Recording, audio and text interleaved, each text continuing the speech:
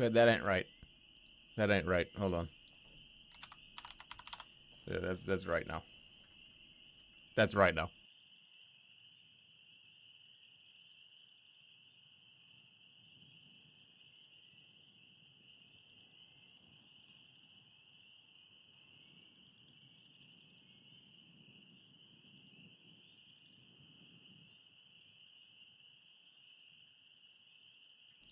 A hitman again? No. Playing sorcery tonight. Sorcery.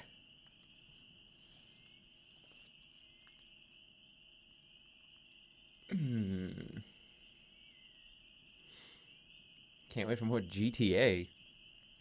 What are you talking about?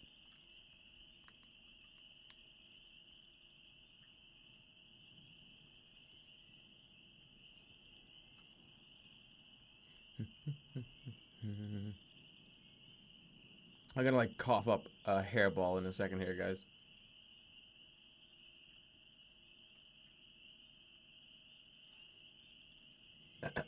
It's gonna happen. You know, after you're sick for like a week. Wait, what? After you're sick for a week, you have this thing where it doesn't matter. Like 3 months go by and you're still like. Wait, what? Wait, what?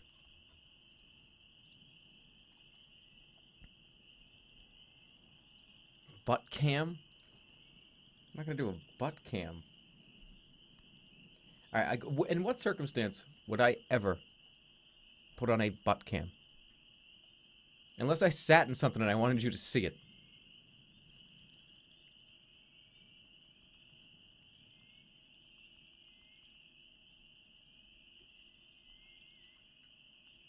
Hold on a second.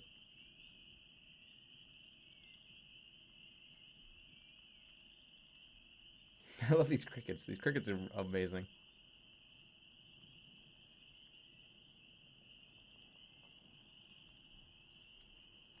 Okie dokie. Let me make sure I have this capped correctly. Hi, look at that. There's a video game here. Thank you, Skeeks. Subsound petition, 12 plus for French Champagne, 24 plus for Salt and Sanctuary, Paul Bear. But thanks, dude. Thanks for 13 months. Also, thank you to Lati596 for 13 months. They say, hello, friend. Hello, friend. And then Delzone Mora. Delzone Mora. Thanks. Welcome.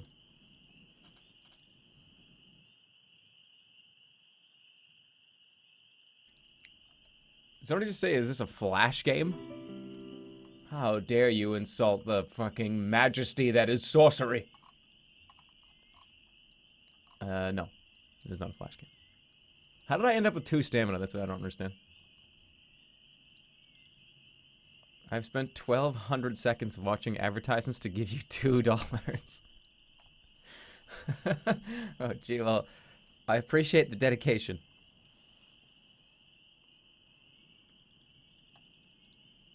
Go buy a gumball. I love gumballs. Is this a Facebook game? Right, you want to give me a shout out?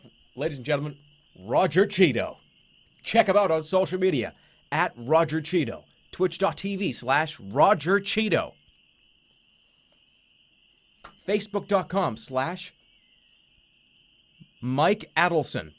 Because that's his name. That's his real full name.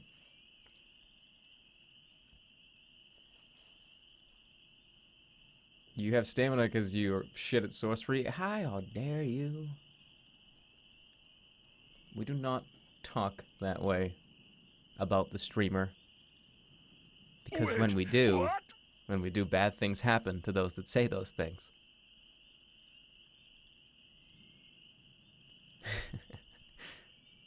Hey, Ragofrag, thanks for 8 months.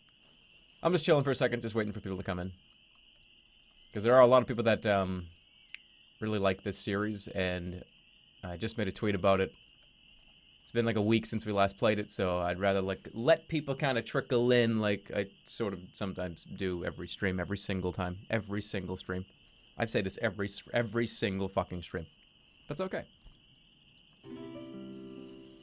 Have I ever considered playing Phantom Pain on stream? I bet you'd love it.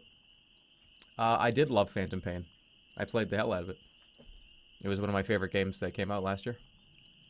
On stream, though, I don't know. Maybe. If it ever gets to a point where I am really, like, no games come out. Because we've been pretty spoiled these last couple months. Like, a lot of shit's come out, especially the last, like, couple weeks and the next, like, 2 weeks from now.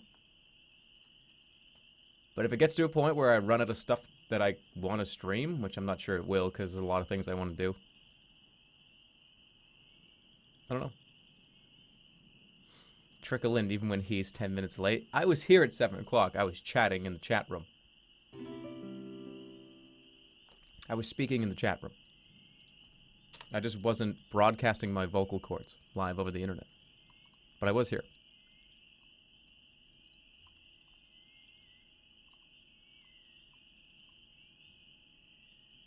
If you do play Metal Gear Solid 5, there's a mod that adds a lot to the game. Yeah. Maybe someday. Maybe someday. Alright. I think we can get started. If I gotta play Final Fantasy 15? No. I have never played a Final Fantasy game from start to finish. Ever. In my whole life. I'm really trying to think about it. I think I played one of them. Wait, what? But never, I don't think, all the way through. In the 20 years that they've been making those games.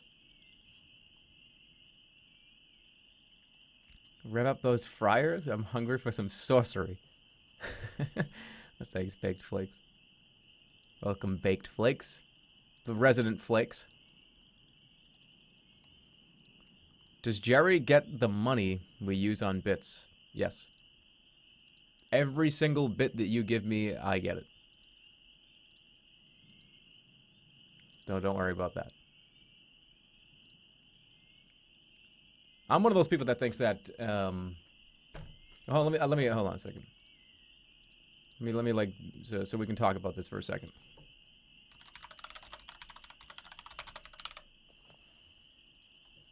Gaming talk for a minute. I'm one of those people that thinks that Squaresoft, Square Enix, Wait, what? did a horrible injustice of their franchising because they made 2 Chrono games and 15 Final Fantasies. Final Fantasy to me is like here's the thing. I could care less about Final Fantasy as much as I care less about Call of Duty. They're like the same thing to me. They just come out all the fucking time. They just number them. See, Call of Duty, at least Call of Duty had the wherewithal to stop numbering their new games. Because right now it would be what, like Call of Duty 17 or like Call of Duty 14, something crazy like that. It'd be at least 10.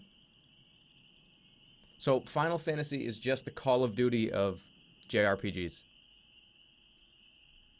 And they had an opportunity to make a 3rd Chrono game, which I think is the much more interesting series. I played through Chrono Trigger and I played through Chrono Cross, and I heard that they were going to make Chrono Break, and I was ecstatic. I couldn't believe it. I was like, oh my god, they put a trademark in. Remember they put the trademark in for Chrono Break? They could have capped the series, even if they didn't cap the series. Cool. But them putting in the trademark for Chrono Break and then making like 7 more Final Fantasies was like a slap in the face to anybody that liked the Chrono series, which was, in my opinion, a 10 fucking times better series than anything Final Fantasy has ever fucking made. Yeah. And even Kingdom Hearts, too. It's like taking them this long to make Kingdom Hearts 3. I know there's a lot of politics involved, but they have their Call of Duty. They have their Final Fantasy that they're going to pump out at least once every few years. And every 3 or 4 years there's a new Final Fantasy? Or even shorter than that, maybe. Do I watch Game Theory? Actually, I've watched like a couple episodes way back in the day. And they had a ton of spin-offs, yeah, they did. But there was like, Kingdom Hearts, didn't Kingdom Hearts have like 3 mobile games? Like, it was like there were like card games? Wasn't there a text game? Kingdom Hearts 3 had a lot of licensing issues thanks to Disney. Yeah. Probably. But I'm sure they wanted... I'm sure they gotta get their Star Wars world in there. Can't wait to play Kingdom Hearts 3.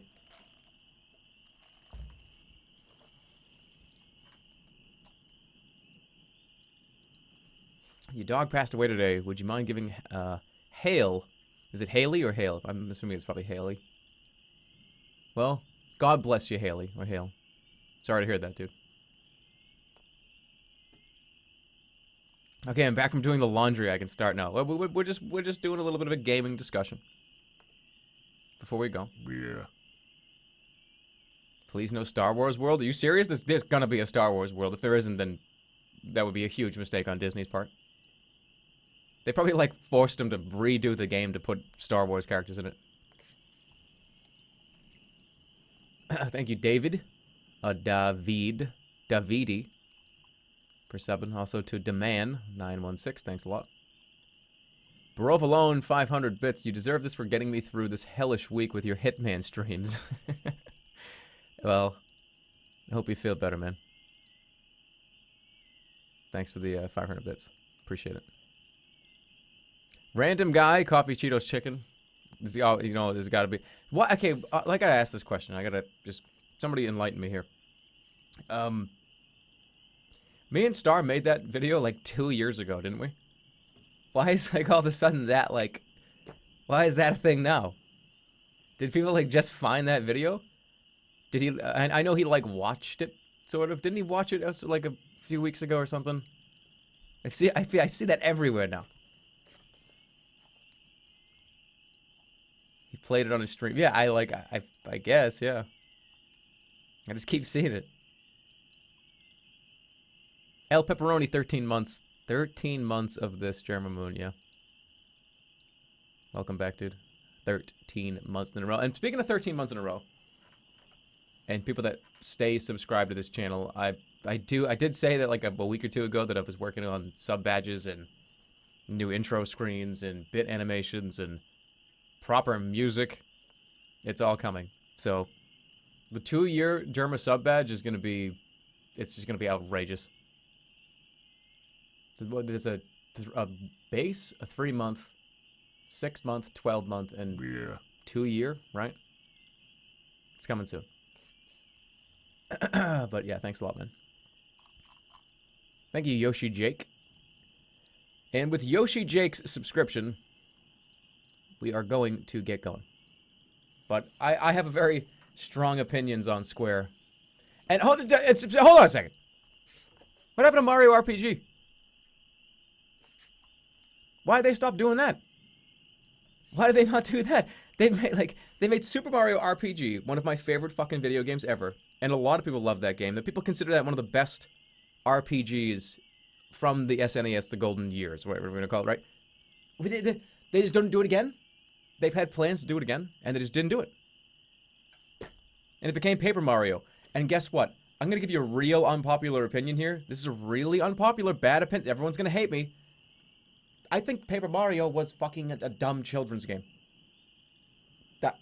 Alright, my hands are in the air. Don't shoot me. Super Mario RPG to Paper Mario. What the fuck happened there?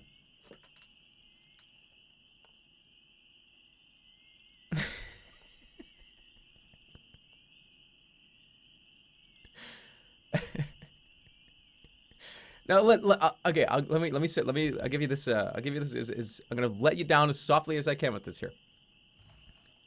Paper Mario was a good game, right? It was a good game. It was a cool game. Mario RPG, fucking best fucking RPG of one of the best I've ever played. You can't go from Mario RPG to paper cutout goofball game. And then they made like the 10,000 year door. Close that fucking door and make Mario RPG 2. And I know what happened. Guys, I'm informed. I'm an informed person. I read the news. The guys that made Mario RPG, they got the director of that game got moved on to the Mario and Luigi saga, right? He made Mario and Luigi Superstar Saga. So they made like the director of the game that made one of the best fucking goddamn RPGs of the SNES years. They made him make a Game Boy Advance game. I see the news. I've read the pamphlets. Bullshit. Okay. Let's and another thing.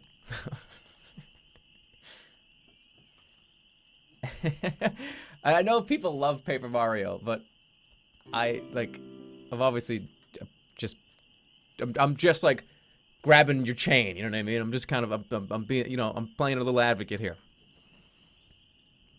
I didn't hate Paper Mario. Wait, I what? just fucking hate Nintendo. It's, it's not a big deal. No, I love Nintendo. Well, hold on. Let's put it this way. I love Nintendo from the years like 1988 to like 2004.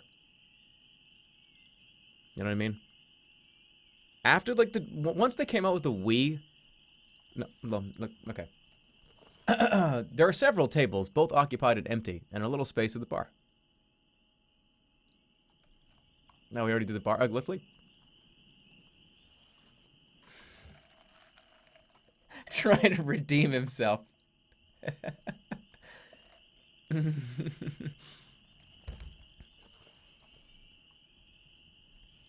No, I just fucking Nintendo's been pretty stanky the last few years, and you got come on, at least give me that. This is from one of the biggest fans of the Super Nintendo. I used to get in fights with my friends all the time about how the Super Nintendo was better than the Sega Genesis. We would get into real fights with each other, like friend-ending fights. And you know what? Every time I came back to it, what did I always come back to? Super Nintendo, my Super Nintendo guys. What did I always come back to? Why was the Super Nintendo better than the Sega Genesis? Why? Because of the audio, the sound. The Sega Genesis, every game used the same like fart noises in all their games. It was like that was in every game. That noise was in every single game. Super Nintendo had fantastic audio quality. Absolutely. Oh, jeez. Thank you for the countless hours of entertainment. Well, thank you, Totally Raging. That's what I'm doing right now. Thank you for the 5,000 man, which I appreciate it.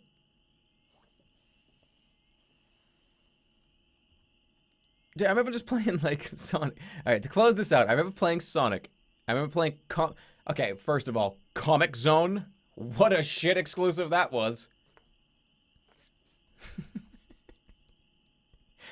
All right, at this point, I'm just like riling to rile. That's like all I'm doing now. Let's play Sorcery. They're both good systems. What?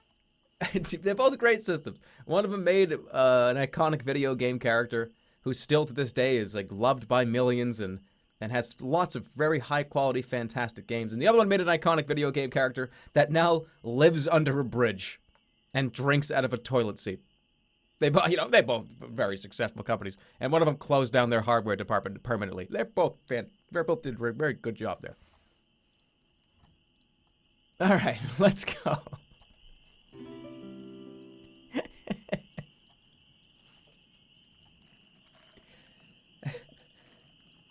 Okay, I didn't remember where we were. Which you have to guess which one it was. Feels bad, Sonic. God, I fucking hate Sonic. It's like not even funny how much I don't like that character anymore. What? I used to love him. Master Spots, thanks for the 2 months.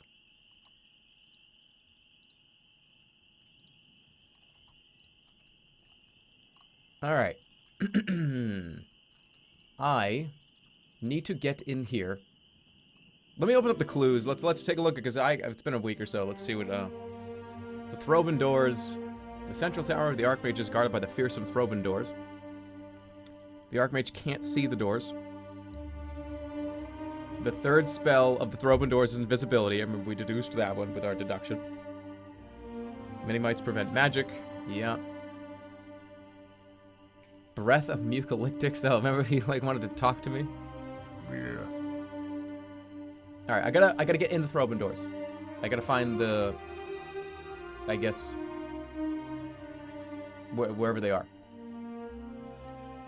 They say the mage in the they say the magic in the throw open doors is so powerful the Archmage cannot see or go near them. The Archmage might even just be dead. Okay.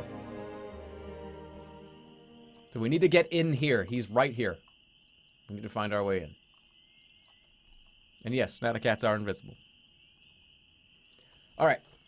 You make your way back into the alley. The stars turn in the sky overhead. Look down the lane. Looking down the lane, you see a large tavern. Appears to be closed at the moment. The night air is cool and good for walking. Yeah. Have we gone up here? I don't remember ever going in here or over here, because I remember going in this building. I remember the gambling casino, which was down here. Where was the casino? Right here. Here's the casino. Here's where I got killed by that mucolyptic. This is the kitchen. We were in there. Let's just keep going.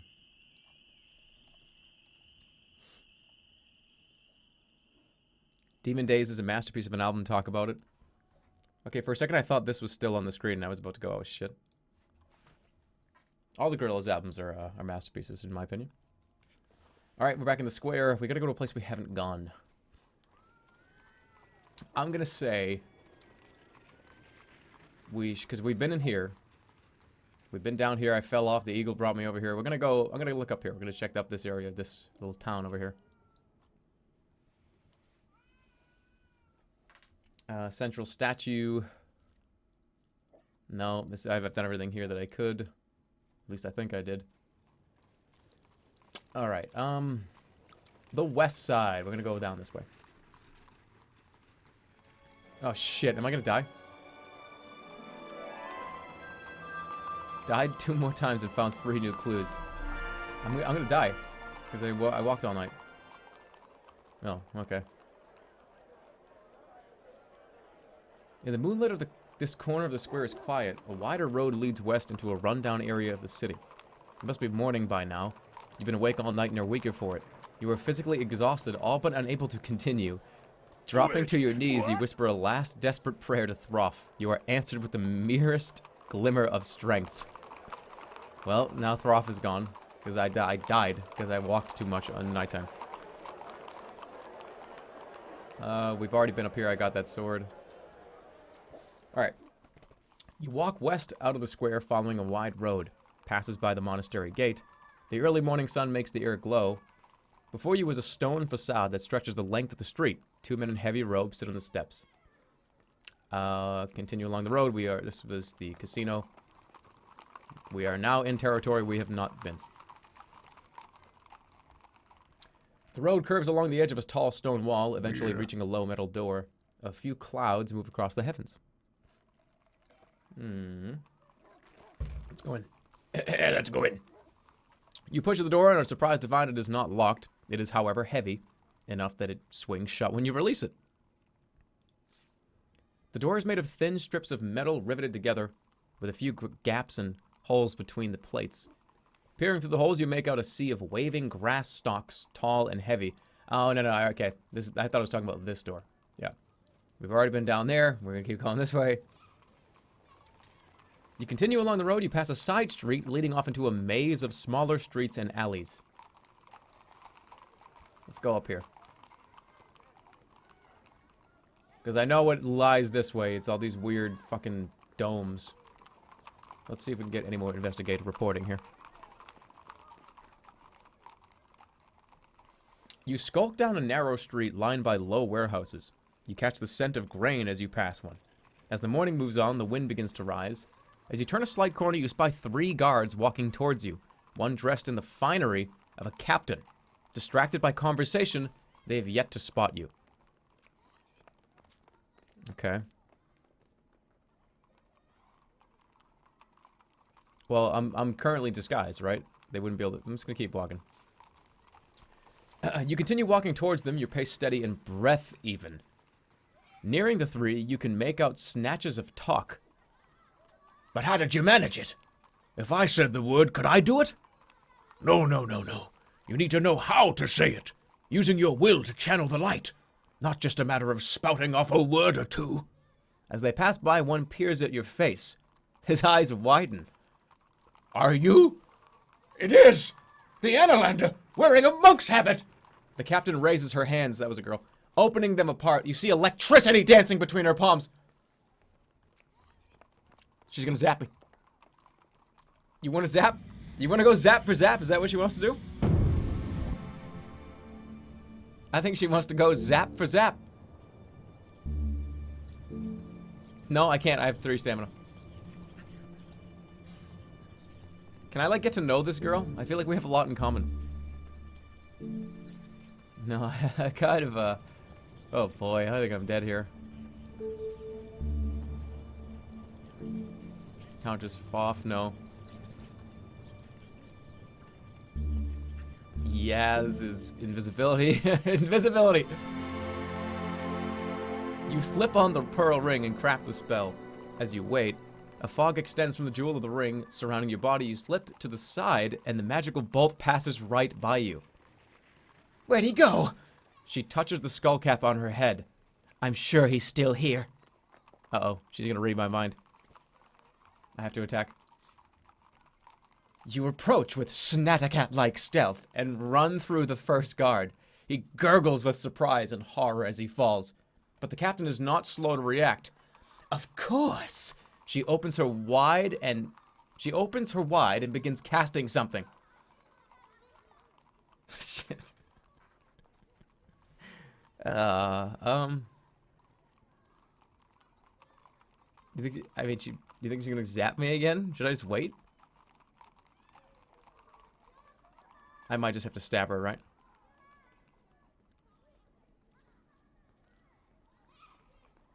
Stab her. You twist to stab her next, but before you can reach her, her spell is complete and your invisibility shatters. She reacts. Your blade moments from her neck, tumbling backwards and drawing her own blade. You have wounded her at least. Yeah. You're dead. Like, I can do it full blast again. Dead. This sword is amazing. This sword is sick. I get so much more fighting stamina. You keep up the pressure, swinging with expert precision and all your strength. While you cannot catch her off guard, you can overwhelm the captain. Every strike weakens her, until she eventually provides you with an opening. You thrust your blade through her neck, and she falls. Flawless fighting. As their captain falls, the guards scatter in fear. Search her. Searching her pockets, you find a Blimberry potion that will come in handy. You also realize that the uniform is not too badly damaged, and about your size. Though if you were to wear it, you will have to take off the monk's habit and leave it behind. Can pretend to be a guard? I think I'm gonna do that. Put it on. With great care, you strip the body. You remove and discard the monk's habit, which is too large to carry with you, then gather up the captain's uniform and put it on. Ooh. Oh, you did it! You are now disguised as a captain. You waste no more time in moving on. You continue along the short alley. Okay. Which way do you guys want to go next? Let's do a first straw poll. Which way do you guys want to go?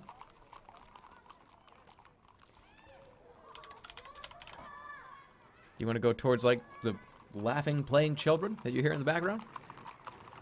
Still playing Hitman. What?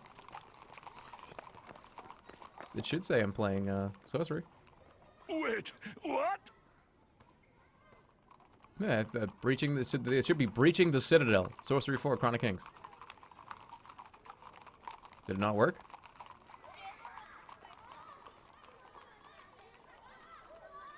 Okay. Alley. Warehouse. or broken building. Yeah. Create the poll. Please vote. Please vote. Oh, what's going on here? Wait, what? What is going on? Why are people saying failfish? What did I do?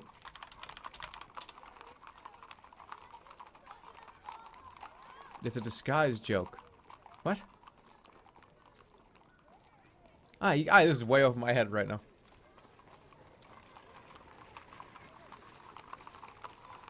Oh, it's because it's the debate. Okay, all right. It took me a second. I get it. Because I put on a new disguise. I thought people had said that it still said I was playing Hitman. Give me a break. It's an easy mistake to make. Stop scolding me. Stop scolding me. Alright. This is going to end in about 5 seconds. Looks like Broken Building and Warehouse are currently fighting for their lives. Hitman. Oh boy, I don't know. I can't close it yet. It's too close. Am I about to get run over by a steed? What the hell is going on?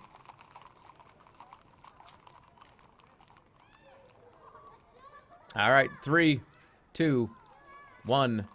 Poll is closed. Thank you for voting. Broken Building has won by a mere 13 votes. Thank you for voting. We're going to the building. Broken Building.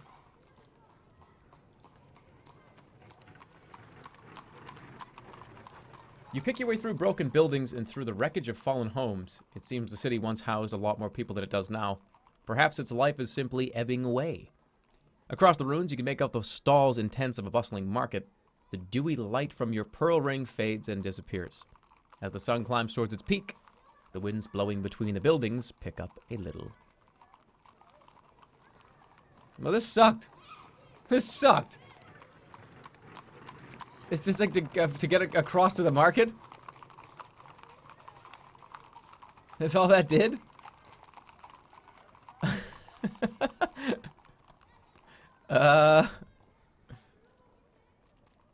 Oh boy. Well.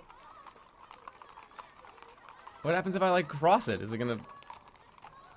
You emerge from the ruins of a house into the edge of the market. The market is busy with traders in a stalls city... No, like, we already did this. Oh, God. And I can't rewind. I can't rewind. I'm going to go back into the square and walk around in a circle. Oh, whoopsie-daisy. We're going to go back around. Oh, God. It's just like a way to cut across if you want to. Democracy. Democracy at its finest. Well, it looks like we're going in the warehouse. Kind of threw a day in the garbage can. Hey, look at that. We made it back. Let's go into the warehouse. You slip into a warehouse, inside plenty of empty space, some of it lined with straw. The interior is quiet and dark. Search the straw. You search around in the straw to see if anything has been left behind from the last time this place was stocked. And in one corner you find a gold-backed mirror. What a stroke of luck! You head for the door once more. Outside. You enter the side street where you... Oh, wow, what great choices these were. Don't worry, eventually you're just gonna go this way anyway. Alright. You make your way along the quiet, debris-strewn alleyway. There's nothing here but silence and the faintest smell of death. Clouds rumble as they roll across the dimming sky. Rest and eat something. You eat a quantity of your cheese and bread and feel much better for it. Suddenly, a door bursts open next to you. A woman sprints out of it and then slams it closed. Leaning against it, she takes a series of heavy breathing breaths. Look at her. She is dressed in a loose cloth shirt with a bandana tied across her forehead. A notched cutlass hangs from her belt. She looks at you after catching her breath. Can I help you? What are you running from? A crooked grin appears on her face. Ranny Goldini, at your service, she says. I just emerged from a small disagreement with some goblins. Nothing to worry about, really. What disagreement? The goblins and I were just discussing certain irregularities in their finances. Goblins don't keep finances. These ones don't keep them, no. Not a coin. I ran circles around the silly creatures and robbed them blind. She pushes herself up and away from the wall. Now, before you have to report that to your superiors, Captain Sir, I'll be going. Be seeing you. With that, she dives away into a nearby alley and is gone. Punches the mic. Look at the building. The buildings here are clearly inhabited, used only by Manpang's lowest strata of society. These are people without a hope. You turn to return down the street. What the fuck? This area sucked.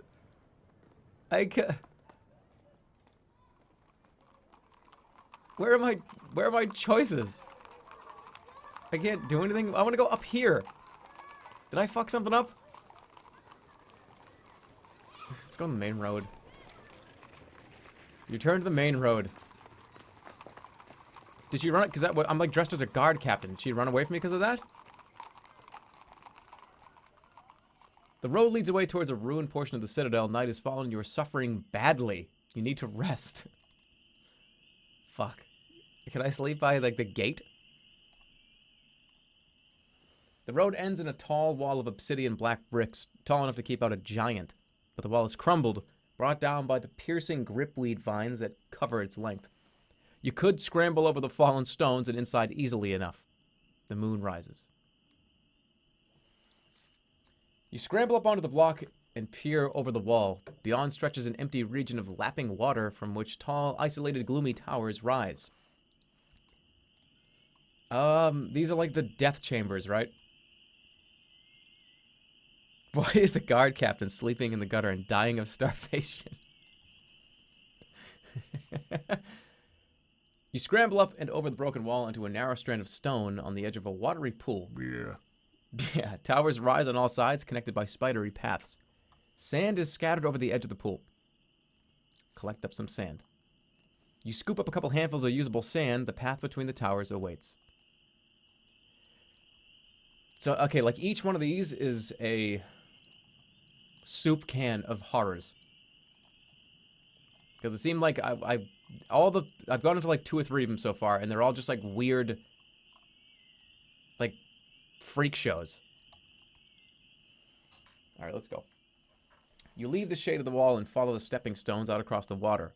Everywhere the signs of ruin abound. Weeds crack the stones, turret roofs and buttresses have collapsed into heaps. Why has the Archmage allowed such ruin? Surely the rumors of his death cannot be true. You cannot help but shiver. You are back amongst the haunted, powerful towers of the abandoned quarter of Mangpang. The path splits here, with the shortest way leading up an arched doorway in a nearby tower. Okay, let's... Alright, which tower? Am I going in this tower or this tower? Because, wait, I was over on this side. No, wait, what side was I on? I think I was on this side, wasn't I? Where was, like, the goblin torture chamber?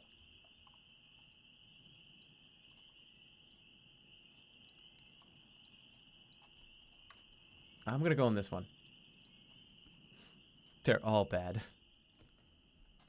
You're crossing the stepstones over the dangerous waters once more. The moon moves slowly across the dark sky. Another junction. A low tower to the west is set into the wall of the Citadel. Another tower blocks your way north. Sleep here. Laying your pack down, you try to rest despite the strange noises that drift through the air. At least you've eaten once already today, so do not need to eat again to avoid hunger, though more food will make you stronger. I'm going to drink a potion. Close your eyes after you drink and dream.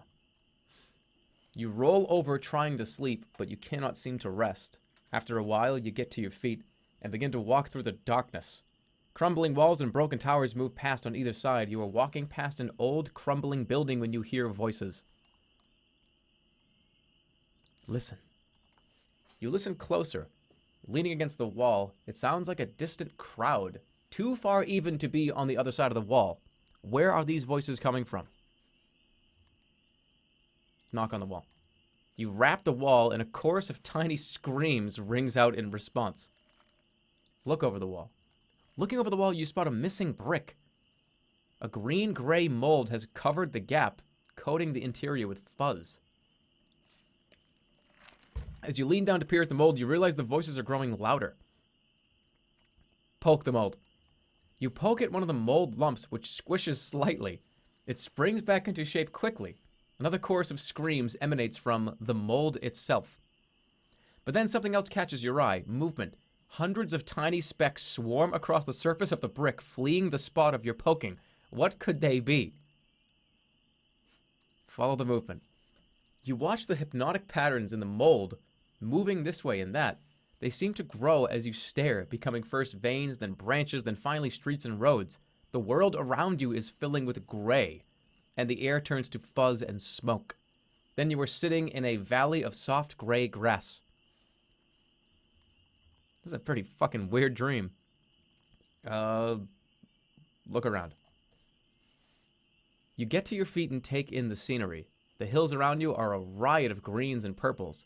Blotches of strange growths make dancing patterns, and everything is covered in fine fuzz. Hello? You call up, but there is no reply. Are you alone? Climb the hill. This is a long fucking dream. You climb the hill for a better view. You now look down into another valley, ringed by hills. Nestled at the foot is an extraordinary sight. Huts, creatures, a rotting bone the size of a whale. Dude, I probably shouldn't have had like a Snickers bar before going to bed.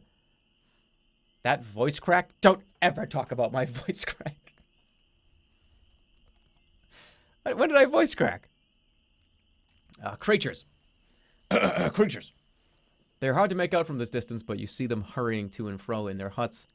From this distance, they appear to be shapeless blobs, the same color as the mold. They have recovered from your poking, though their movements are still rushed. They move along the ground by simply rolling. It seems you have been spotted. Cover up your voice crack. I want to hear it. Somebody clip it. Go get it. What the fuck is going on right now? Okay, I'm just gonna wait. Oh, Jesus. You stay where you are, watching them climb. They're quite dexterous in their rolling, managing to stay in a straight line, even as their eyes continually lose sight of their destination. Jesus. Just like the mold of the hills and huts, they're covered in a soft fuzz and squish a little when making contact with the ground. They soon reach the top of the hill. One rolls forward and begins to speak in a rough imitation of the common tongue. Its voice sounds like a bag of pebbles, so it's a bit hard to follow.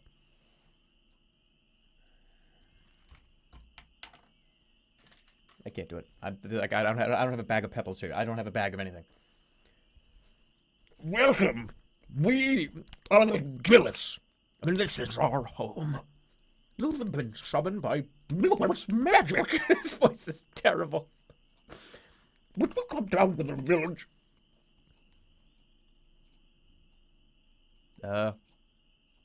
Who's Mukor? Who's Mukor? The Gillis bounces up and down. Mukor is the leader of the Barak, and the original ancestor of my people. Mukor traveled here from another world, and sees into other worlds. Would you come see me, Mukor? It's been agreed that you will help us.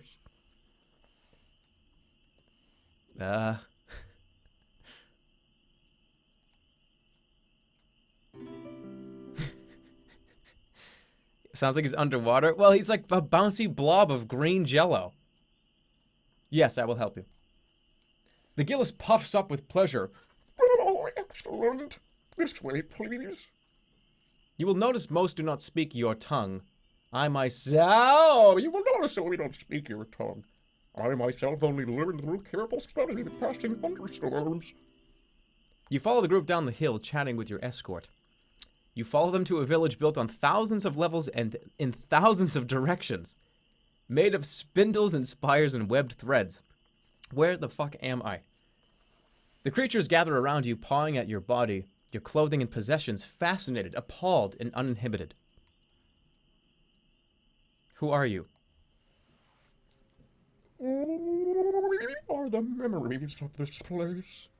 The Gillis replies in a I'm not doing that joke again. In a chorus. No, just pretend there's like 30 of us doing this. This place is too old and yet lives. They try to feed you from the rotten meat around which their village is built. One tries to caress you with tendrils pushed deep up your nostrils. You cough and choke violently as the mold fills your mouth and eyes. What? What happened? You ate one...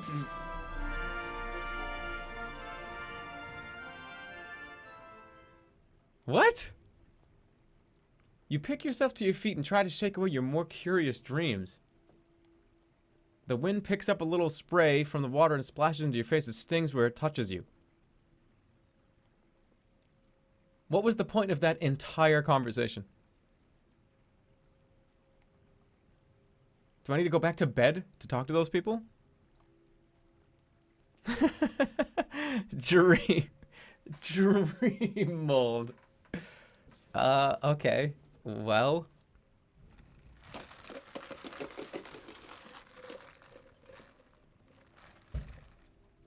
That was a dream. I went to bed and like I said, I shouldn't eat a Snickers before bed. Alright, you lean out over the path and look down into the water. It is black, reflectionless, as though infinitely deep. Who gives a shit? I'm not wasting a stone. The North Tower. The path across the water ends outside the next tower, and despite there being a door, you cannot go further. It is surrounded by a curious, shimmering shield. Touch the shield. You run your hands over the smooth force field. It is definitely magical in nature. It has the subtle give and deep strength of a force field bubble. But how is it so large, and how has it lasted for so long? And who is casting it?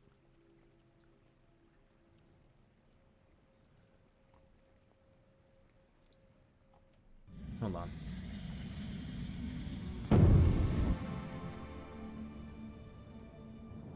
Hold on a second.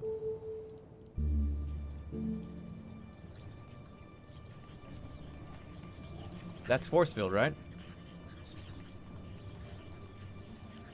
The plot thickens. The plot. The plot thickens. That was like Paul Bearer. Boom. You cast the spell, scattering sand around the base of the tower, but no whirlpool forms. Rather, the force field begins to shimmer, and then to steam and smoke, and finally it disappears. The tower is now open for you to explore. A Foff spell, then, successfully countered by your enchantment. Yeah, but I already knew that.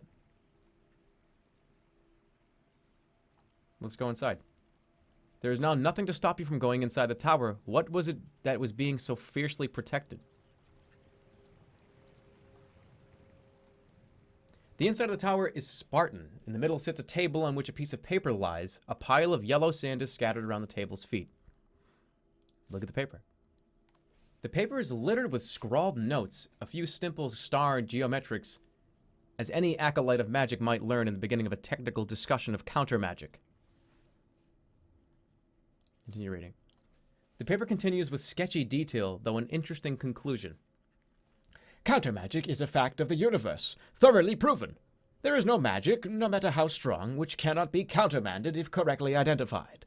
Even the great artifact itself, once thoroughly understood, can be overcome. Time to move on. Okay. Counter spells. Counter magic. Why would you be a piece of paper like that needs to be put in a place like this? You sure it was Snickers? I don't know. Who knows? A lot of things look like Snickers. North Tower. Let's just keep going. The early morning sun makes the air glow. You cross the waters and push your way inside the crumbling tower without knowing what you might find. The room you find is filled with statues, frozen in various poses. An icy hush fills the air. Is this a gallery of some sort? Slip between the statues.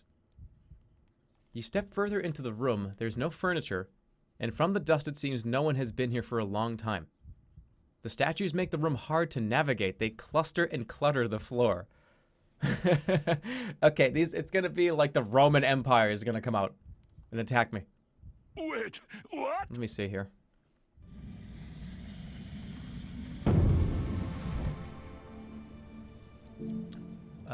Pep. I don't have any fire water. Yob, summon a giant. Hey, giant, you want to come in here and make sure these stone fucking Spartans don't attack me? This Zob again. Everyone's gonna tell me to cast Zob. But in the meantime, I want to say thank you to Rambone for 11 months. I've been missing subs, so I want to catch up with them. Woven Cyclone, thanks for the sub. Zylnak. Well, Zalnik, thank you for your subscription. Swarming Fury, thanks for 2 months. Wait, Michael Blair, thank you for your subscription. Embers, Scalelord, Dread Roberts, Master Spots,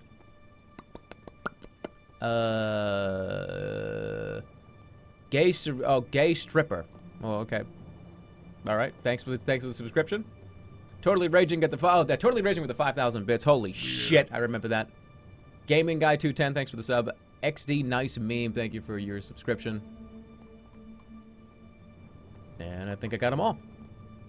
Except for these two that just came in. Wolfie977 and Lord Borsalon. And then Mr. Kool-Aid with 13 months. Holy shit, 13 fucking months in a row. That's a long goddamn time. Cast Axe. Just got here. Why are you dressed as Aquaman?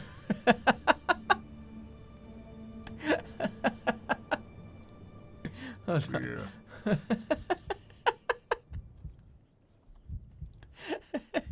That's pretty perfect. Thanks Speeder99123 and Kleinerfin, both of you guys. Thanks. All right, well let's what was I going? I'll go back here. This game was made for me to stream it. This game was just made to be awesome. What about Foul? It's floating in air. Far is see the future.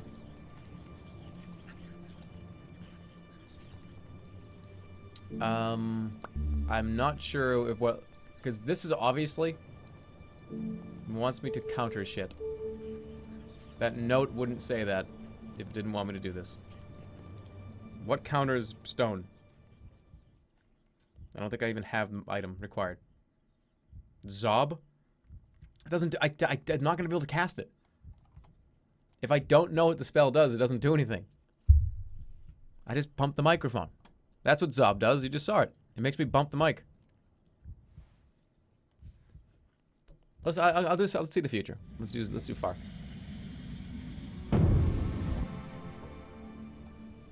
Let's just take a look at the future. Why not?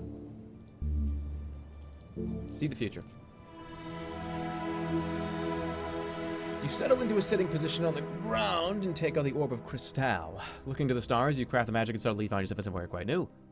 You see yourself standing in front of the stone statues, one of the statues. It is a woman, but her face is obscured. The statue reaches outwards, and you watch yourself stretch to take the hand. But as your hand grips hers, the stone turns to putrid, rotting flesh. Okay. So, are these people zombies or with the plague and they've froze them all in here for a reason?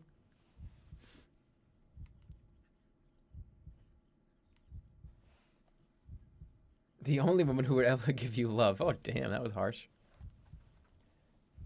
Okay, I'm gonna look around the room. Look around the room. You slip this way and that between the statues. The detail on them is extraordinary. Their bodies are exquisitely prosaically posed. I didn't learn this word in school. Nobody else did. You guys learn this word in school? I didn't. They're very nicely posed. Their faces seem soft enough to stroke. Whoever sculpted them was a rare talent. The eyes of the statues seem to follow you as you move.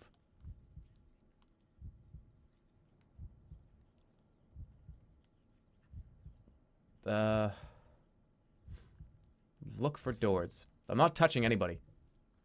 Yeah, I just had that dream.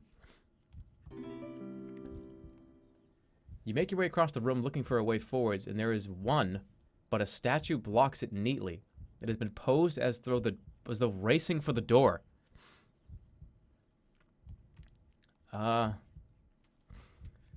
Look at the statue by the door. Wait, what? The statue in the doorway is of a middle-aged woman.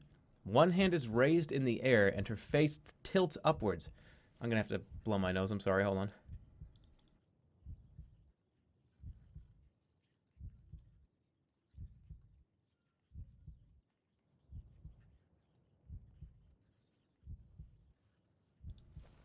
Alright, the statue in the door was a middle-aged woman. One hand is raised in the air, and her face tilts upward, as though she was holding up and examining an object that is no longer there. The statue is exquisitely done, including fine details such as eyelashes and a lined face. Someone must have labored long on this. But wait, did one of the statues move?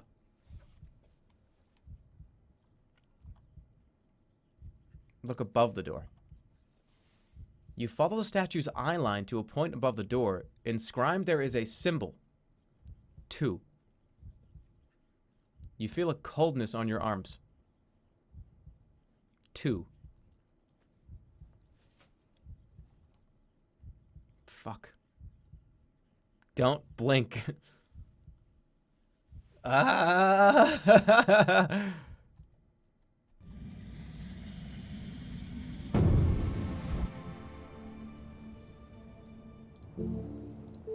Fucking Zob, I'm not, like, Zap, no, Zap's not gonna do shit.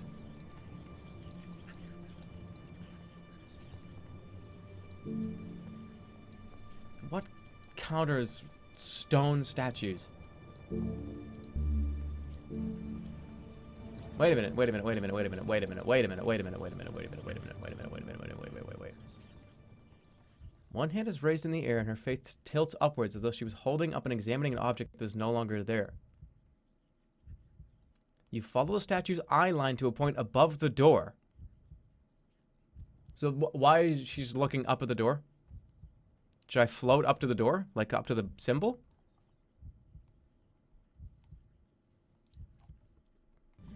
That's the only thing I can do in here. All these other options don't seem to make any sense. I mean, Yap, talk with... There's no animals in here. Yob is summon a giant. If I summon a giant, then what's gonna happen in here? I have no idea. What, am I gonna sit down and play chess with them? Are we gonna play huge person chess?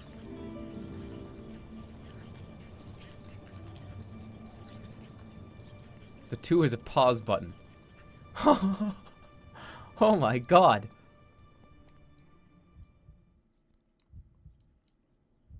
What a fucking genius that guy in chat is.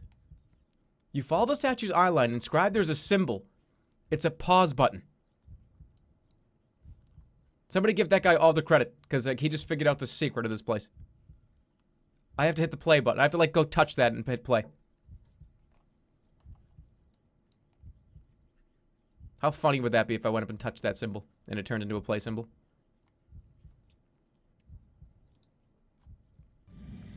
Well, it's either going to be float or giant. How? Find safe passage.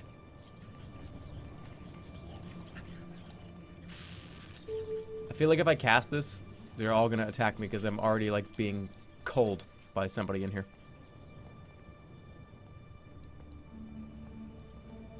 I'm going to float. She's looking in the air. Her eyes are following into the air. Like it's definitely saying like, "Hey, you need to float over there." Let's do it. You move the starlight into order around you, but your weight does not change. Instead, stone begins to flake off the skin of the statues. Wait a minute, this is not good.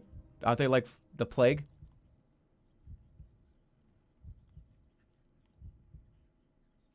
Didn't it say that she was like a zombie?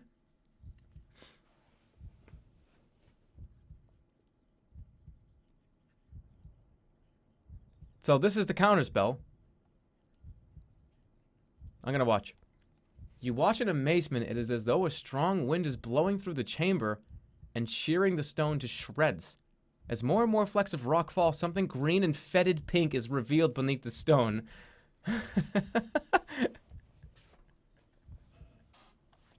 Okay, I need to like... I already saw the future. Look away. You turn away, the sudden rotting smell is enough to tell you all you need to know of what lies inside the statue's stone hulls. A counterspell, then. So the spell of lightness opposes the enchantment of petrification. Cool. Good. Very good. Corpses, you are standing in a room of the posed dead. And entombed for so long they stay posed. The gallery of stone becomes a gallery of gray flesh.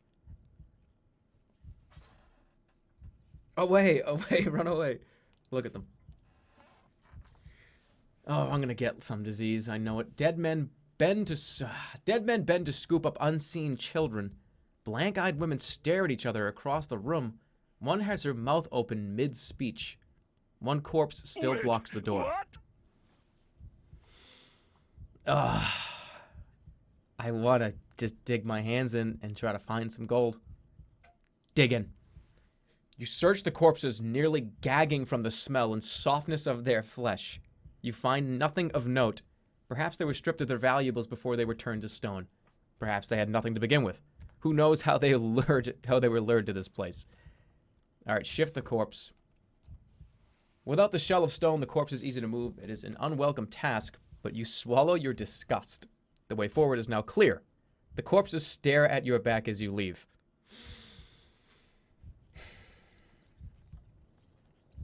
Okay. That was disgusting. Puke, puke, puke. You step back out onto the path and follow it a short way. The air stirs a little, still cold but fresh. You stop in the shadow of a large tower to the north. This tower is slightly taller than the others. Over the doorway is a carved short message. Guard yourself. They mean like literally, or did they mean magically?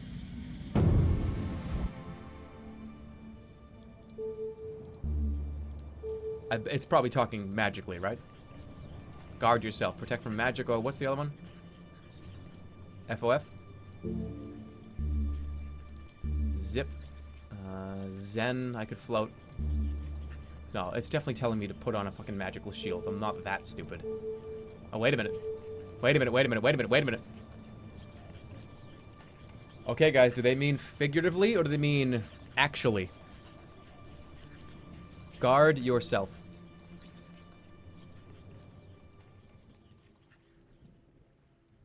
Wall? I don't know what they mean.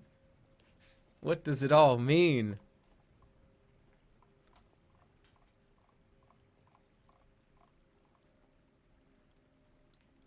Walk? Make the shield both? I don't think I can do both.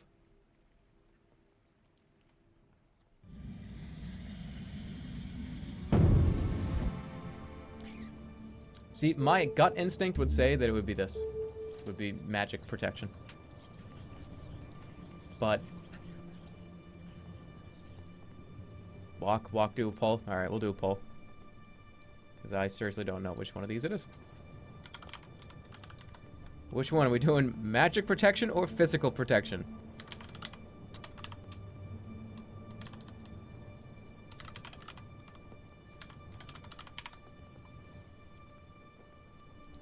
Magic or physical? Let the mob decide.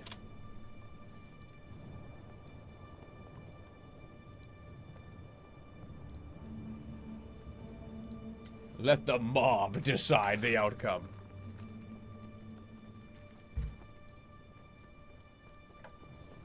Physical seems to be winning. Oh, no, no, no, no. Dude, is this going to be one of those situations where Ask the Audience ends up not working? Physical still winning by a little bit. Now as I say that.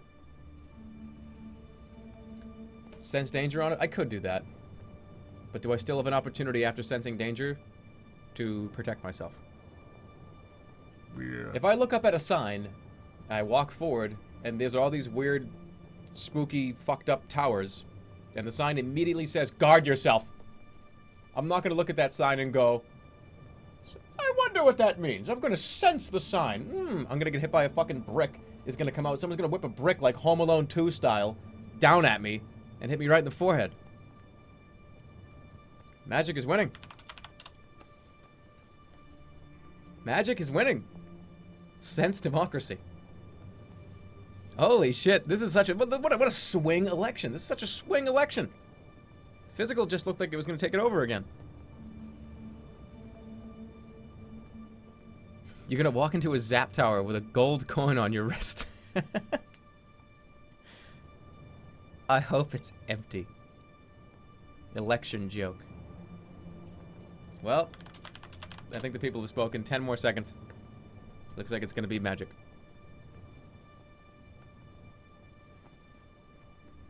It would say, protect yourself, not guard.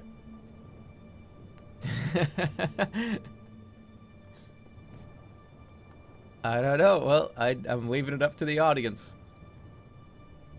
And in 5 seconds, it's closed. And magic protection is what we're going to be using. 5, 4, 3, 2, 1, 0. We're doing magic protection. Thank you for voting. That was my gut reaction as well. Who knows? There are 49% of everybody that voted that think otherwise. But thank you for voting. That's it. Let us put on magic protection. Protect from magic. You weave the enchantment and a veil of magical protection shimmers into place around you. Or can I do both? Can I just do both? Alright, you get 2 presidents. Because I'm doing both.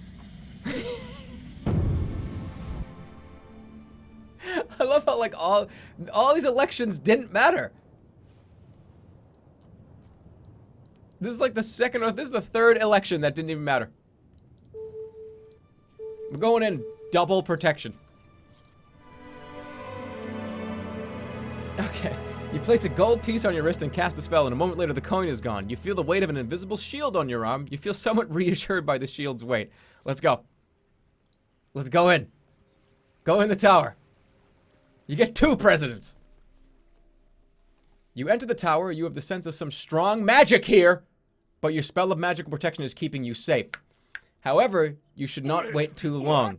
You feel the magic on you fading as you leave the tower. Either the world expands once more, or more likely you shrink to your normal size. What? So it was magic. But what is it? What the fuck does this mean? There's nothing in here?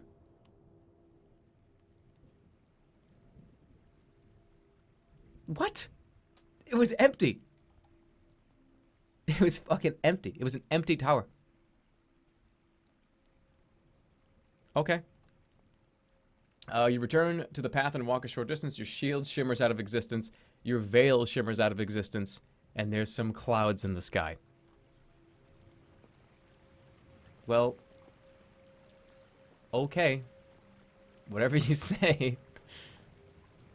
We're just gonna stay on the edge here. We're gonna go in. As the morning moves on, the wind begins to rise. You enter the next tower nervously. This tower seems quiet and empty. The only curious feature is a crack that splits the floor in half. It lies between you and the door on the other side. That's not just a regular crack. The crack is perfectly straight and is more like a cut than a crack, as though someone had split the tower in 2 across its middle and slid the 2 halves apart. I got plenty of money. But if I throw the coin, then I'm not going to have 69. Right? Somebody, right? Right? Right? You know what I mean? Yeah. Can you, right? Unbelievable. Okay, please nominate me for Twitch joke of the fucking century. All right, we're gonna throw a coin. You pull a coin from your pack and toss it experimentally across the chamber. It travels halfway, as far as the crack, no less, and then bounces off something you cannot see. You pick it up once more.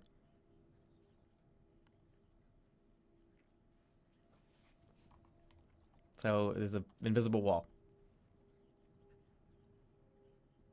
So what counters wall?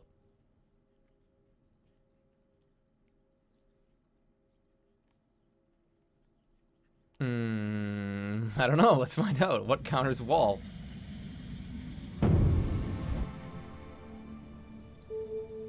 What counters wall? Goblin. Alright, should I just summon a goblin and tell him to like run into the wall? Hold on, this might be actually kind of funny. I'm gonna summon a goblin and tell him to just open the door on the other side and have him just run into the wall. That sounds like fun. Huff. I don't think wind is gonna knock the wall down. Hot. I don't think hot will do it. What's the goblin? Cast what? Cast what? Pop. That might do it, but I don't think so. It's a magical protection shield. Can't even do anything with B.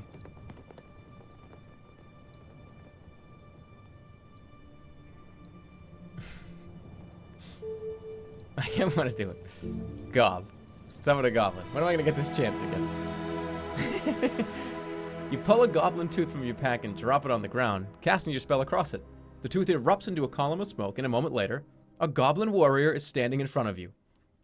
Order the goblin to cross the room. You direct the goblin to the far door, and it sets off, charging across the chamber. As it reaches the crack, it seems to strike something and flies back, landing on its back, howling with frustration.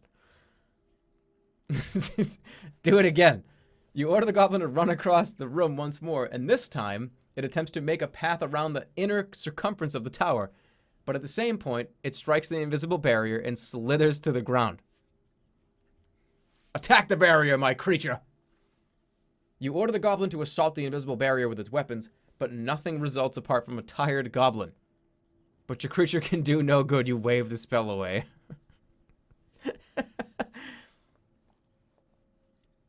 Howling with frustrating. Howling with frustrating. No, that's howling with frustration. It's a typo. It's alright, you tried.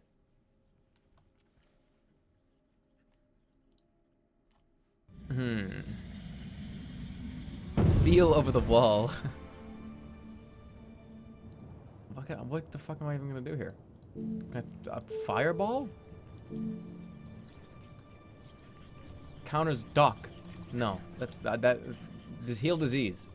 That's a different counter. Maybe it might be a grenade.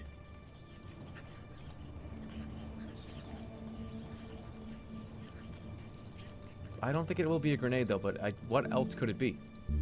It's not actually gonna be Huff, is it? Okay, yeah, we can do how. Find safe passage. Consulting the constellations overhead, you bind the spell and a steady voice begins to speak to you. There is no way across the barrier that splits this tower in two, the voice declares. It is impervious to every physical assault. Yeah, so pop is physical. Maybe it is Galehorn. I don't have any other options. It has to be Huff. It has to be. Big, I can't do anything. All these are physical. It has to be Huff. Huff it is. Let's see if that works. Zap isn't physical? Well, Zap's not an option. The only non-physical thing I have is Hot and Huff at the moment, and Hot counters something else. So it's not going to counter the shield. I don't think you'd have more than one counter. I'm going to throw this, and it's going to bounce off the wall and hit me in the fucking face. Is Huff physical? I don't know. I don't think so. It's like a magical tornado.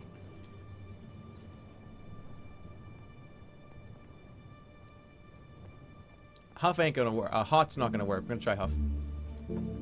Boom. Huff. You bind the stars into a pattern around you, placing your gale horn to your lips and playing a clear tone.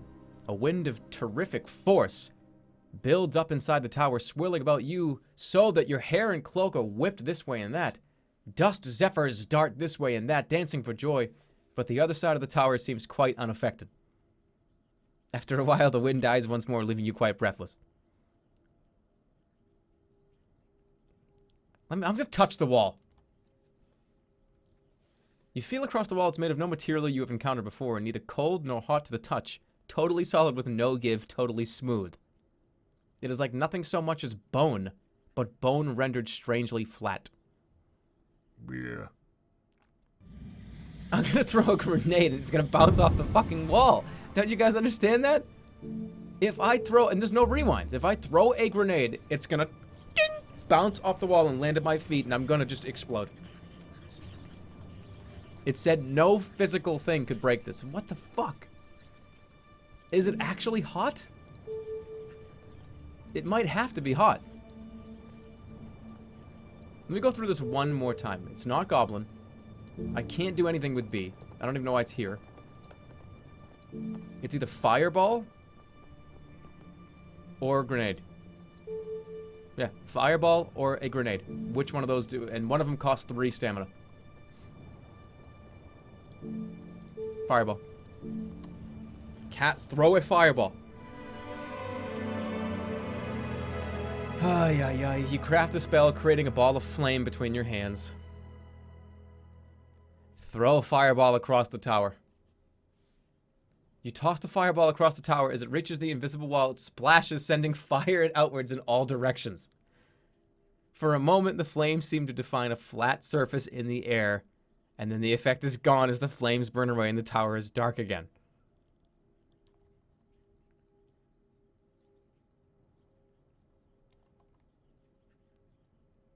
This is not gonna go well. Wait, what? What are you guys talking about?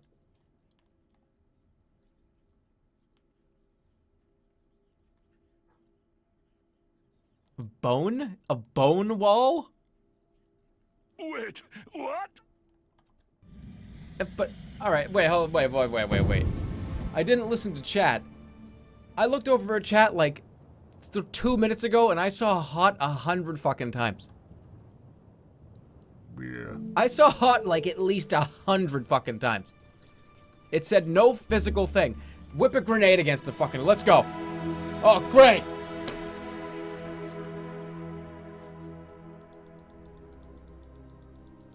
You know what? I blame this motherfucker right here. Let's look. What did Throff say? I want you to read it. There is no way across the barrier that splits this tower in two, the voice declares. It is impervious to every physical assault. An explosion is pretty fucking physical. Throwing a explosion, a bomb into a wall is physical. It's physical. Throff lied to me. Worse than Lorag. Excuse me for listening to my inner spirit.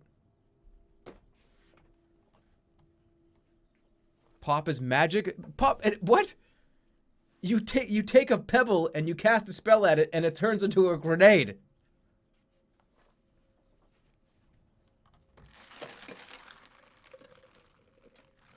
That's physical. So you're telling me that hot is not physical? Oh, no, you're telling me hot is physical? What are you guys talking about? Pop is, they're all spells. Pop is a spell. These are all spells.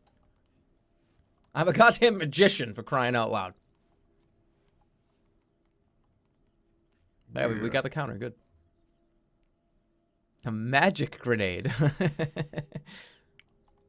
Angrily sips coffee. Yep, I am. Wait, someone just wrote in all capitals, just go. I'm gonna look for the crack. Let's go. You look across the floor for any trace of the crack, but it has disappeared entirely, leaving nothing behind. But if you're going to cross, you should do so quickly. You can turn back across the far door. Go to the far door. That's a long bridge. Sorcerer. Here's a ghost rock. Hold on, this is important. This is important. It has to go. It has to go. Jeez. Come on, give me a little bit of a fucking respect here. Pop chooses to not identify as neither physical nor magical. I see it as a grenade. I see it as an explosion. I don't care if it's a magical explosion. It still explodes. What is it exploding? It's exploding the rock. You're magically making this. You're weaving an enchantment around a pebble, which is a rock by scientific definition. It expands and blasts pebble, a larger exploding pebble, which is a rock, which you've determined that, into the wall. Fucking god. All right, let's go.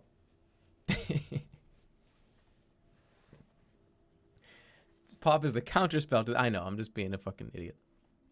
Feed Otto. He's right here. He's fine. Hey, dog. Are you wagging your tail?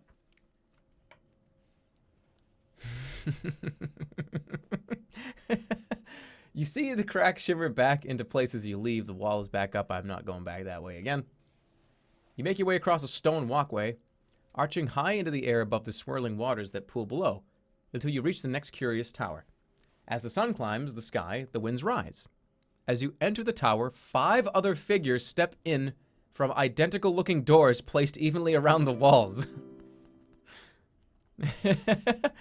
Hi, guys. You call out a greeting to the strangers. One replies. Another hurries across the room to the opposite door, while the rest stay put, looking this way and that. Okay, this is obviously just a bunch of me's. This is definitely the 6 spell. So what counters 6? Let's make sure I'm correct here. You watch the newcomers from the safety of the doorway, and mostly they do the same.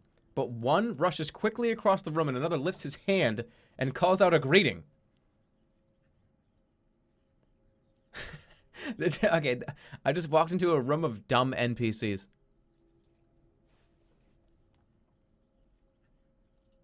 Let's see what our options here are. What is the counter to 6? Oh, just throw a fucking grenade in the room. This is a magic grenade. It won't kill him. That was very childish. I'm sorry. Kin? Summon replica creatures? Should I summon more of them? Can I do 6? Ooh, sap. Sap.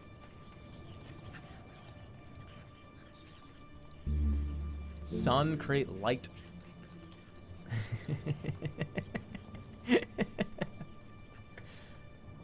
I'm gonna assume... Wait a minute, what about Jig? No, this is Gak. Cause fear. Just have 12 people running around? No, that's gonna be so confusing. I'm gonna forget who I am. There's always Zap. Counter's Zen. I already know the counter what that is, but no one's zenning right now. They're all just running around talking to each other. It's just a room full of Fallout NPCs. Hey, howdy. I'm gonna walk this way. Hi. Hi there. Excuse you.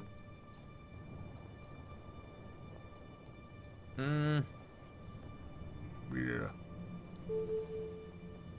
Sap actually might be not a bad idea.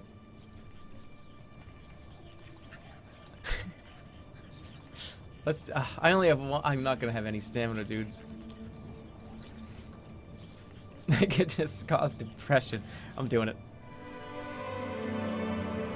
You wind the constellation into alignment around you, and you see another of the figures start to slump and look glum. Several of the other figures in the room have begun crafting spells, and a moment later, everything goes crazy. Lightning bolts fire from one finger at another who is wearing a black face mask. Blinding light comes from the hands of one who stands opposite. One disappears completely. We're all like casting spells. Order! Order! Everybody cut the shit! You call out for order, but the figures are too busy with their own squabbles. One has fallen to the floor in sobbing despair, while another has blown himself up with a pebble. You hurry from the insanity of the room just as one of the fingers tosses a glowing pebble at your feet, which explodes on the ground, sending stone fragments in all directions. You escape without serious injury. Okay, everybody just did the spell they were gonna do. That's fucking awesome. Oh my god. Oh, okay, I gotta go back this way?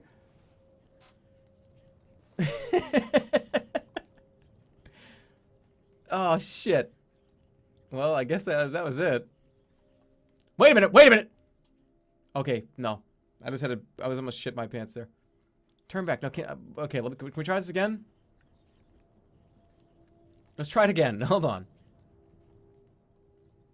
Okay, they all step inside. Cast a spell. Do I have,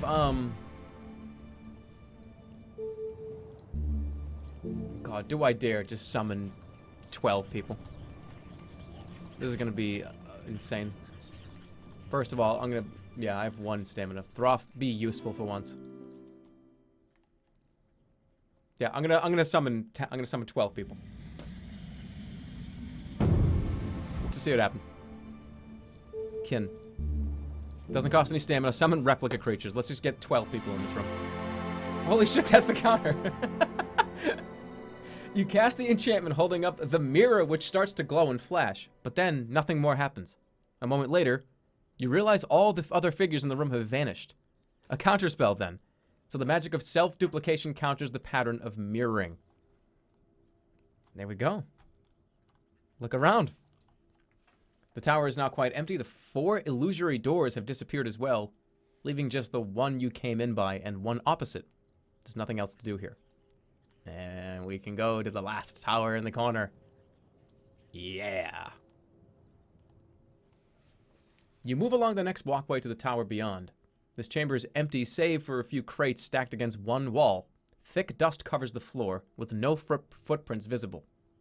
A storeroom. Nothing is as it seems with these towers. Look around. You step into the room, kicking up a small cloud of dust as you walk. The air inside is shimmering. Then suddenly, you are blinded by a dazzling glare.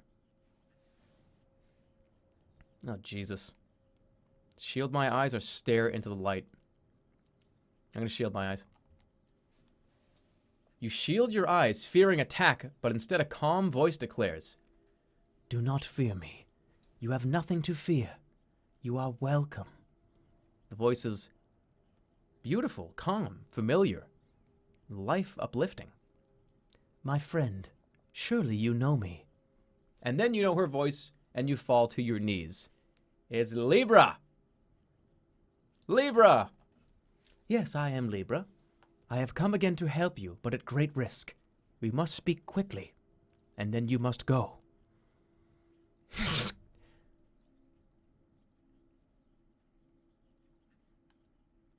Wait a second. Wait a second. Wait a second. What the fuck is she doing here? What are you doing in here?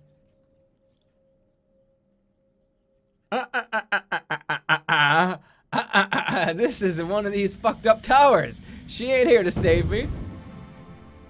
What's the counter to like a god? Or a fake god? Ooh, wait just a minute, wait just a minute. No, that's stupidity. Counter's kid. Wait a minute, wait a minute. Kid is the illusion. Ooh. Kid is illusion of worship, right? Damn. I almost fell for that. I was almost about to get, like, killed by a fucking creature. She, like, can't even get in here. No, it's God. Okay, God. What counters God? What counters God? Cause sleepiness? Spellbook, spellbook, spellbook. It doesn't say it in the spellbook. I have to find it. So what counters God? What would counter God? Zap! I almost just did it as a joke, and I would have been so mad at myself.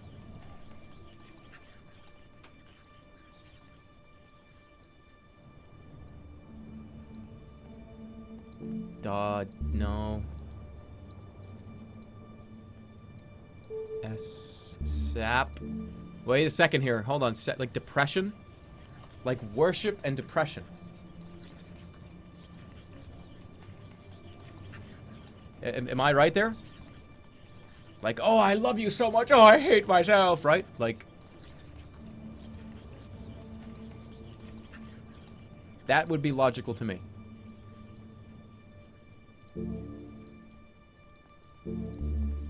Nap cause sleepiness.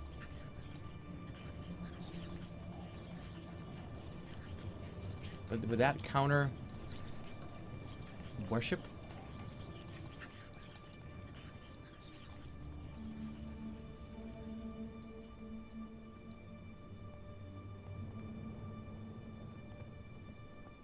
Let me see if she likes to name. Surely you know me. Libra, yeah, right. Sap is the new Zap. Check H. Illogical. Illogical. How? No, it's definitely... Wait a minute, hold on, how? Wouldn't that be like, oh, think logically, and don't, like, fall for illusions. Think logically. How? You can't worship if you are asleep. She's giving you hope. Sap would take that away. That's what I was saying.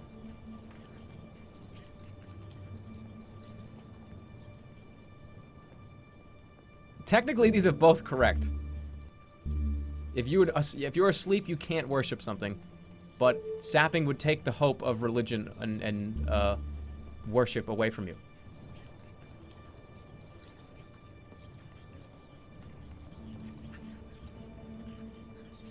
All right, I'm gonna. Here we go. It's gonna be how, sap, or nap. I literally throw the dice because it could be really any of them. I'm gonna do a poll.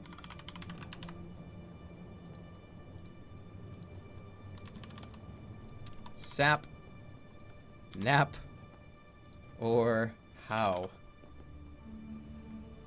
I'll put dim on there too, just because that like. But no, that kid is. Is it an illusion? I have no fucking idea. I'm gonna put dim on the list too. Here you go. Go for it. My fate is in your hands. Yeah. Sense danger, but it's definitely danger. We're inside one of these houses. These houses are they're not good.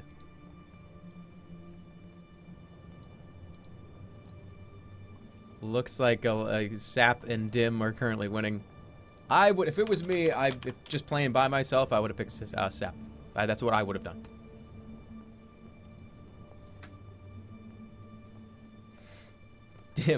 Dim. I voted how. All right, 10 seconds. 10 seconds. Sap could go both ways, good or bad.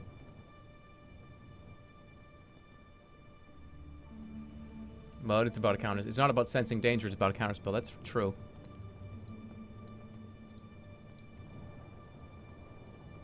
Sap. Draw your blade. Why not gob? Alright, ladies and gentlemen, the people have spoken. We're going to Sap. Sap and Dim and nap and how. Time to Sap. I have a feeling this is going to... I feel like this is going to work. Cause depression. Sap. Looking to the constellations above, you craft a spell. The goddess seems to slump, and a moment later she is looking utterly dejected.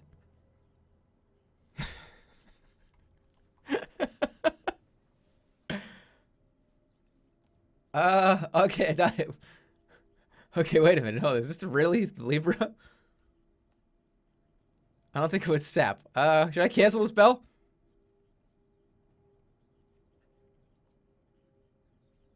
I think I'm gonna cancel it. I'm gonna cancel it. I didn't mean to cancel it. You take pity on the goddess and quickly wave the spell away, though it is surprising it worked at all. Okay, I'm sorry. I didn't mean to. Should I speak?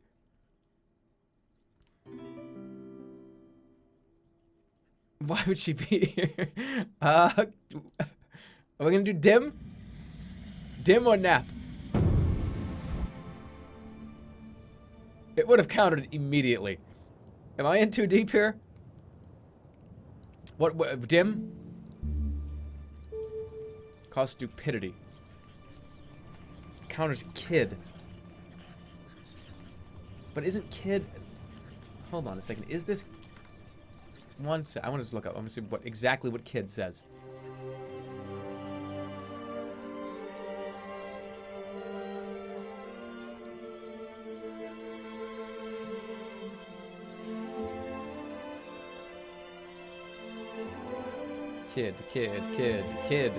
Kid. Where are you? No, that was kin. Kin. Okay, kid. Wait, nap. Effective only against living creatures, this spell causes them to quickly fall asleep. It is used in conjunction with a brass pendulum. The spell concentrates the creature's attention on the pendulum. Okay. Kid. While wearing the bracelet of bone, the caster, this spell can concentrate on a particular illusion, and this illusion will become real to others. However, affected creatures must be intelligent, and the caster must not act counter to the illusion.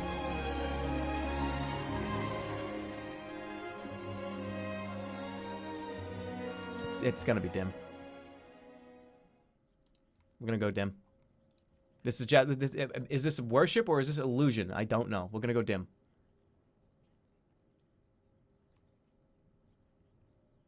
Sap was the thing? But what if it's not an illusion? But what if it is? I don't know. We're gonna do it. We'll go for it. We'll try it. We'll try dim. D-I-M. Counters kid. Stupidity. You weave the starlight into your design around you, causing Libra to babble incoherently for a minute. It cheers you a little, although surely a goddess would be immune to such magic.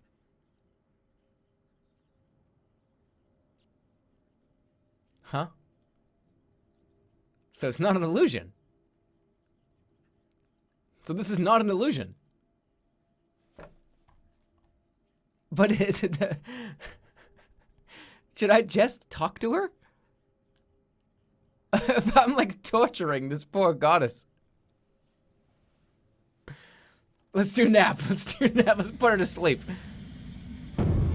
There's no fucking way that the goddess of Libra is in one of the Archmage's shitty burnt down towers. There's no way. Nap. We're gonna do nap. Cause sleepiness. Okay, I made her stupid. I made her depressed. And now I'm gonna make her go to sleep. Ooh! Alright, hold on. You weave the spell, bringing out the pendulum, but as you swing it, the atmosphere of the room warps. There is no effect on Libra at first, but then the light is blurred away until it is gone. A counterspell then. What? So the spell of sleep is countered by that of worship. The nap and god counterspell has been recorded in your spellbook. The light vanishes, revealing a goblin standing in the middle of the room. He is wearing a long blonde wig. He raises his hands. This is not what it looks like.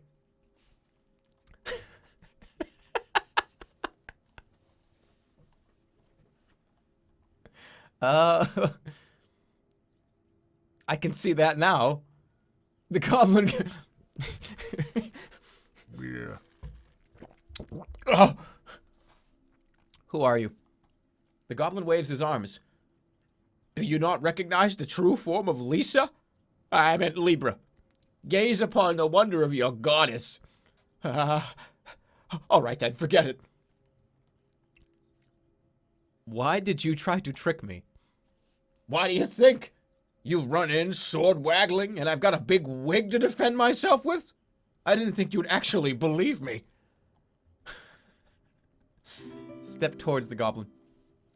You step towards the goblin and he cringes. I see this isn't working. I ran from the other tower. The goblin holds the wig up helplessly. And don't ask me where I got this from. Tinder date. Speak to the goblin. The goblin adjusts his wig. Look, I'm as upset about this as you are. Tell me what you know of this place. I know little. Already ducking to avoid a blow? What, did I swing at him? I escaped from the tower with all the other goblins in it. That's a horrible place. Don't go there. Then I made it through the other towers. The creature me, I'm shuddering. This place is terrible. Why are you doing this? I'm hiding. You charged in here and then started bowing. I just played along. And why are you wearing a wig? Believe it or not, I was trying to hide underneath it. What it's doing here, I can honestly say I have no idea, and I don't want to know. Well, now that we've bonded so well, I assume you'll be leaving peacefully? He has desperation on his face.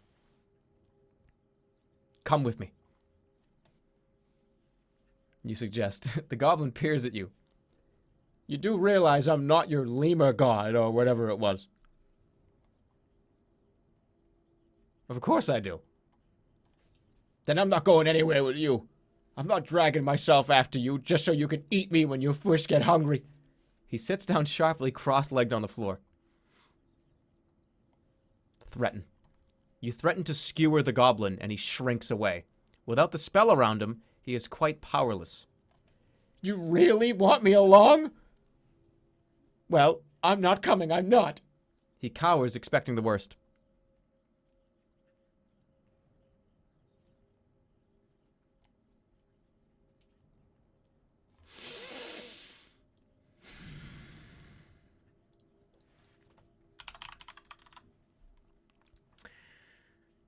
Well, you guys decide.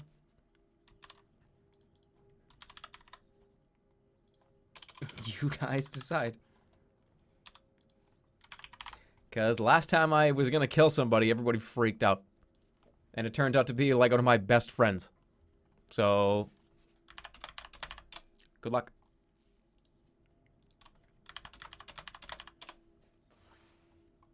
What am I doing to the fake goblin goddess princess? Spare, spare. Do I get a little friend? Will he come with me? Can I turn him into a tooth?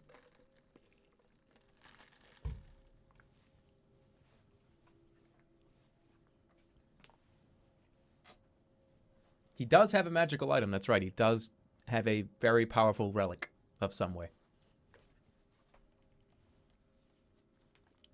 You need that jewel. Let the little rascal live.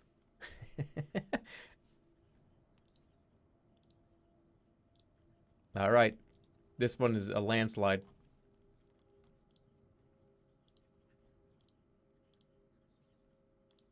We're sparing him. 5 seconds, 4, 3, 2, 1. This election is over. We are sparing the goblin. Thank you for voting. I appreciate it. Let's get back to business. Spare the goblin. You decide to spare the creature who falls over himself in thanks. You are a kind adventurer. All those rumors are probably false. I have nothing to give you in thanks, unless... Would you like my wig? He removes it and offers it to you. It smells awful. Do I take this wig? What if this is like a trick? What if he's gonna like hypnotize me with it? Yeah, it's a wig. Am I gonna put a wig on?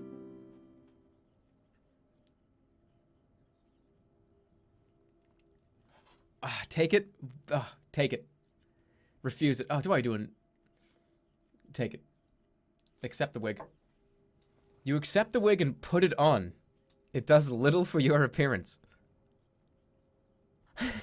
I'm just wearing a wig. Okay. Search the room.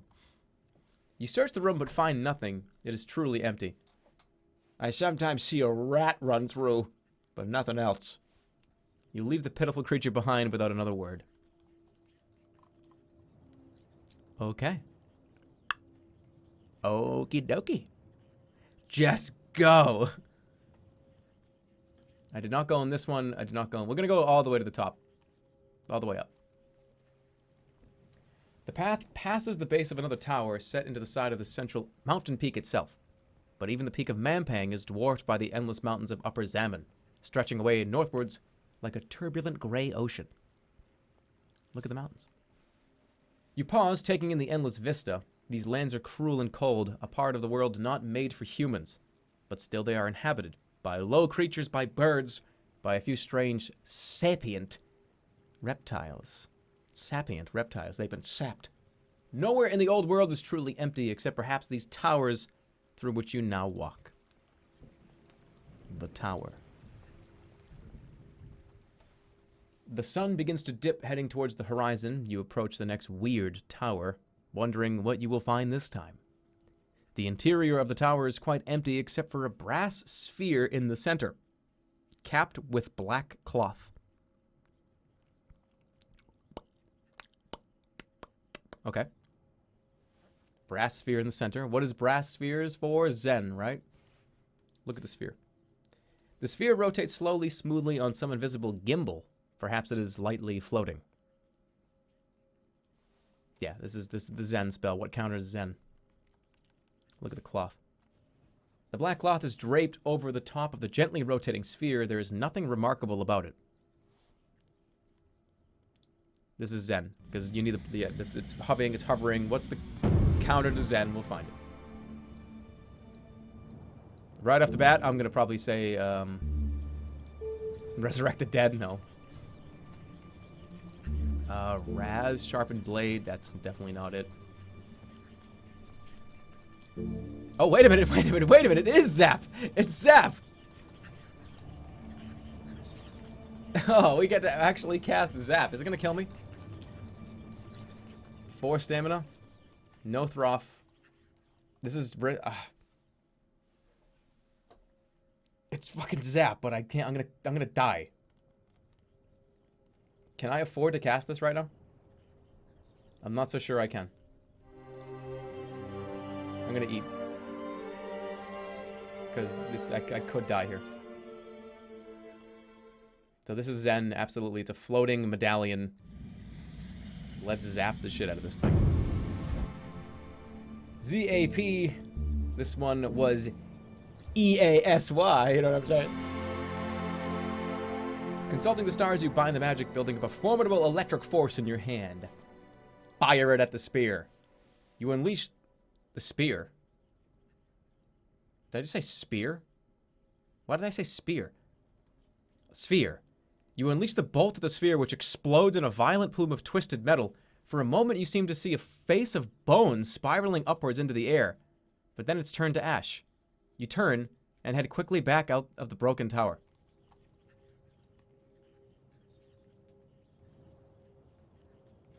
What?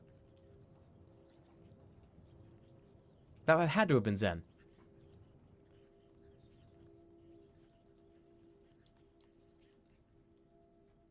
What?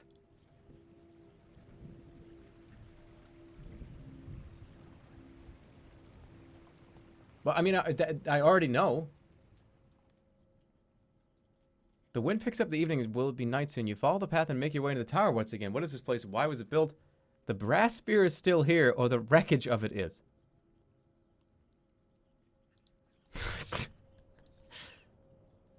It was a floating brass medallion. That's Zen. Whatever, I'm fine. Wait a minute, isn't this the goblin tower? Is he still in here? I wonder. The sun lowers towards the horizon. Soon it will be dark once more. You enter the next tower uncertainly. You return to the tower where the goblin attempted to trick you. The goblin remains. Most likely he has nowhere else to go. You again? Have you not humiliated me enough? You leave the pitiful creature. This is the one I want to go into.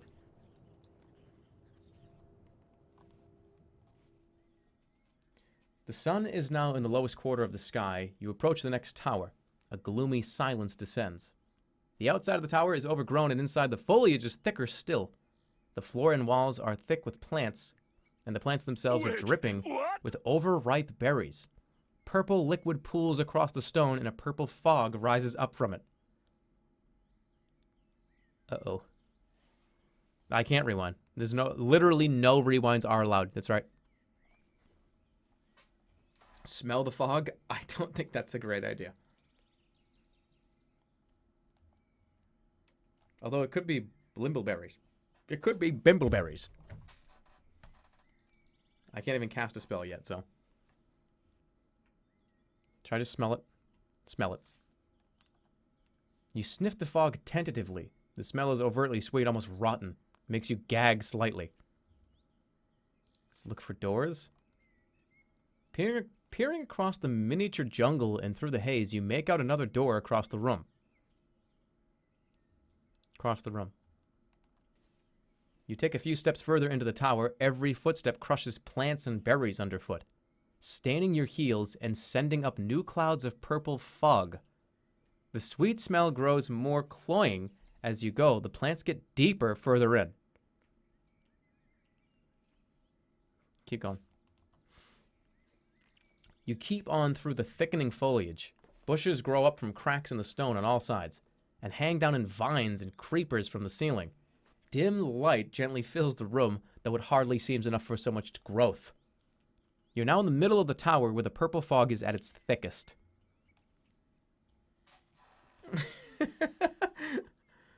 Should I pick some berries? You pick a berry from the bush. It is bright purple and leaves a dark blue stain on your fingertips. This is definitely blimbleberries.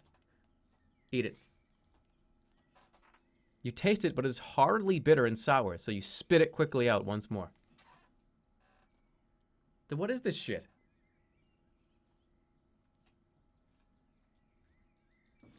Ooh, wait a minute. This is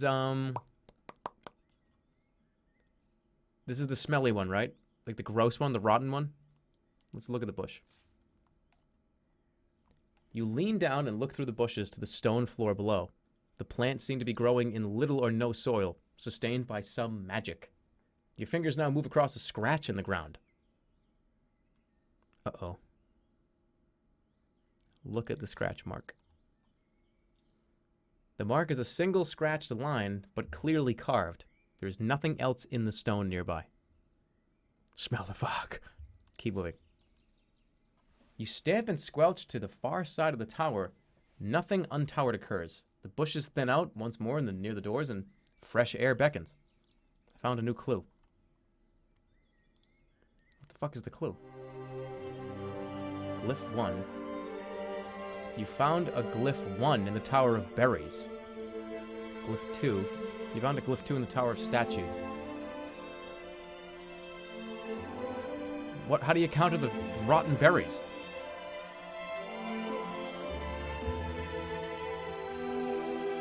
Interesting.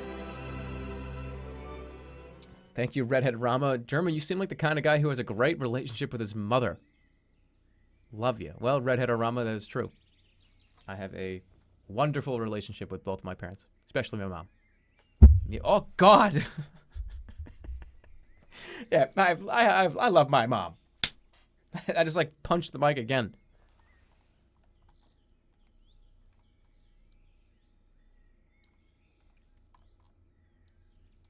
Isn't this the scary tower with the goblins in it?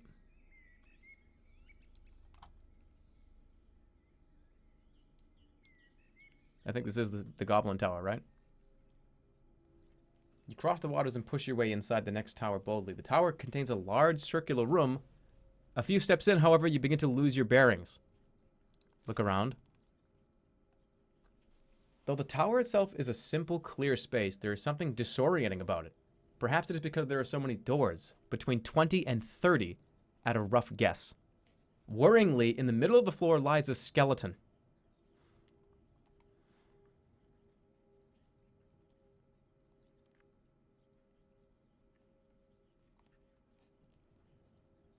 30 doors? Why are there so many doors? Ooh, 30 doors, you say? Did you say 30 doors? Well, by golly. Good thing I have DOP. You turn the stars in shape around you. A few doors fly open at random. You catch glimpses of hills, fields, dark chambers, and forgotten halls. A snatch of music floats in along with a murmur of whispered voices. Then the doors slam shut. Shit. Resurrect the skeleton? I don't have holy water.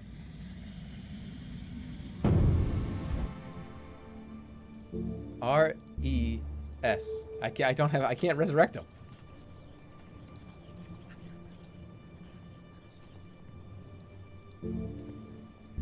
Zip.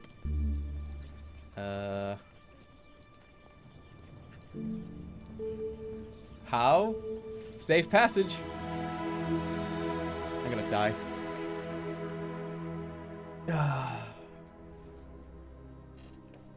You craft the enchantment. A calm voice speaks into your thoughts.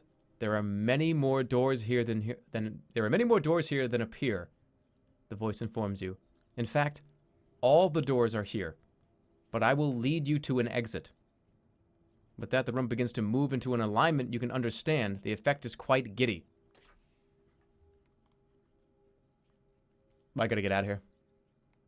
Leave the chat. I gotta get the fuck out of here. With the aid of the spell, you feel fairly confident of which door is which. Time to put it to the test. Get me out of that room. I have no idea what the fuck it is, and I have 1 stamina.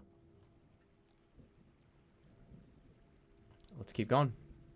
Oh, no, no, no, no, no, no, no! I didn't mean to fucking do that. I'm dead. I'm dead from... What's my fate? Dead from misclick.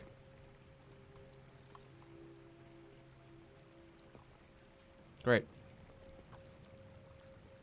That's great. Time to die. Look around. Oh, the skeleton. No, no, no, no, no, no. Leave, leave, leave, leave, leave. Make a move. All the doors. Pick a door. Look through my... Wait a minute. What if I rest? Rest a while. Ooh!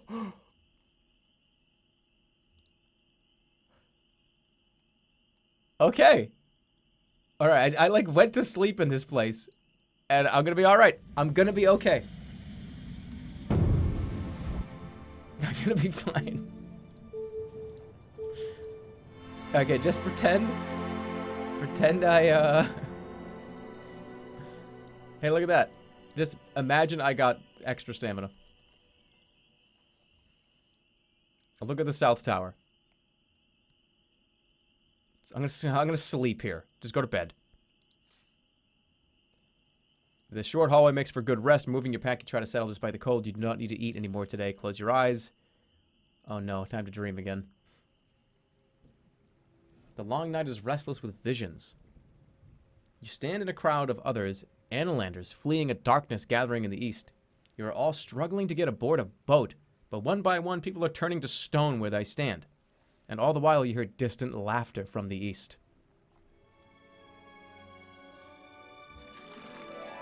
Alright, 2 new clues. We got some new counterspells. Look over the door. Open the door. What am I talking about?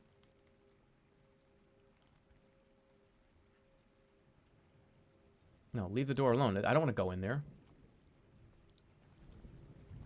What are you fucking... I thought it was talking about this door! Oh my god, go in and rest! Look around. Rest a while. I can't rest a while. Oh my fucking god. I thought it was talking about that door, because I got a... Jesus Christ, the wording fucked my brain up. Get me the fuck out of this. All these towers, they're all the same goddamn tower. Go this way.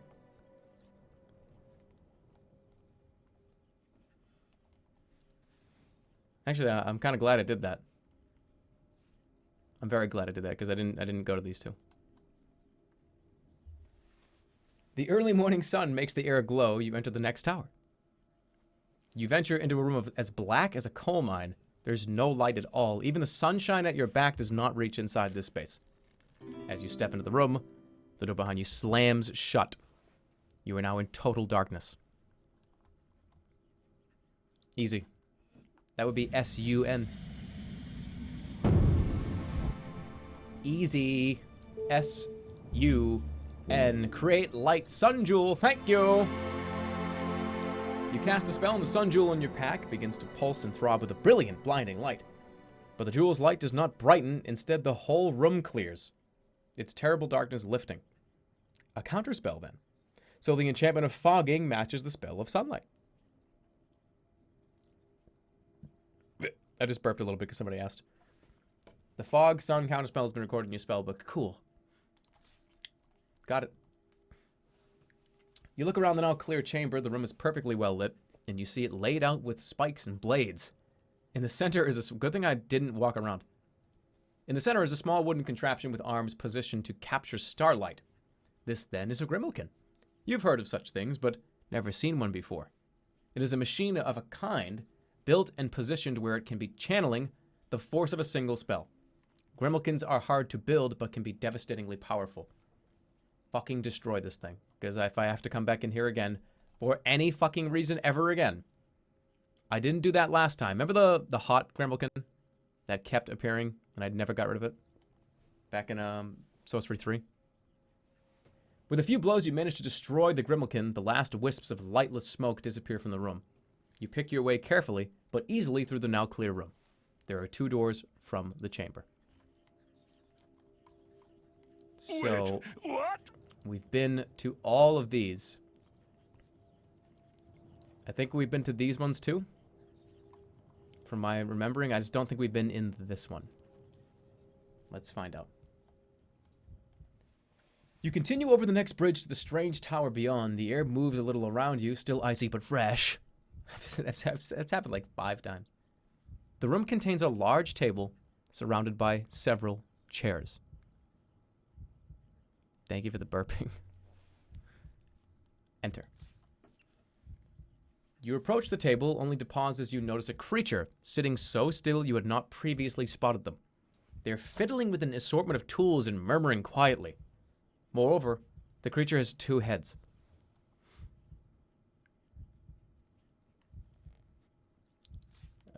Greet it? You stride over to the creature offering a greeting. The creature's right head bobs in reply, while the left breaks into a disturbingly wide smile. Welcome. You've come just at the right time. I was disagreeing about the nature of universals, weren't I? Universals. The left head nods while the right head shakes vigorously. No. I mean particulars. There are no universals besides extension. I said universals because that's what I'm disagreeing about. Is extension not a substance? Start at the beginning. You see, Good idea. both heads then launch into an intricate, concurrent retelling of their debate. It is cordial enough, except whenever the left head mentions forms, the right one spits on the floor. At the end of it, you gain an appreciation of the issue. The right head sniffs. Why am I wasting my time on this? It is not as if this one can help solve this. Ignore me. Please, sit down. It's been so long since I had another mind to converse with. I'm going to sit at the table.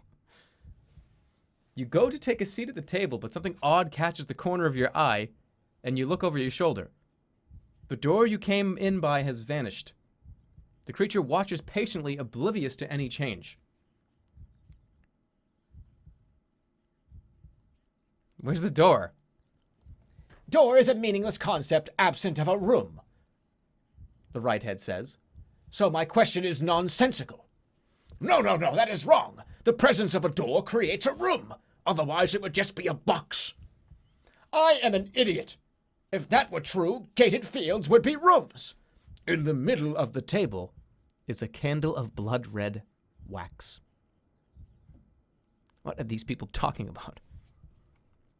But where is the door? I don't know what they're doing. What am I supposed to be countering here?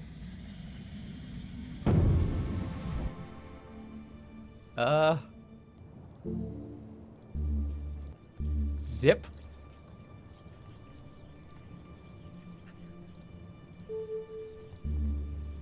Sense danger? Burn them. Doc? I don't know how. How? Maybe no. Doc is heal disease. Don't have... it heals hot. I don't have any potions.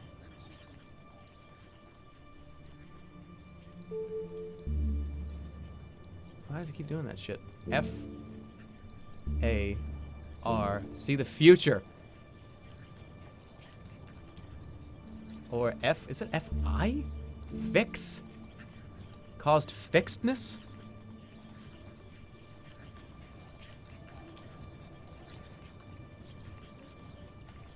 Like, half of these spells I can't even do.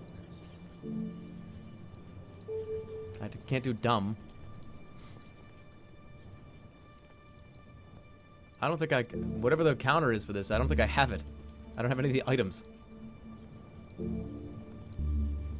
I mean, I can see the future. Alright, I'm gonna see the future and tell them what happens. You sit cross-legged on the ground and put your palms on the orb. Looking at the stars, you craft the magic and everything changes. You see an unfamiliar man standing in this very room. He reaches for one of the tools on the table, but is unable to lift it. He strains to pick it up, eventually giving up, panting with effort. The tool must be too heavy or perhaps stuck to the tabletop.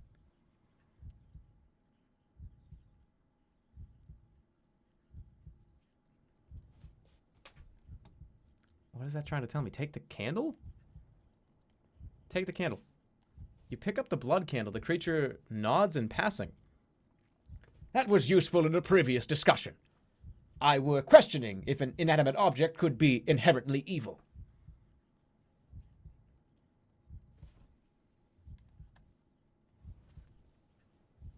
Shit.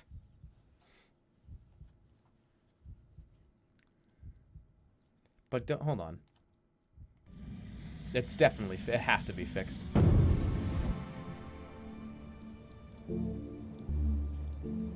Staff of oak sapling. Where the hell was I supposed to get that?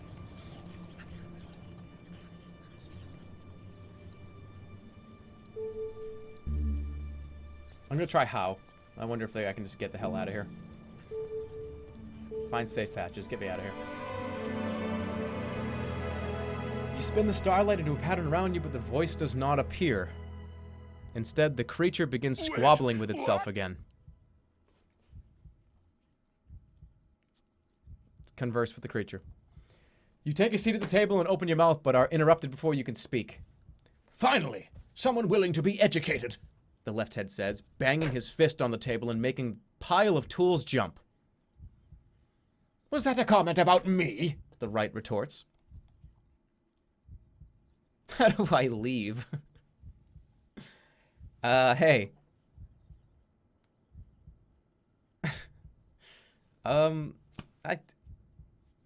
I don't know. I don't know what. What do I do?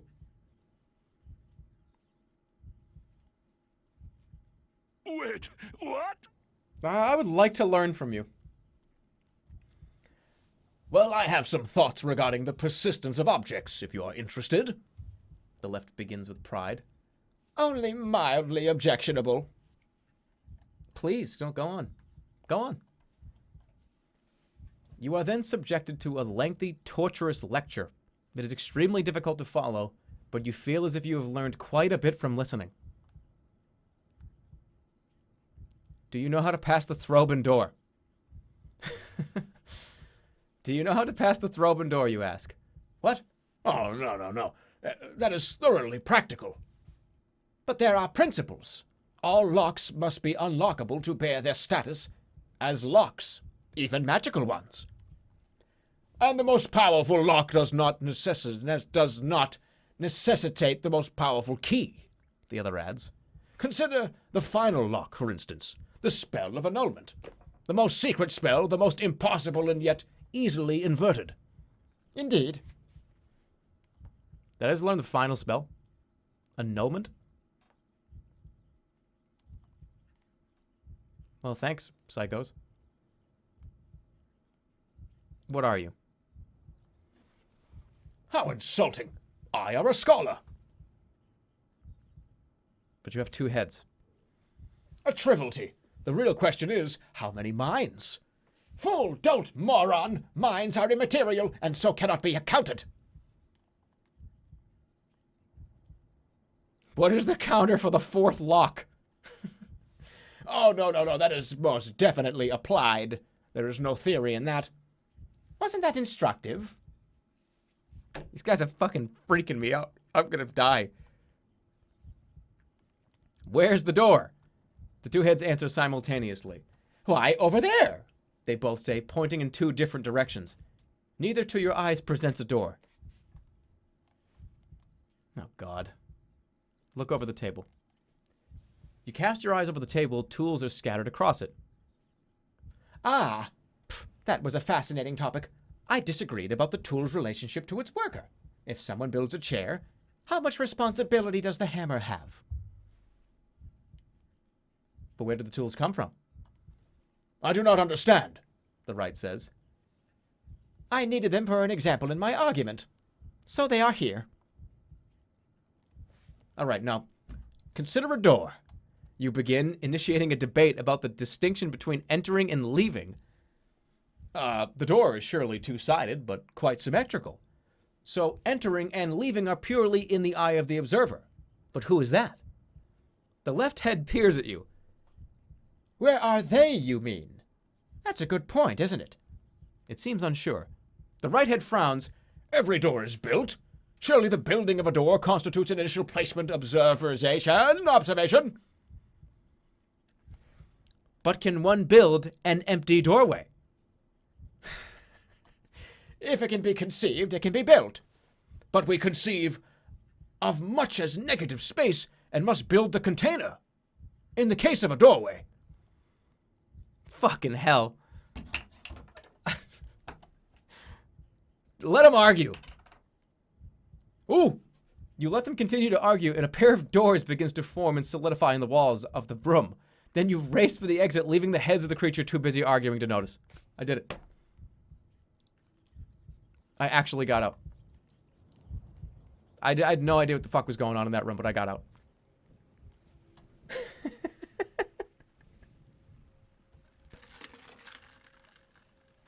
Okay, got it. I had trouble with that one.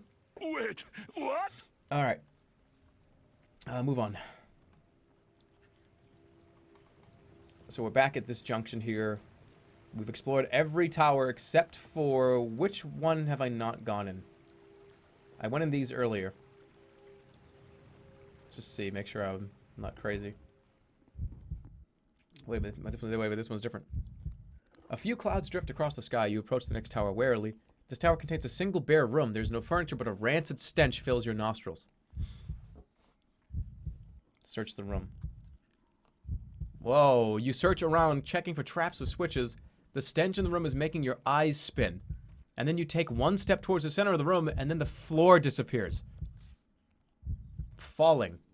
Your arms flail as you tumble down. You hit a stone floor, bruising your side somewhat. Above, the light of the room filters down, showing sheer high walls.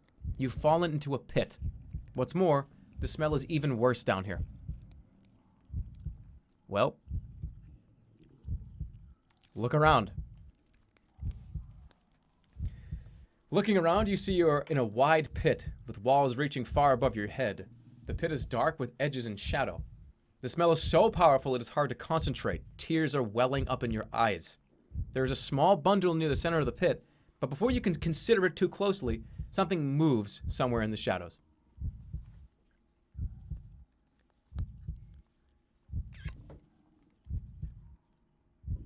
I'm gonna climb the... Shout. Who is there? You shout. A growl comes from the shadows and a large beast emerges. A skunk bear. The beast rears, its thick striped tail quivering in razor claws displayed. A skunk bear is no match for you, however unappealing it may be. The monster roars, and then 2 more walk into view. Oh, shit. The proximity of the beast causes the smell to worsen. Your head swims and limbs droop. Okay. What do I do?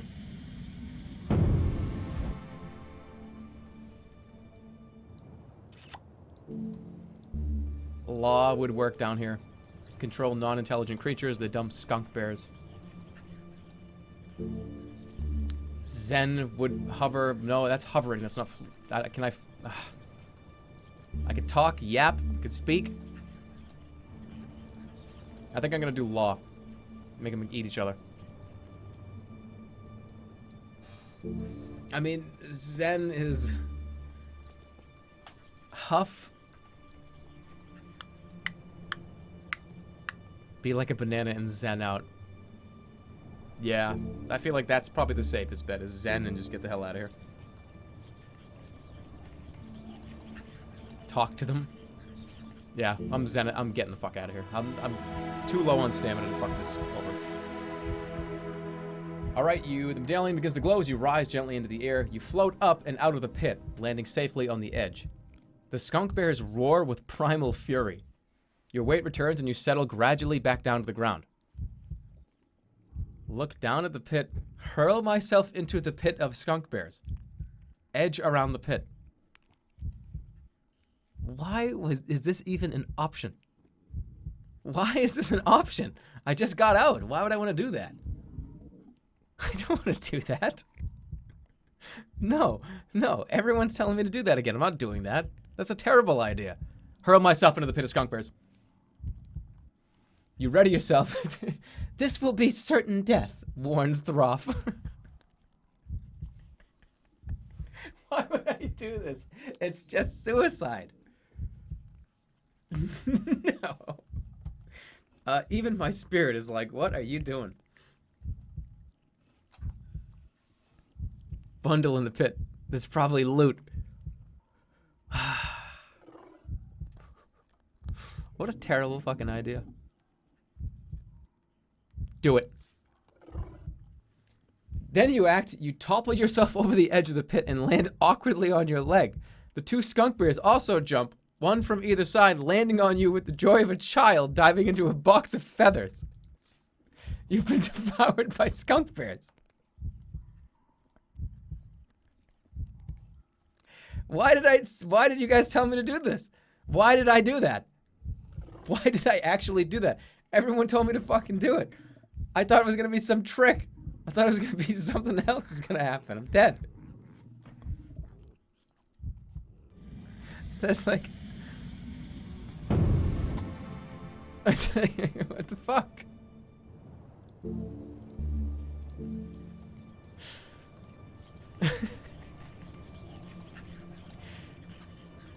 I figured that so many people were telling me to do that I figured there had to be something else. Why would that even be an option?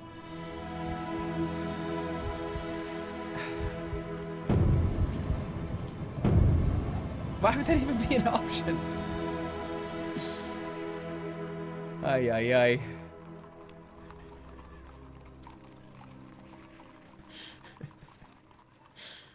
You can do better than this, for fuck's sake. I just want to see what was. We were pretty much done over here anyways, weren't we? Because this is where the goblins were, right? I already been in these towers. That was the last one I hadn't been in. Or maybe this one too. We learned a lot. I'm fine. Don't worry. Everyone's freaking out. I just threw myself into a pit of skunk bears. For abso-fucking-literally no reason. And with that, I'm going to go take a piss. And go get a refill. Okay, hold on. Gaming talk for a minute. Let me tell you something about Final Fantasy, guys. Okay? Final Fantasy 2? Oh, where the fuck was Final Fantasy 3? It should have came out 2 weeks later. See you guys in a minute. I'll be right back.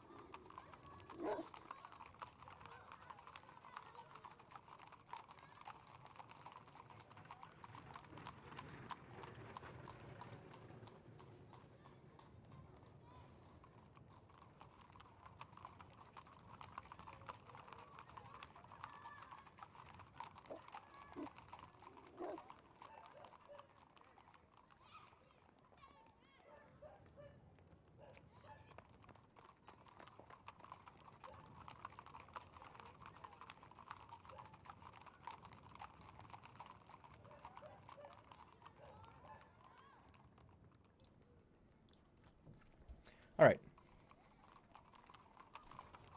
Rip stream. What are you talking about here? Let's take this opportunity to say hello to some people, as we do from time to time. Redhead Orama not only gave bits, a lot of bits, but 2 months. Thanks, Redhead Orama. Also, thank you to Sly161 for 8 months. Chase SP for 9 months. How many times am I going to die? Well, that's one. That is one in... It's been, what? Like 2.5 hours? That's pretty good for me. Is not dying for 2 straight hours in Sorcery. But, yeah, it's going good.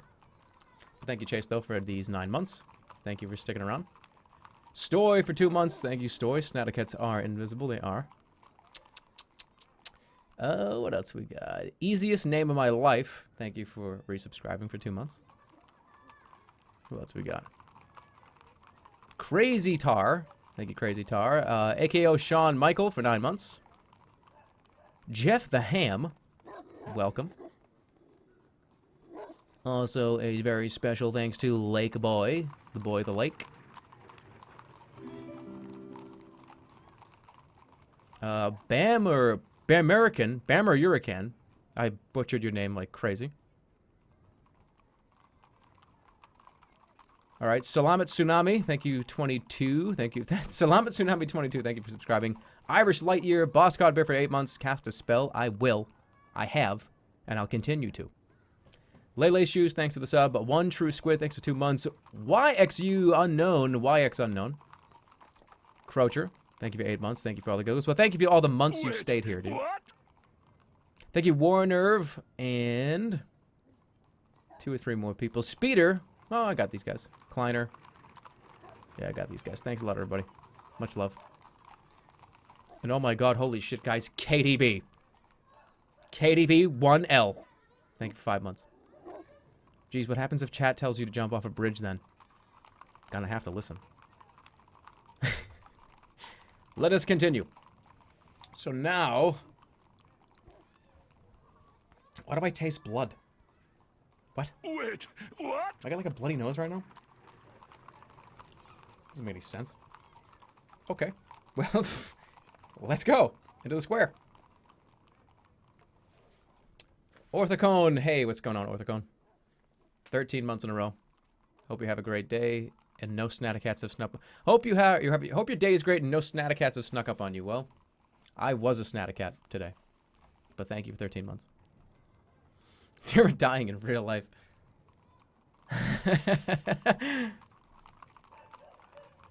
Alright, we went this way. Let's now go this way. There's a whole lot... Oh my god. How many more spells do I need to learn how to fucking counter in this game? Apparently a shitload. Let's go. Alright, let me just take a nice long sip.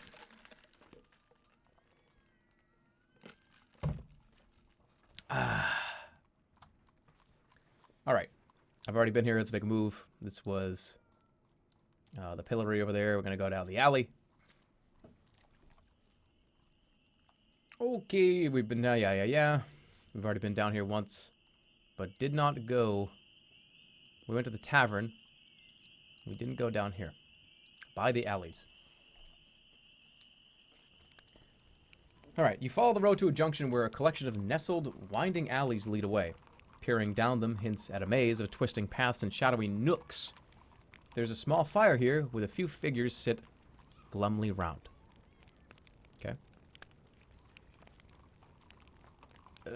Spend the night by the fire. Wait a minute. No.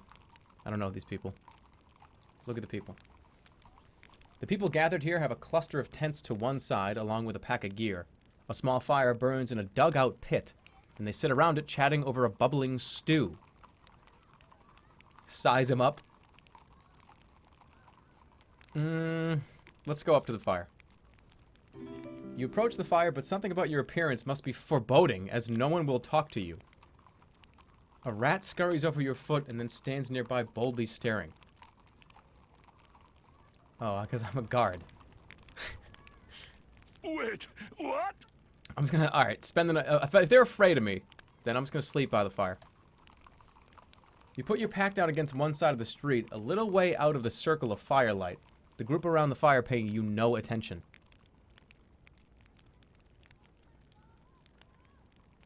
They wouldn't rob from me.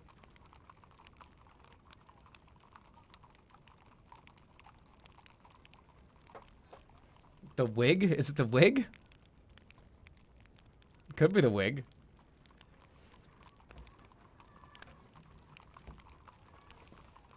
I have no idea. I'm just gonna sleep. Who gives a shit? Close my eyes. Time to dream.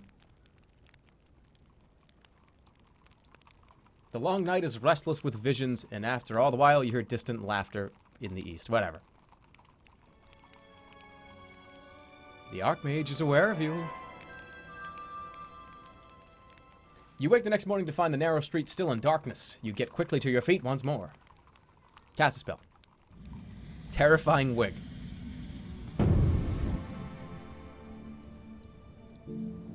Just whip a grenade and just throw a grenade. That'd be so terrible. Can I do Illusion of Worship? I can see the future.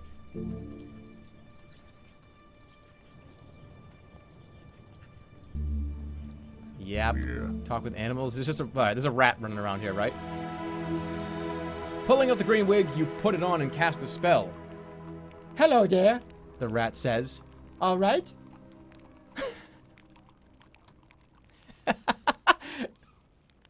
Hey, what's it like being a rat?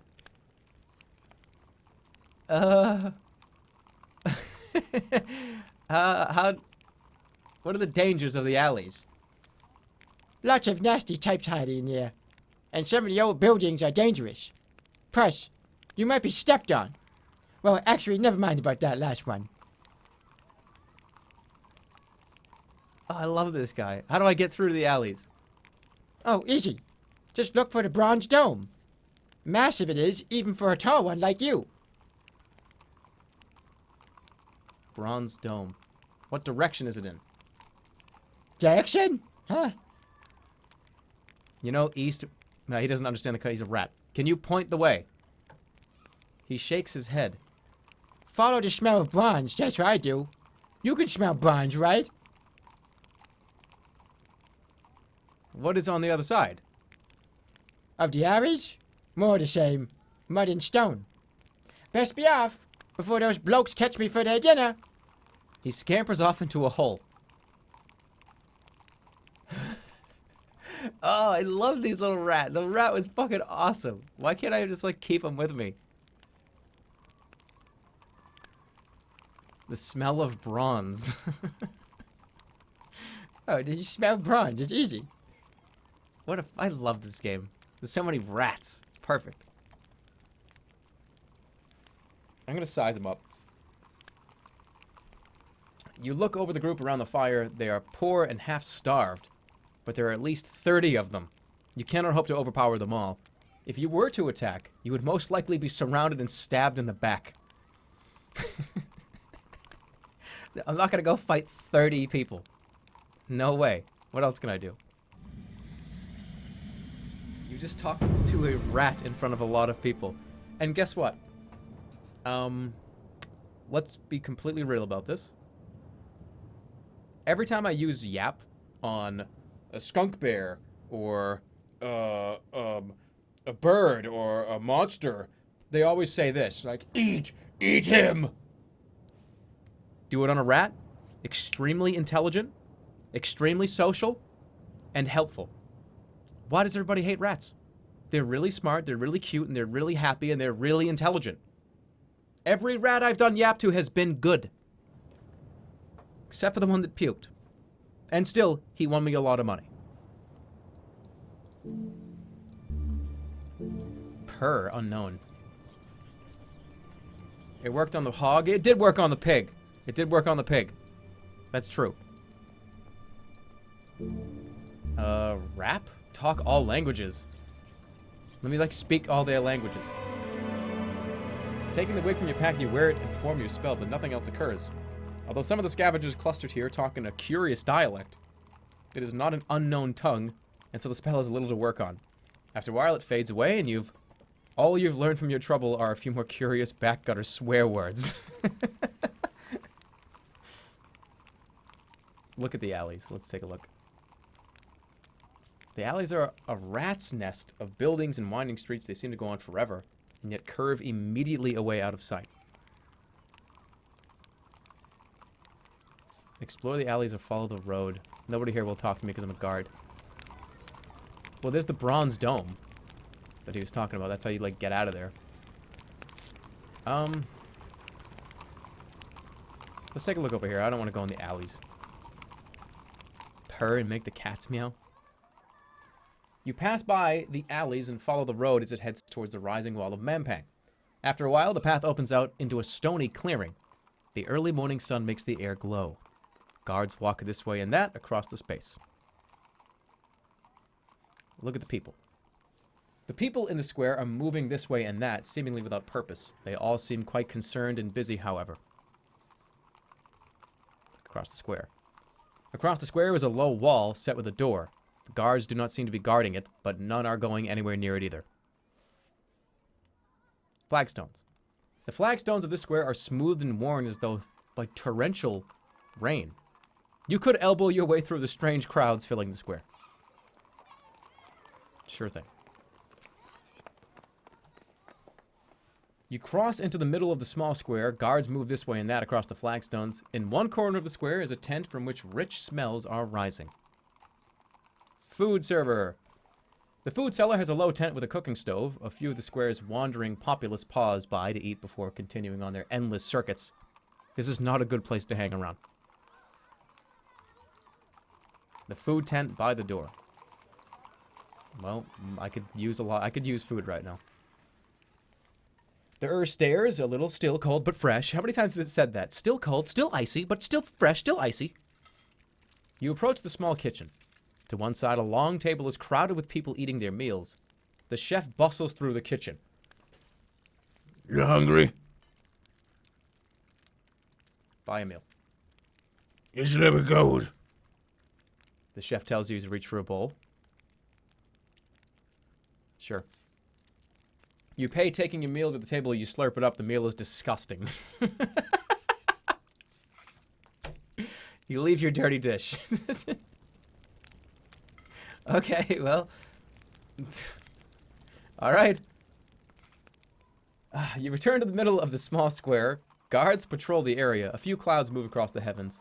A pair of sight masters in deep discussion cross the square, but they do not notice you amongst the other guards. Clearly, life in Mampang has lessened their powers of sight. They disappear into an alley mouth. This is not a good place to hang around. Don't I have to kill a sight master? Can I buy another piece? Can I buy some more dinner? The smell of food stalls fills your nostrils as you approach. The chef looks up. Dish of the day. Buy one. It's never goes. Buy one. Food is fine. Why was that food better? Okay. I'm gonna talk to him. See if he knows anything. Yeah. Alright, talk to the food seller. You attract the attention of the chef. Yeah? You want to eat? What are the people all doing here? Eh? Eating. Oh, just where you mean out there waiting? Waiting for what? To be dated. You was long enough you see me go away. What? Excuse me, say that again? What? What is this part of the city? Easiest way. That's what I all been. What lies beyond the east wall? The chef seems to shiver. There's lots of magic. Waiting for the shells and the they don't go. You have all the questions. Yeah, you make hungry. You shut up, I move. Buy a meal. The dish is adequate. Okay. He didn't know shit. Alright, by the door. Let's take a look at some of this shit. You make your way to the far wall, into which is a set low door. You turn to see that the guards in the square have noticed you, but your disguise appears to reassure them you are not stopped. Make a move. Which way now? We're going to start exploring these domes. You step through the door into a curiously quiet area of stone. Low towers rise from a dark pool of icy-looking water, with paths snaking across from one another. The whole place is worn and ruined. You cannot help but shiver. Your back is amongst the haunted, powerful towers of the abandoned quarter of Manpang. The sun bakes the flagstones. Okay, here we go. Let's start there. Oh, Jesus fucking God. It's time to explore. Alright. Base of the stone tower. Yeah, we know the path is going to split. Let's go. Let's start with this one. Down here, along the path. A path of stepping stones runs across the dark water and seems quite unsafe. The sun has reached its highest point now. The path rounds a tower to the north, then splits again. Up ahead is a tower, surrounded by thick mud. South of here is another tower, perhaps coated over with some kind of black carapace. That's the one I want to go to, because it's the first one down here. Look at the black tower. You reach out and gently touch the black surface of the tower by the wall. It is hard to the touch, smooth and cool. If there was even a doorway here, you cannot make it out. Smash the black coating? No, what is it? It's like a thick...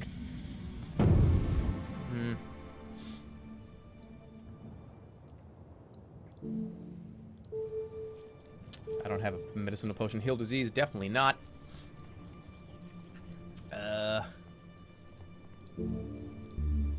See the future. How? No.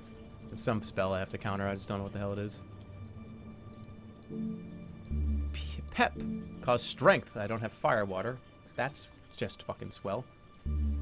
Purr. Purr. What? What? Are you serious? Wait, hold on a second. What the fuck did I just do? I just did it for fun. You cast a spell and before your eyes, the black coating seems to trickle away into the ground. The tower is revealed.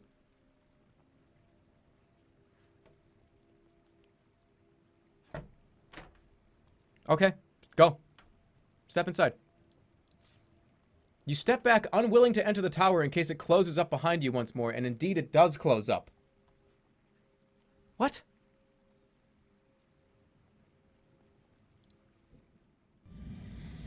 What the hell is going on?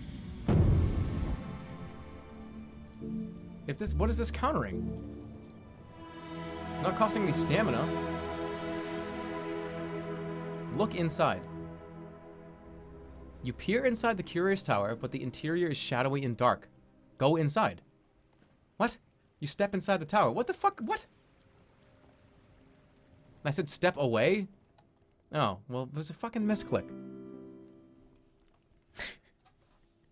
Hey, you guys didn't figure out the fucking purr spell like I did. I do read. It's just, sometimes I click the wrong thing. Yeah. You said step away, you fucking idiot. Guys, let me remind you of something. If don't ever misclick in front of somebody. If you accidentally click something that you didn't mean to click, people will scream in your face. Remember. It's very important for you to know this. It's extremely important.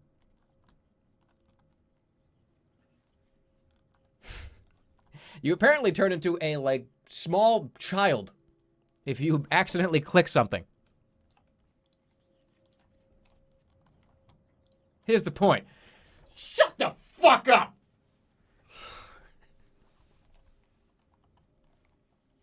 Hold on a second. Let me make a phone call. Let me just call real quick. Make a quick call to, No, it's not gonna work. Never mind. I'm not gonna do it.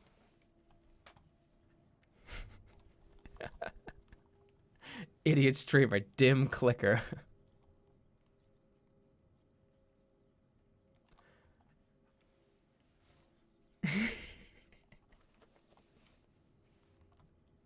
Hold on, I'll type it. I was just kidding. I'm kidding. Don't worry. Ha ha ha. He made a mistake. Burn him. I just clicked the fucking wrong thing. It's like, it's easy. Look at. I'll show you how easy it is.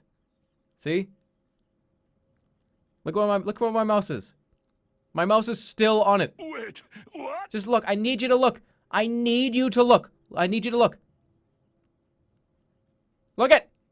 I need you to look. See? I need you to look. Okay. The dim room smells musty, like the interior of an old chest. There's no light. The tiny windows are all covered over with curious thick black substance that coats the walls and floor.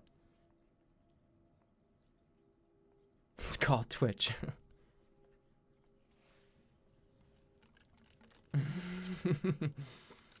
The substance seems to spout in slow globs from an outlet set into a raised block of stone in the middle of the chamber. Okay,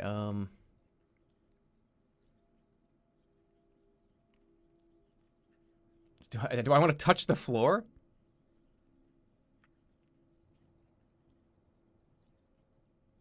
I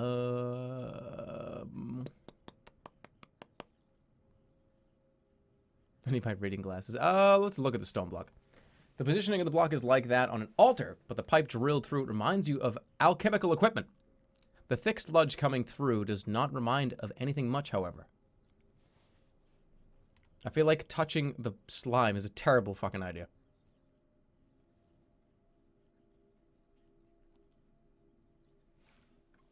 Should I touch it? Should I just touch the floor? Should I touch the black slime?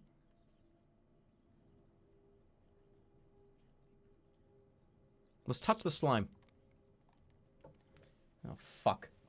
You reach out to touch the oozing black slime coming from the altar block. It is curiously warm and quick moving, covering your fingertips in moments and then seeming to climb as though alive or driven by some strange force up your hand towards your wrist. You snatch your arm away but find you are already quite stuck. Please, Throff. Please, you're here with me right now. Please. Well, maybe this is a good thing. Maybe I'll get a symbiote soon. I'll be Venom. Pray for aid. You close your eyes and raise a prayer to Throff, but nothing seems to change. Struggle.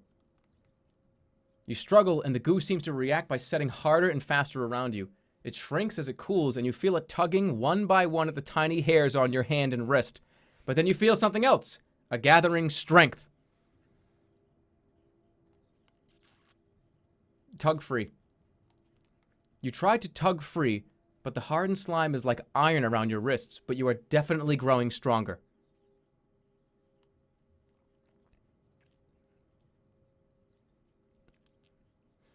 I'm gonna wait. You wait, unsure what else you can do. You feel as though your fibers of your body are growing thicker with every movement.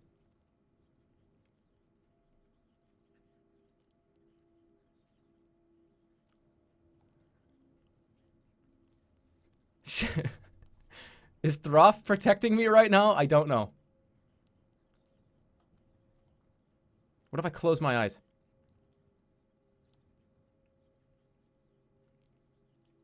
Close my eyes. You close your eyes trying to understand what is happening inside you. More and more of the goo is flowing over you. You feel your arm muscles growing in size. What? Wait. You keep waiting, trying to calm your breathing, but it is coming in ragged gasps now. Your heart is beginning to pound hard and fast in your chest. Your breath is growing short. I gained maximum stamina? How do I get, like... Should I rip it off? You tug again, but nothing happens. The goo flows further around you. Get it off me. Holy shit. With your newfound power, you tug on the bond around your wrist, and as you roar with fury, your arm breaks free, shattering the black slime in all directions. You are free and more powerful than ever before. That was easy. That was really easy to go from 16 to 22 max stamina. Cool. I really am stamina. I really am stamina. That's my new character. All right, I'm gonna get like touch the floor. You run your fingers over the slime on the floor. Mere seconds after leaving the pipe, it is congealed into a glassy layer, cool and smooth, like caramelized sugar. You step outside once more into the cool of the ruins. You feel 3 times the man you were. Well, tower solved.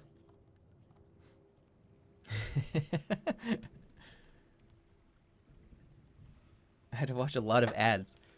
Let me just say, those of you guys that are watching a bunch of ads to give bits to me, that's like I can't imagine someone doing that. Watching like 35 ads in a row. So like that's like thank you. Like you don't have to do that, but that's extremely kind for someone to do something like that. So thank you very much, man. You follow the path of stepping stones away from the black-coated tower until it joins the main path once more. The wind picks up a little spray from the water and splashes it into your face. It stings where it touches you.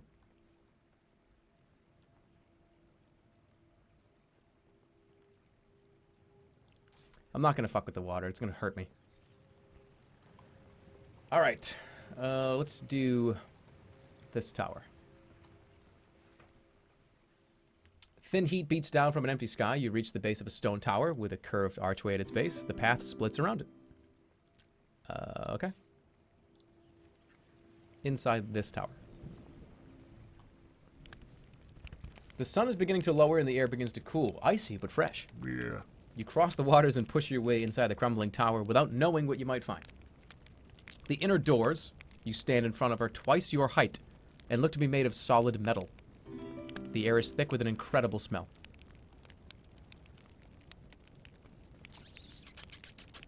Listen at the door.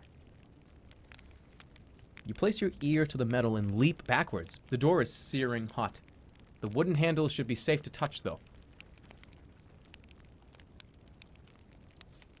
You sniff the air, smoke, melting metal. It is as though a gigantic smithy lies behind this door.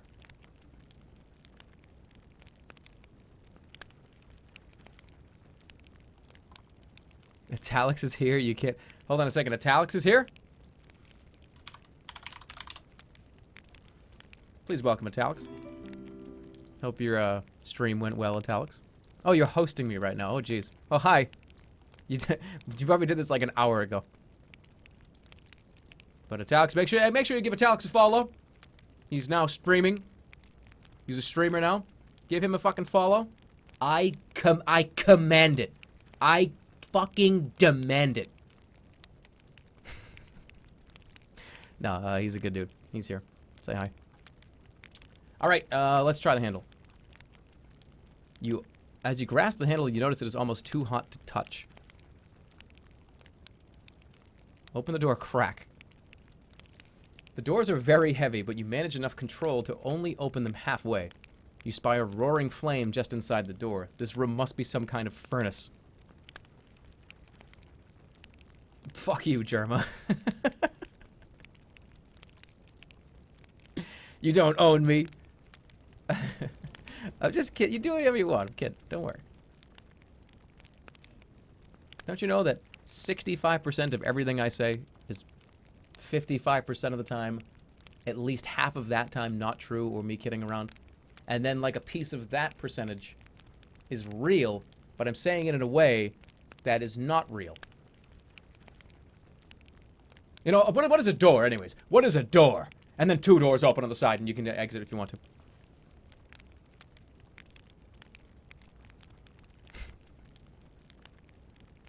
Alright, let's go. You slip carefully into the room, which is filled with roaring flames. You can't see the source of the blaze, but it surely is a miracle it has not spread to the other buildings of the fortress. The flames seem to show no sign of dying down either. You're already sweating from the heat. While the flames lick through the whole room, you might be able to pick a path through them. You stand at the room's threshold. Run through the flames. No. What can I do in here? Run through. I'm not gonna run through the flames.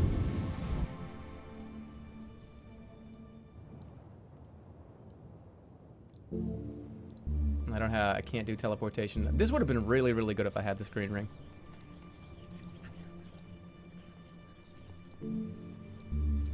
Dim cause stupidity. No. Why would I do that? Nip cause speed. I don't have yellow powder. Great. Huff. I could blow the fire out, couldn't I? 6. Clone the caster. I'm doing it. You move the starlight into order around you, and 5 clones step out from behind you, forming a semicircle. Order 1 to run in. Order them all to walk in. Order 1 to explore the room. You send 1 to explore the room. He warily enters, dancing around the flames, but does not make it far. Trying to turn back, he is soon overwhelmed by the smoke.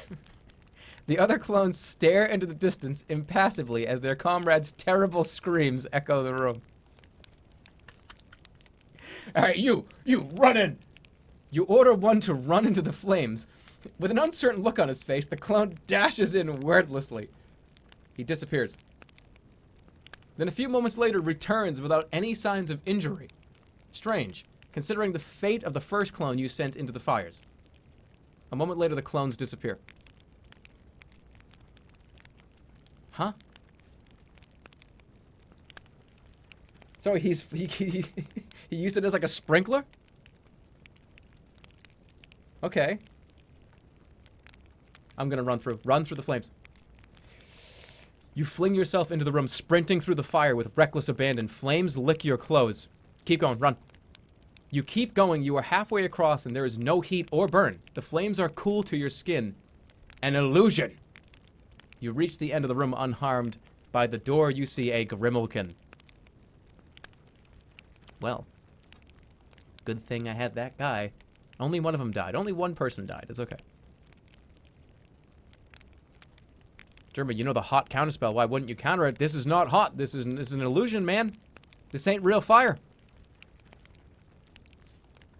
But why did the other guy die? I have no idea. You examine the Grimalkin. It is much like the one in the Chamber of Night. A bracelet made of bone hangs on. Ooh, ivory or bone. Take it. Take the bracelet. Now I can do illusions. Sweet. Ow. You lift the bracelet of bone from the arm. Immediately the fire in the room disappears. Without the bracelet, it seems the Grimalkin cannot sustain the illusion. You leave the room behind. Italics just gave 100 bits. I just want to see if I get 4 badges by my name or not.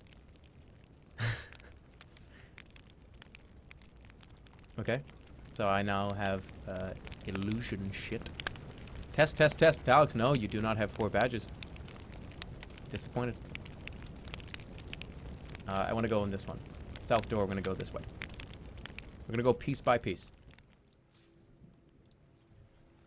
Along the path. Make a move. That's the black tower I was already in. Into the eastern tower. You enter the next tower nervously. A fetid scent assaults your nostrils. The inside of the tower is cavernous, far larger than should be possible.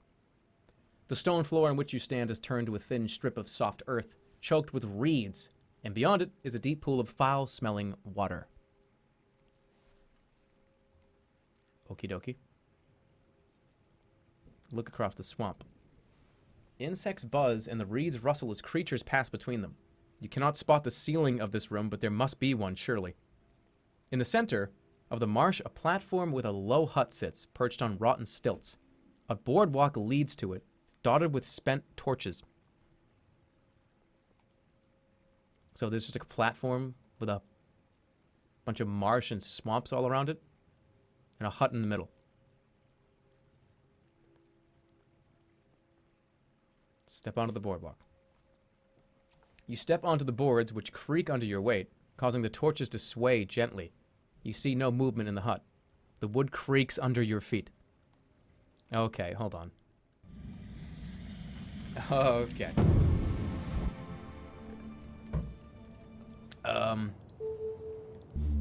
This mud create quicksand. Which, hey, guarantee you that's what's underneath me right now. Law? What does that counter? I don't know.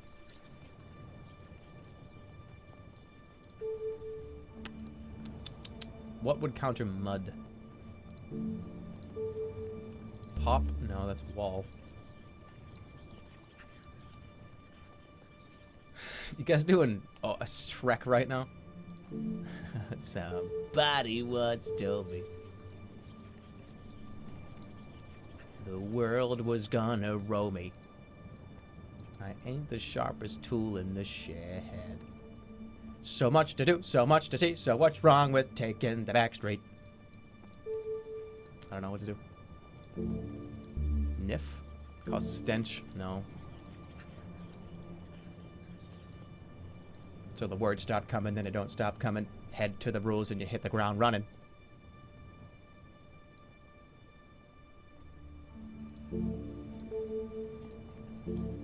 Ooh, that count as mud.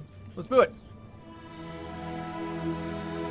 Oh, what the fuck have I done? I was just saying that for no reason.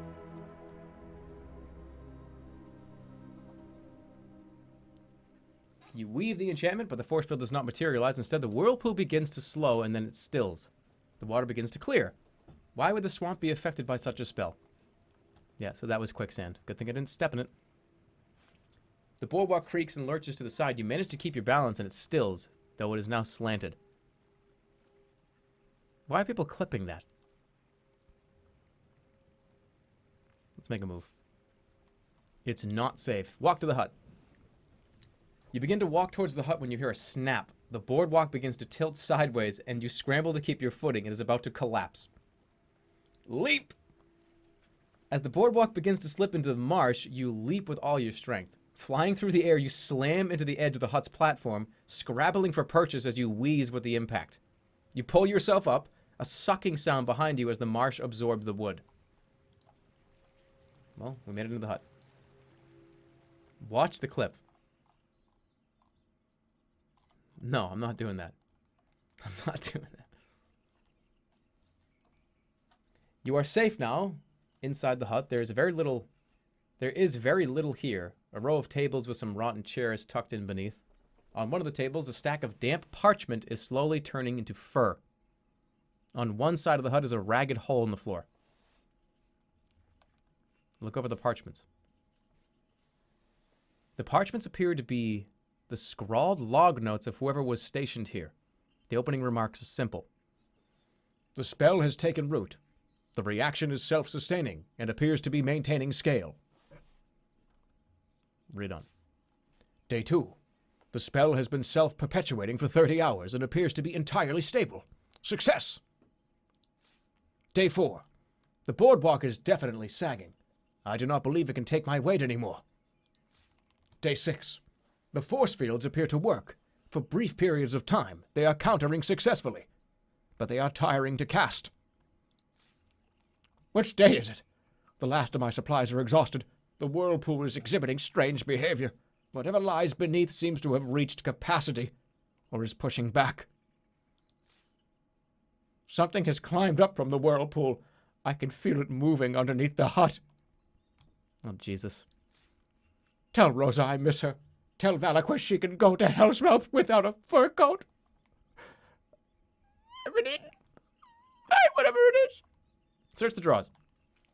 You quickly rifle the drawers and tables, but it seems whoever cleared out nothing. They didn't leave shit, except the notes of their dumb work, and they got eaten by a snatter monster. Look at the hole. Being careful not to go too close, you lean over the hole in the floorboards and look down to the mud pool. You cannot help but notice the scratch marks of claws in the planks near the hole. The boardwalk is gone and you cannot stay here, so you have no choice but to drop down into the water and swim. Okay. Once in the water, you spread your arms, trying to keep upright. Thankfully, the whirlpool has dissipated due to your spell casting. The water is filthy, but it does not swirl. Still, your fleas have been washed away. I had fleas this whole time? You swim with strong strokes. The water is quite still. Disgusting. It still is that way. And small creatures flicker on either side of you. You will carry this smell on you for some time. Swim for the shore. You swim back to the shore, shaking off the water as best you can. Let's go this way. In honor of watching 100 ads, to give you money, here's the next dollar. Well, thank you, dude. You take a moment to regain your breath. Thick, foul water streams from your cloak. Nearby is a frothy, bubbling section of water. It is large and seems to be getting more agitated as you draw near.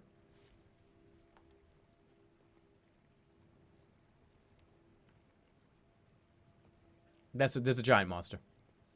Get the fuck out of here. Oh! Ah! What is that thing? What is that thing? You turn to head back, but a rumbling comes from behind you. You turn to see the frothing water explode upwards. It towers above you, a lumping mass of mud and reeds. Massive arms stretch out and a huge gaping mouth opens. It's a slime eater.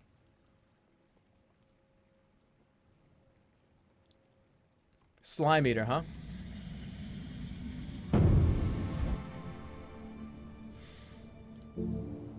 Big. I don't even care about the other things. Big. Oh, your puny stamina bar will be no match for my huge fucking size.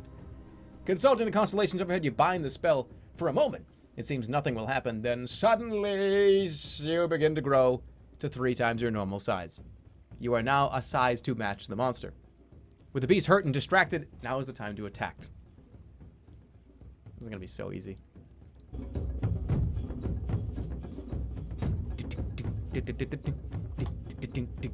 I don't even need it. Who cares? I'm going to kill him. I'm going to beat him every time.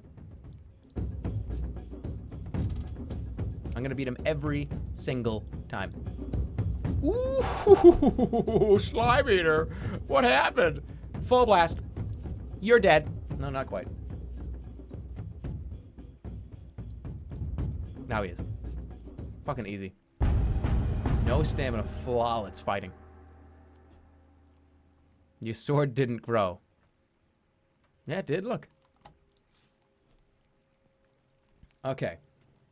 The slime eater's corpse slips underneath the waves. The fireflies, disturbed by the battle, soon settle back into their routines. Let's take a look. You peer into the murky water. There's no sign of any more beasts, but then there was no sign of the last one either. Let's go. Swim. You dive into the water, start swimming. Let's get out of here. Let's go this way. I was going to go to that one, but I'll go to this one instead. Move up from the water. Leave by the north door, the near door. There are other doors from this place, but only one that you can reach. Yeah. Let's go. Remind me that I have to go into this tower. I'm going to try to wrap around. We're going to go in this one. Okay. Gradually, you shrink back down to your normal size. The sun lowers towards the horizon. You approach the next weird tower, wondering what you will find this time. You step into the room and then recoil. The floor is crawling with bugs. Or rather, not crawling. The bugs are all standing in orderly rows. Oh, great. A fucking bug army.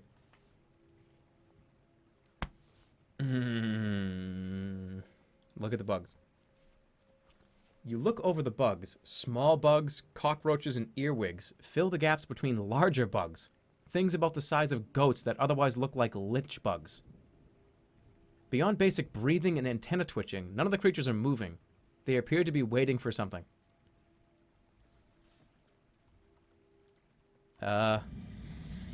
Okay. Gigantic ant army.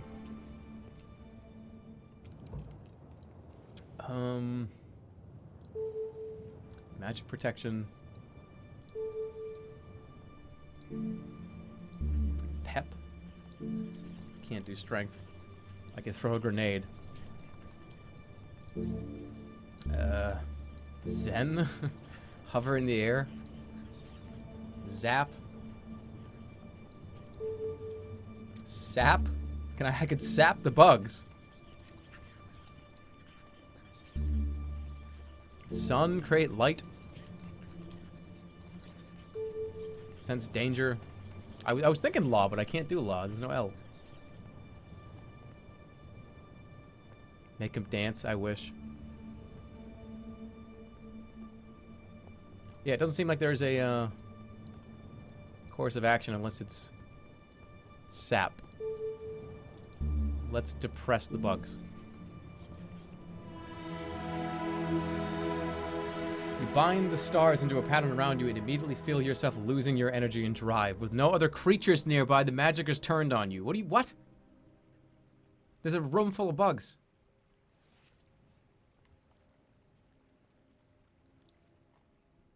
What? Oh, that's right. There are cockroaches. Right? And don't bugs hate light? This counters fog. We'll try it. No stamina loss. You craft the spell and the sun jewel in your pack begins to pulse and throb with a brilliant, blinding light. A few of the cockroaches turn in circles as the jewel illuminates, but whatever is holding them to their positions is stronger than their instinct for darkness, and they stay in position.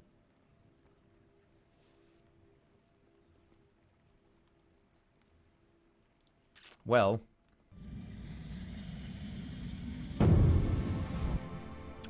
Huh.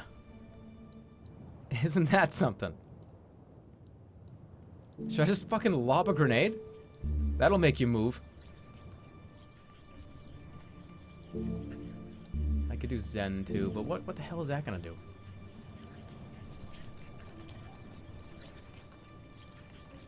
Yeah, they might have fixedness cast on them, but what is the counter to fixedness?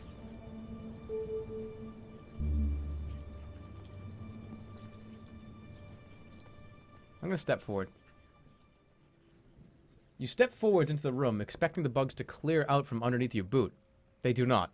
You squash a dozen or so, while a few more wriggle uncomfortably as you shear their bodies in half. Oh, God. Take another step. Taking another step into the room, you crush another boot's worth of insects. Looking back, you can see your progress marked out in negative space in the rank and file. Oh, Jesus. Oh, Jesus. I'm sorry. I'm sorry. Alright, sense danger. Reaching up to the stars, you create the magic and a steady voice begins to speak. The room is full of bugs, the voice tells you helpfully, but they will not attack unless you ask them to. With that curious advice, the voice fades. Ask them to? I don't understand. What else? I can't... there's no law. Why is law not an option? Yeah. This is just cause strength. That doesn't matter. They really... it's either Zen or Zap. I haven't done Zen. You rise gently up into the air.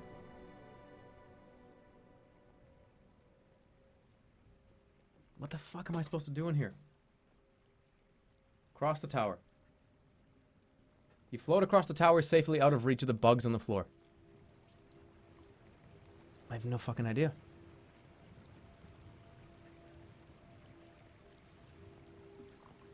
We're gonna go in this one so I can wrap back down. I wonder what I have to do in there. The chamber is law? Yeah, but what's the counter to law? Do I just not have it and I can't cast it? You make your way across a stone walkway arching high into the air above the swirling waters that pool below. until you reach the next curious tower. Your weight returns and you settle gradually back down to the ground. It'll be night soon. The tower is barred with a solid wooden door.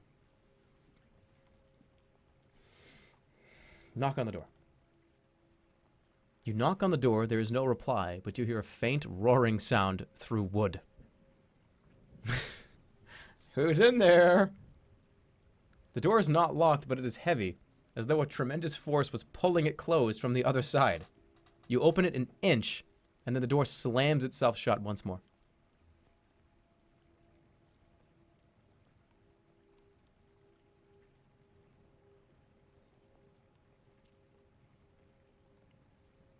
Open the door and slip through.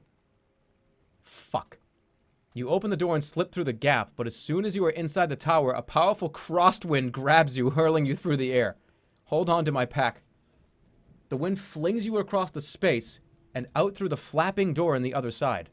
As you fly through the space, you spy something in the center, but you're too busy falling this way and that to see what it is. Okay. The wind fades and okay, that's Huff. What's the counter to Huff? I want to go back here. I want to do this again. Cast a spell. What is the counter for Huff? It's definitely slimness. It's definitely slimness. You gotta make yourself a little too slim. Slowness, right? Nap? No. Niff. Nip. Cause speed? Maybe it's probably... it might be speed. No, it's not going to be floating.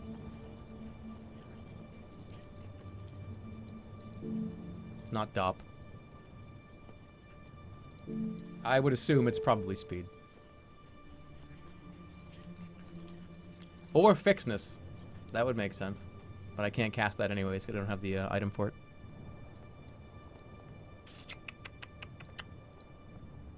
I'm gonna turn back. I can't. I can't cast it. Turn back. North. I want to go down, if I can, because I have to do.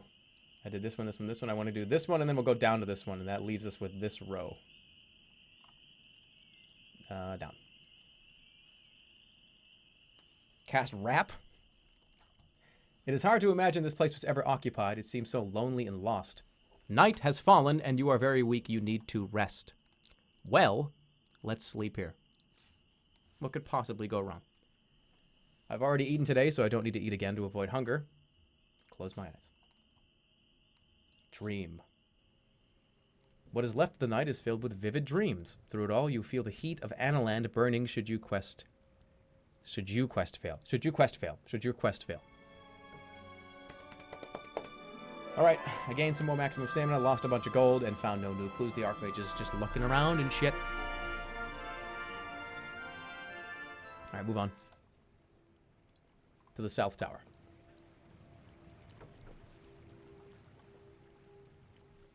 The early morning sun makes the air glow. You enter the next tower uncertainly. But you freeze on the threshold. In place of a floor, this tower contains nothing but a yawning pit clustered with thin needle-like spikes. Okay. A narrow stone walkway heads away from the door and leads out a short way over the pit, but it does not go as far as the door on the far side. Throw myself onto the spikes. Is that what you guys want? You guys want to do that again? Should I do that again? It's an option here. Throw myself onto the spikes. Throw myself onto the spikes. I mean, what could possibly go wrong? Right? Jeez Louise.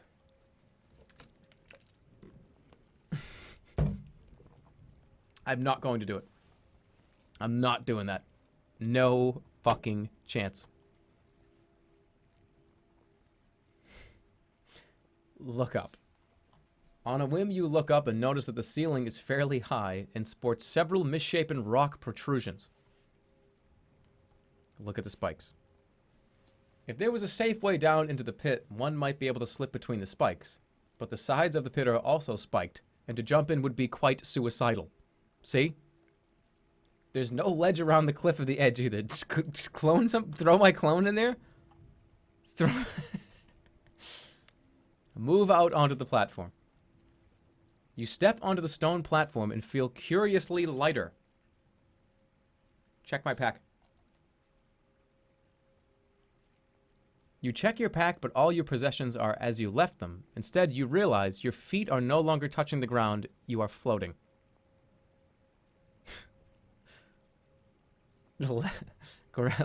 Let myself fly. You fly happily upwards towards the ceiling. Where am I? What? Oh, I thought it was going to take me somewhere else.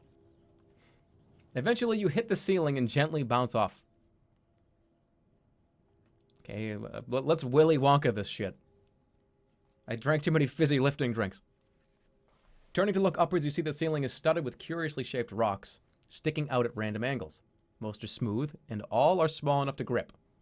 They have been deliberately placed. Gripping the rocks will allow you to navigate the room. Explore the ceiling. With some effort, you pull yourself along the roof. The room is fairly uniform, broken only by the inverted landscape of rocks. Towards the center of the room, you spy a small depression in the ceiling. Head toward the center. You guide yourself towards the depression in the center of the room. Pulling along by the rocks is difficult, and you occasionally float off course. Below you, the spikes wait, but thankfully, they are well out of reach.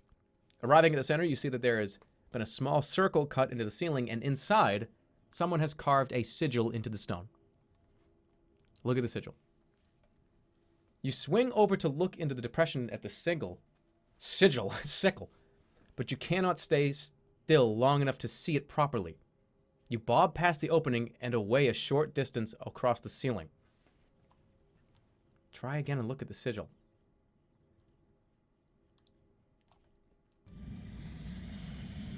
What? Why can I not see this?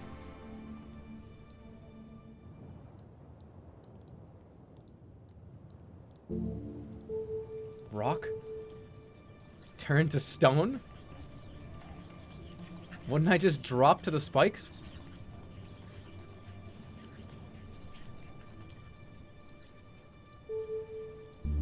Six.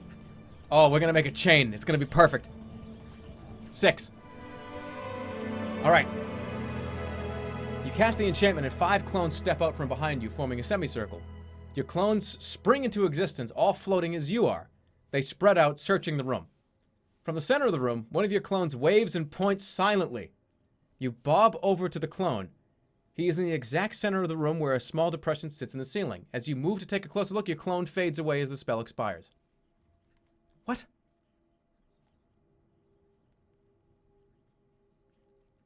What the fuck? I thought we could, like, make a human chain and hold on to each other.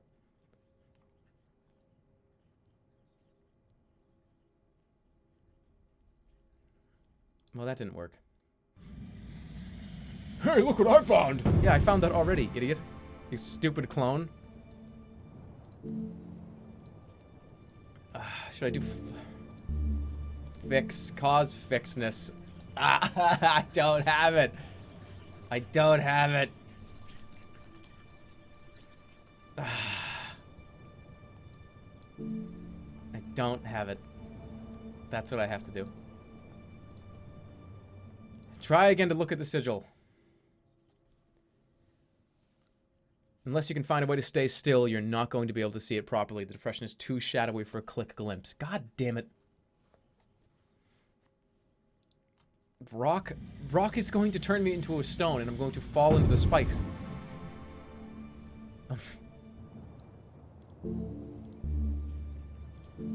Float in air. Okay. Okay.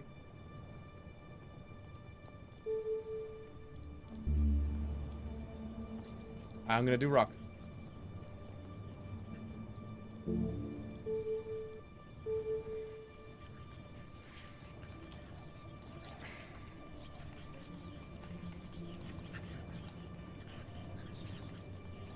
No, that's such a dumb idea.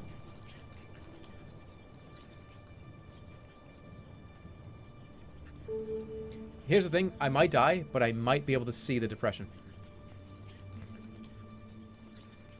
Can't hurt somebody if they're a rock.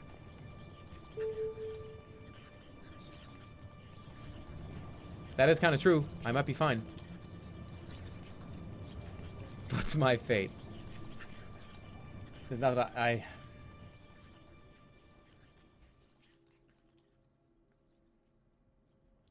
We're doing it. Fuck it. I don't even care.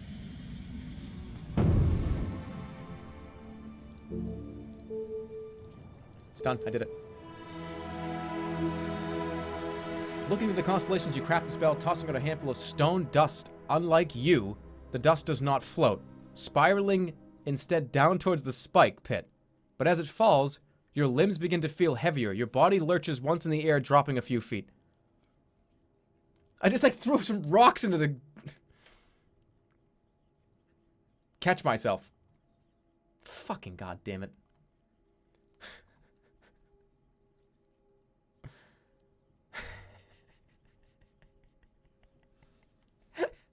I figured maybe I'd be able to look at it and then fall, because I could get the depression. You reach out madly, but there are no handholds nearby. You hang, twisting in empty space. You find yourself upside down, staring at the pinprick-thin spikes clustered together. Your hair floats about you, but then you see it begin to settle, wilting slowly, and it hangs down. And that's when you really fall. As you hurtle towards the spikes, you reflect, momentarily, that the spell of lightness opposes the enchantment of petrification. What's my fate? You have been impaled on spikes. Just had to know. Just needed to know.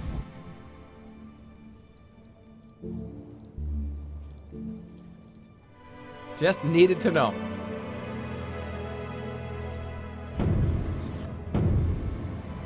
Counter sad. Let's try and just go in the front door. I'm a guard now, right? Let's give that a try.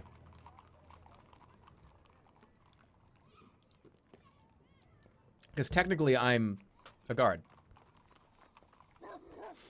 Uh-huh. Yeah. Make a move. This is too dark. Let's impale myself. Yeah. Okay, the North Road. I'm dressed as a guard. They shouldn't chase me now. I should be able to do whatever I want here. A group of guards block the road. Make a move. Approach the guards. Last time I was a monk and they said get out of here, but I'm... You walk up to greet the guards. Taken in by your disguise, the guards give you a sharp salute. All right, one asks. Return the salute. You return the salute smartly and the others nod. Just then a passing beggar stumbles into the guard. Watch it, she yells and shoves him aside. The beggar, clearly drunk, mumbles an apology. Not good enough, the guard snarls, advancing on him. Hold the guard. No. Unfortunately, I gotta play the part.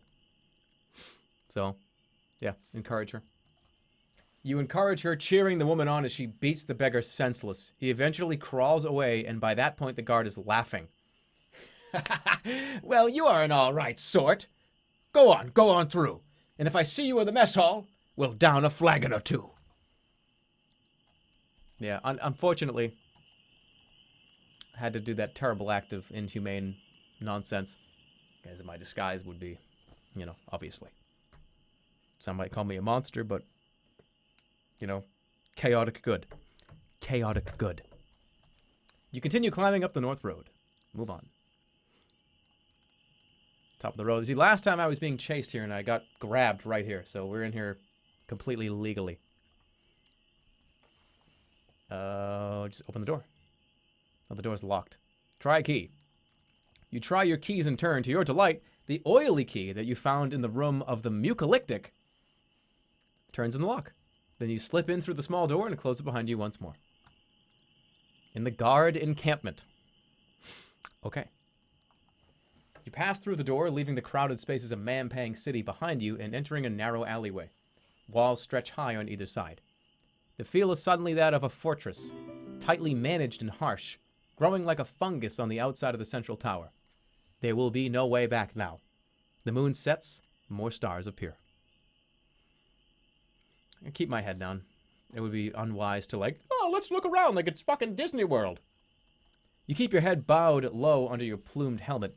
They are looking for you, most likely, and anyone here could be willing to turn you in. The casual cruelty of this place will only grow worse. You are entering the hornet's nest now. The alleyway runs to the right, but on the left is a low iron doorway. The door down to the city is closed, but not locked. Let's move on. Okay. Now, I've been over here, right? Let's go left. Low door. Chaotic neutral? I'm not even sure what I would be. I think I'm chaotic good. You know, for the playthrough. But then again, I did try to, like, burn a bunch of villages to the ground for no reason because I felt like doing it. So, you know, maybe I am chaotic evil or chaotic good. I don't think I'm inherently evil, though. You stand by a solid metal door set into the stone wall. You don't fancy your chances of breaking it down. The voice of Throff enters your mind. Turn back, the goddess declares. What lies beyond is a truly evil place. Okay. Well, Throff does not like the idea of me coming over here. Do I listen to my goddess, or do I just go in?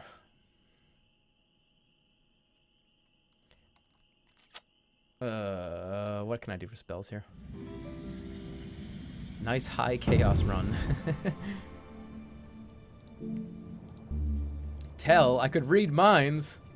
Whatever's behind that door, I could see what it is and what they're thinking. I'm gonna do that. That seems like something I could do. No stamina required. Read the minds. Drawing the skullcraft from your pack, you cast a spell, but though you reach out with the spell, you sense no minds in the vicinity. It seems that there is no one behind the door. There's nobody in here. So why is she so concerned about this?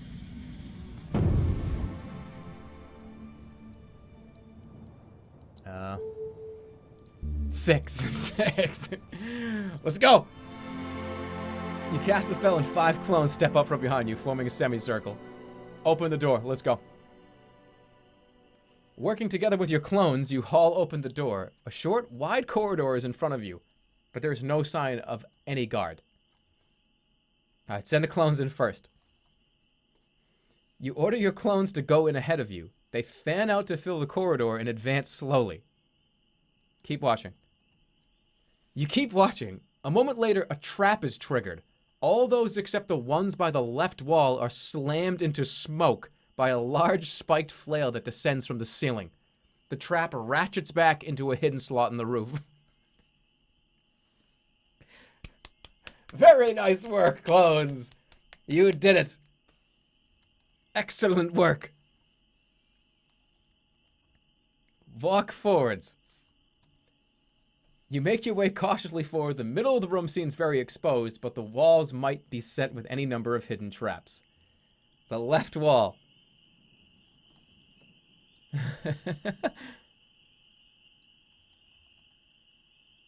Hug the left wall. As you walk down the corridor, you hug the left wall as you were told to. By what? One of my guys was like, take the left wall! Halfway down, a huge flail swings down from a hidden chain, filling the rest of the corridor. You hear a resounding laugh echoing from a chamber through a low arch at the far end. Oh, this motherfucker is dead. This motherfucker is dead, whoever is down here.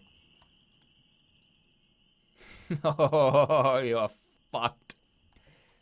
You duck through an archway and nearly gag from the stench. Dried blood paints the walls and floor, and scattered around the room are grisly instruments of torture. Standing in the middle of the room is a bowed, ugly ogre with a huge grin and a dozen scars. He wears a ragged black hood and carries a whip. Enjoy my surprise?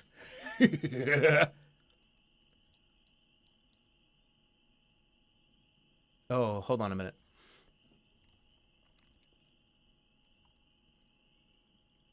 Should I, like, pretend to, like... I feel like I should pretend to be like, what are you talking about? What surprise? What do you mean? What surprise? I hope you're not so stupid once. No fun in that. Who are you? He peers at you. You don't know? Well now. And who say yous? I'm a new guard. He looks you up and down. So you are? What you want anyways? I'm here to release your prisoners. Prisoners? I don't have any prisoners here. This isn't a jail. You fucking idiot. Where are the cells? Past the commander's office. I'm busy. The other pass. Don't waste my time. He starts to bustle you towards the door. Wait, tell me about the Froben doors. Say they're trash with spells. Nagamanta. That's his name. Can't be opened without killing you. You waste no more time in this horrible place. Wait, what did you say? Can't be opened without killing you. So the Froben doors will kill me. Sure. That guy actually tortured my guy to death when I played. I didn't know you could escape. I was trying to kill Jerma in this one, to be honest. Well, I'm a city guard. Did you have the guard costume? 6. How many clones have died just in the last, 3.5 hours? At least probably 20.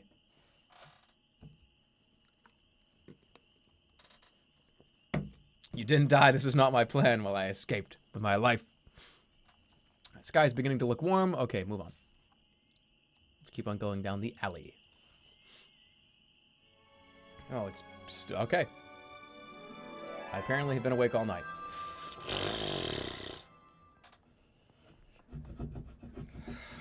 Fuck. Not good. You make your way along the alley, keeping your gaze low. Luckily, you pass no one. This area seems quite dead. It must be morning by now. You've been awake all night, and you're a dumbass for not finding a place to sleep. What a bad player. Here's 4 stamina deleted from your character. You pass a low wooden door, though. Look at the door. The door is unmarked and appears unlocked. The wood is warped and rain-sodden. Make a move.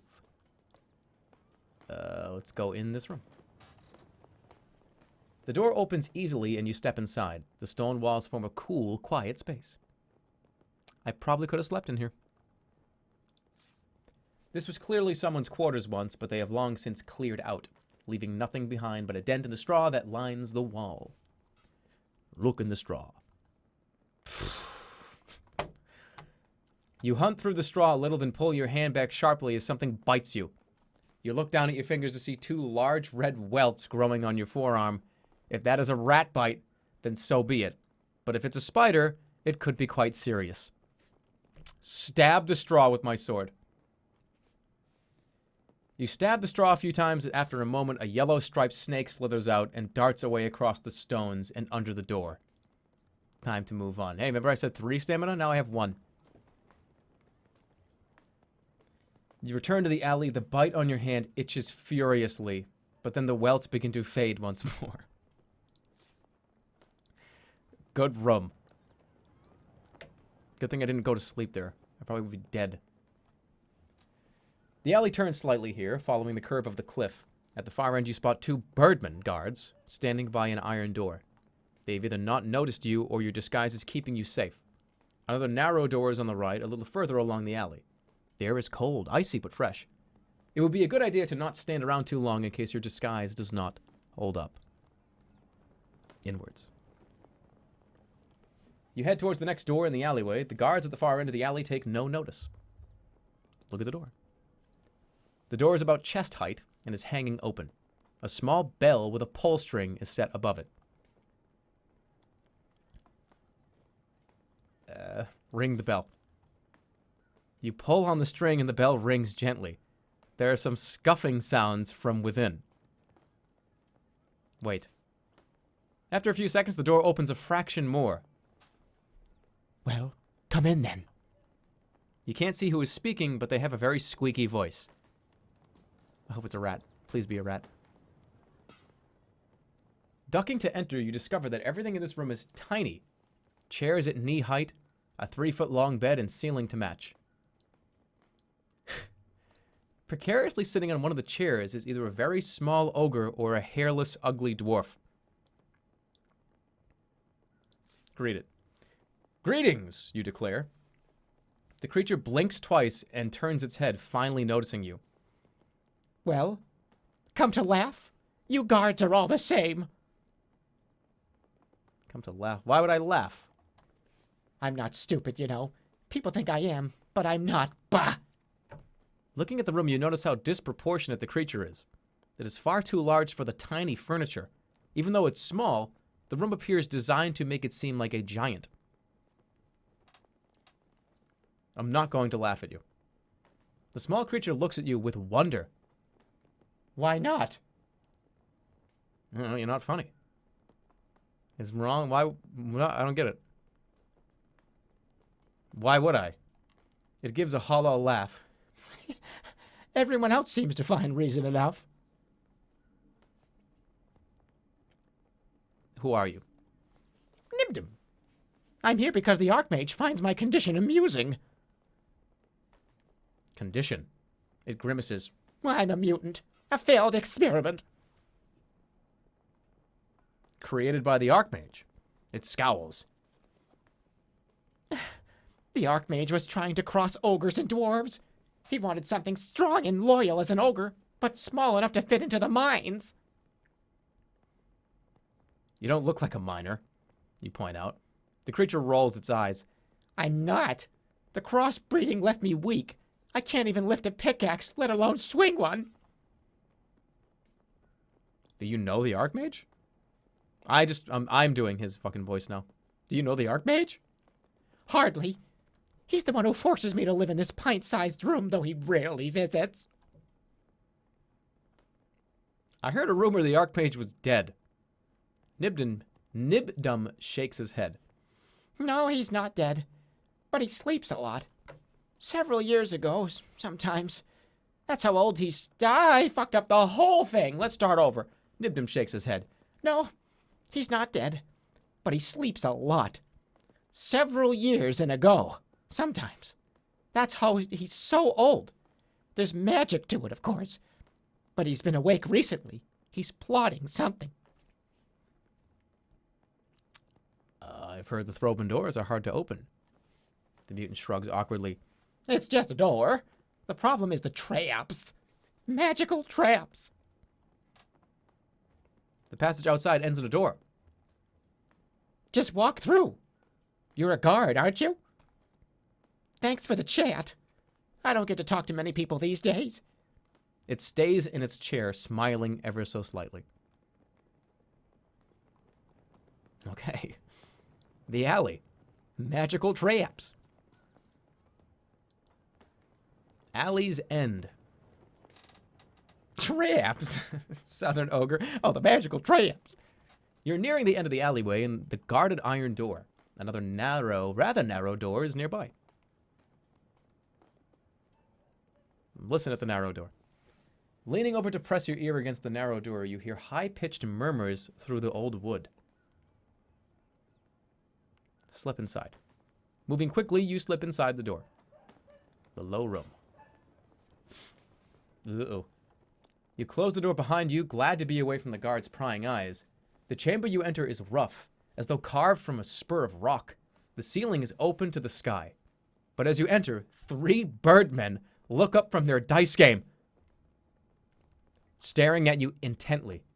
You're reminded of an Analand phrase, hiding from snattercats in a strangle bush.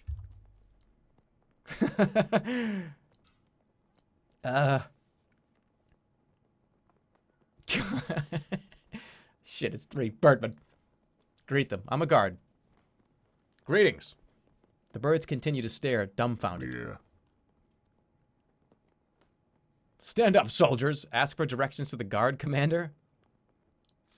Cast a spell. You open your arms to cast a spell. The birdman whacks your elbow painfully with his halberd. Not a chance. One of the silent ones points at you, and as he lifts his arm, you notice a curious SS-shaped mark under his arm. Oh, Jesus. Ask about the mark. What is that mark on you, arm? What is that mark on you, arm? I, Tarzan. An injury from killing humans.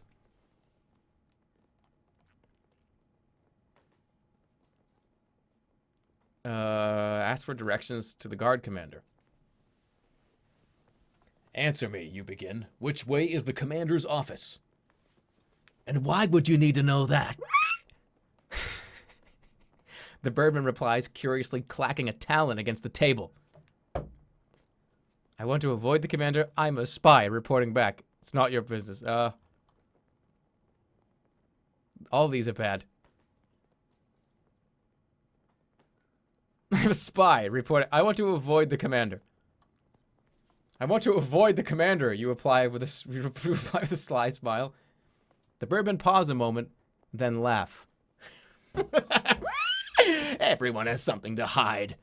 The commander's office is through the Iron Way, at the end of this hall. I suggest you turn back to the lower city. There's nothing but guards around up here.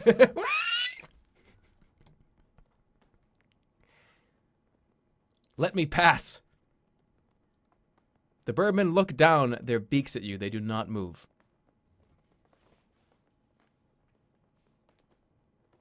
I have 1 stamina. Leave. Well, I'll be leaving. The birdmen stare but do not make a move to stop you. You exit the room, grateful for the stupidity of the Archmage's troops.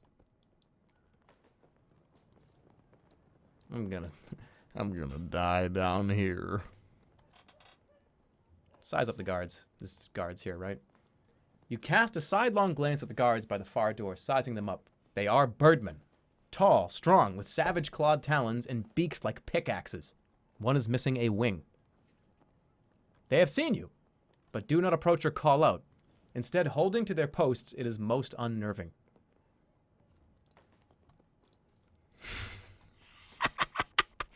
I did it! I know I did it!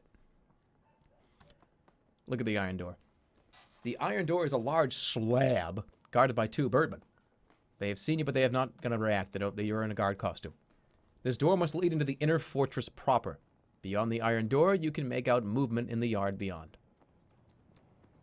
The iron door. You approach the iron door at the alley's end. The 2 birdmen guards stiffen at your approach, gripping their halberds more tightly. Walk past.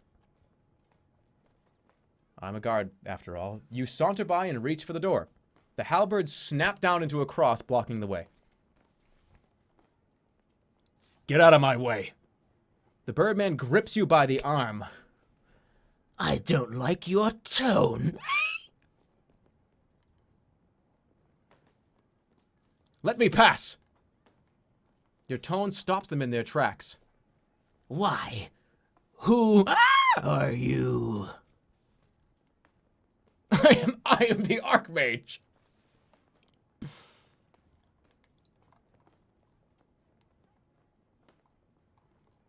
It's me, the Archmage. That's a terrible idea, right?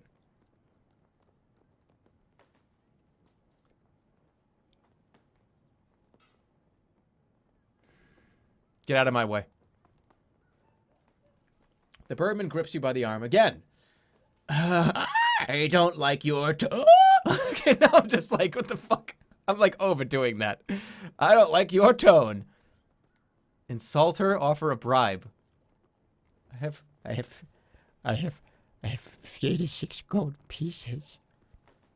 I can make it worth your while. The birdman looks nervously at his companion. Well? He trails off. The birdmaid's only response is to narrow her eyes. Okay, well, birdman. Bribe the birdman. You open your pack, and the birdman leans forward and rifles through it, holding items up to the light. The birdmaid looks on in disgust. Eventually, he grabs the orb of crystal. This will do nicely. The birdmaid is getting increasingly agitated. You shouldn't be taking bribes, she says. You shut your mouth! The Birdman hisses back. Bah.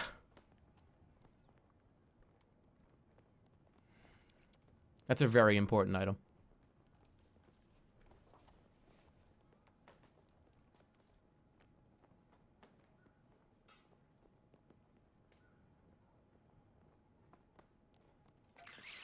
Why don't you shut it for him? Why don't you shut it for him?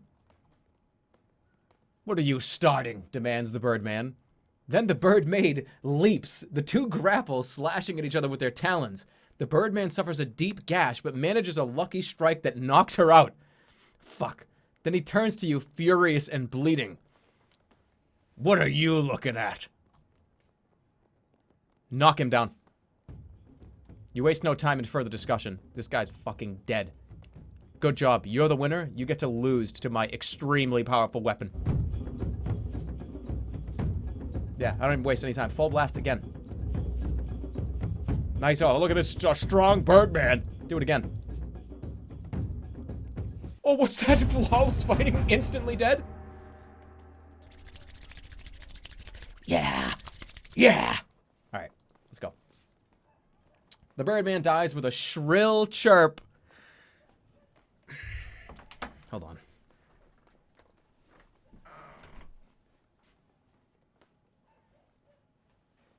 This is the bird dying. This is the bird dying. I have to do it one more time.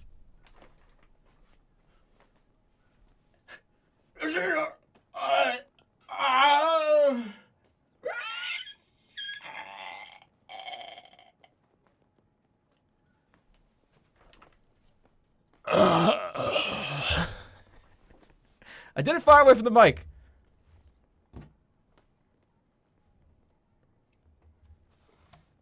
Far enough away.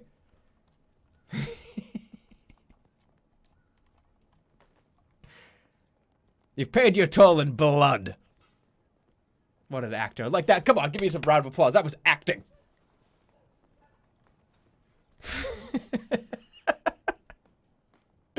With the way clear, you head through the iron door and close it behind you. I win. Just go into the courtyard. Look, I'm not going to be able to do that again. Right? That was my... It said a shrill chirp. Not going to be able to fucking do that noise again. Obviously, that's... I'm going to do it. Now you guys don't ever have to hear it again. Alright, you emerge from the iron door. The sun bakes the ground. This is the east side of a wide courtyard that sits below the sorcerer's spike of Mampang. Guards mill this way and that. A short distance away, a wide set of steps lead up to the tower doors. The iron doors lead south out of the courtyard, and a door leads away into a nearby turret. Let me just take a look at this area.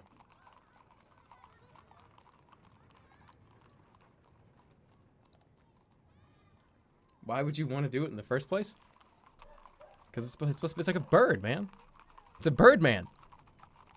Jerma, I hate you and this stream. All right, well, fuck off. What do you want me to say?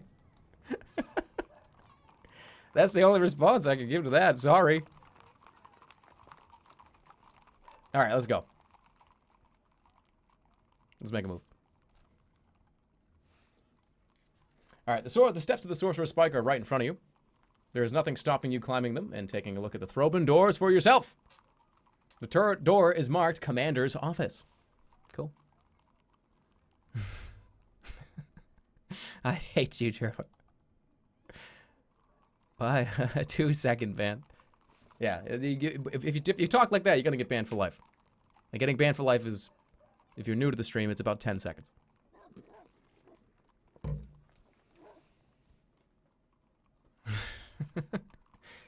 Alright, so we go to the commander. I'm dressed as the commander. That doesn't sound like a good idea.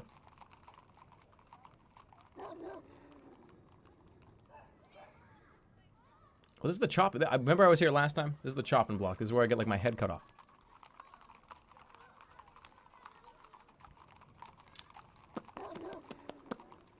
That's a bad idea.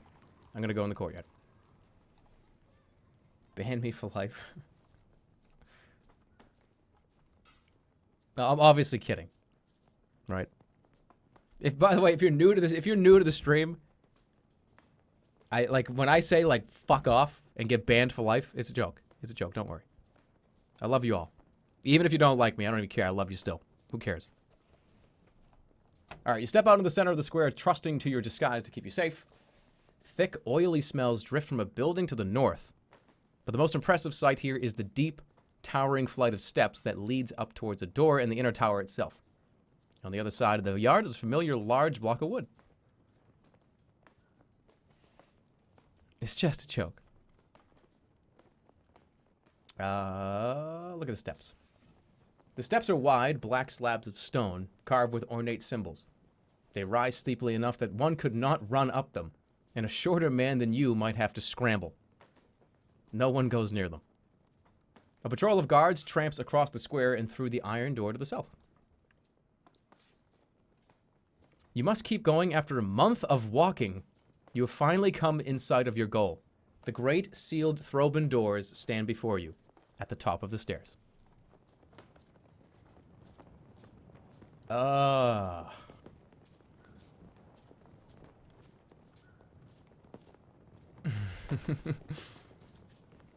Jerma's filled with too much. No, look, here's the thing. I know that, like, some people might come to the stream and hear me make a fucking screeching Birdman noise and be like, this guy sucks. I completely understand. I trust me, I get it. I respect your opinion. But that's not going to stop me from making bird noises. It's not. It's not, you know what I mean?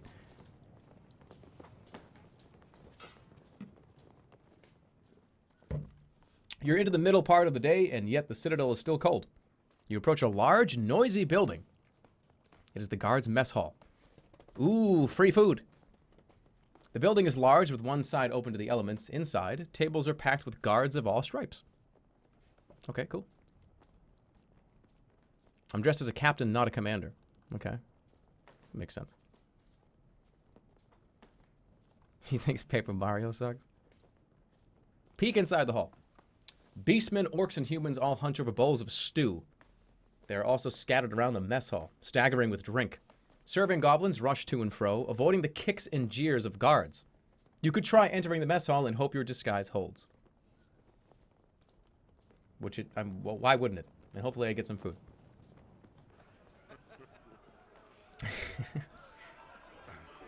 Oh, here we go. Here comes the guy. Oh, I love this one. This random sound clip of the guy that goes...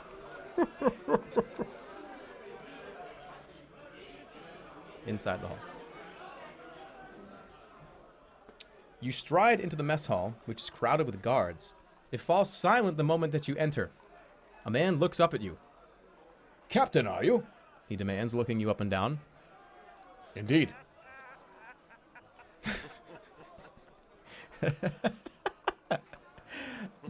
These laughs are gonna fuck me up. Indeed, new to this district. Funny. Would have thought someone might have told me. With a sinking feeling, you realize who this man is. He is the captain here, and he has no doubt seen straight through your disguise. You laugh, the captain laughs, you all laugh. Then he flicks with a hunk of bread in your direction. Get him. A crowd of guards rush toward you. You cannot hope to defeat them in combat.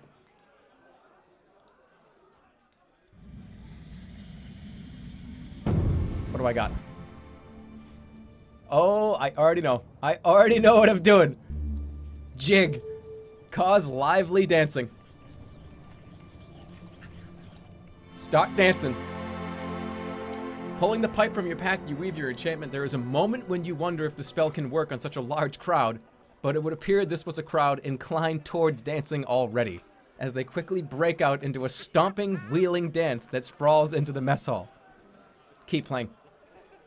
You keep playing, and the sight and sound is like nothing you have seen on your travels so far. The guards dance as though they have never in their lives danced before, as if nothing in their lives to follow mattered either. Keep playing. The guards whirl around the floor, knocking over tables and chairs. A few have coupled off to dance in pairs. One guard is kissing another guard passionately, their helmets clashing in time to your wild melody. All is abandoned and chaos and beauty. It is a sight like Mampang has most likely not seen in centuries, if ever before. Keep playing. You continue to play, but the guards are tiring now. One by one they drop from the dance. The spell has long since faded. What keeps them going now comes entirely from their own hearts. You almost laugh out loud. You've made it inside the mess hall. As the floor finally empties, you look around a room of smiling faces. A guard beckons you to him by the fire. They're not even on the spell. They're like happy. Wait, hold on. Are they gonna like jump me again?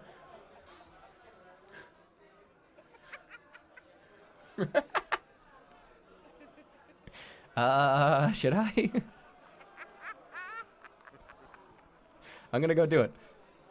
You sit down near the roaring fire, surrounded by guards of all stripes. Alright. The guards by the fire are sitting in muted silence. A short, dark-haired guard is singing in a beautiful, rich voice, a pure, gentle lullaby that is seemingly directed at a sheep.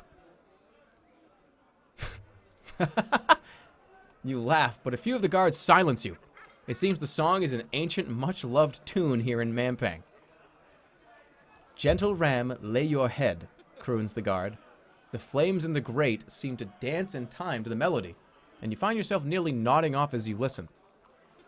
Finally, with something like a sigh, the guard finishes. A thoughtful silence descends.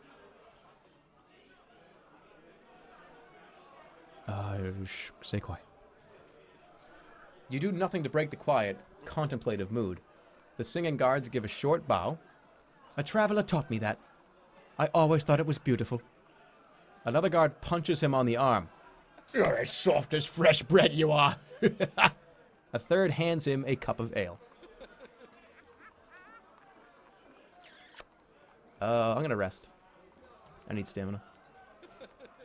You take advantage of the comradely quiet to enjoy the fire and rest your aching bones. Around you, the guards talk quietly. For a moment, this quiet, warm corner of Mampang seems almost welcoming. I'm gonna talk to the singing guard. You approach the singer, who is resting with his feet beside the fire, sipping his ale thoughtfully. You have a fine voice. Perhaps I do. What of it? You could be a musician. No, I couldn't. I was born to be a god, so a god is what I am. Okay. You nod and stand once more. The guard drinks deeply from his beer mug, then gets to his feet. I'd best patrol if I'm going to patrol. He wobbles slightly and the others laugh, then he leaves the hall. Ask someone about the tower. You tap the arm of the guard next to you. What can you tell me about the tower, you ask? What, the sorcerer's spike? What's to know?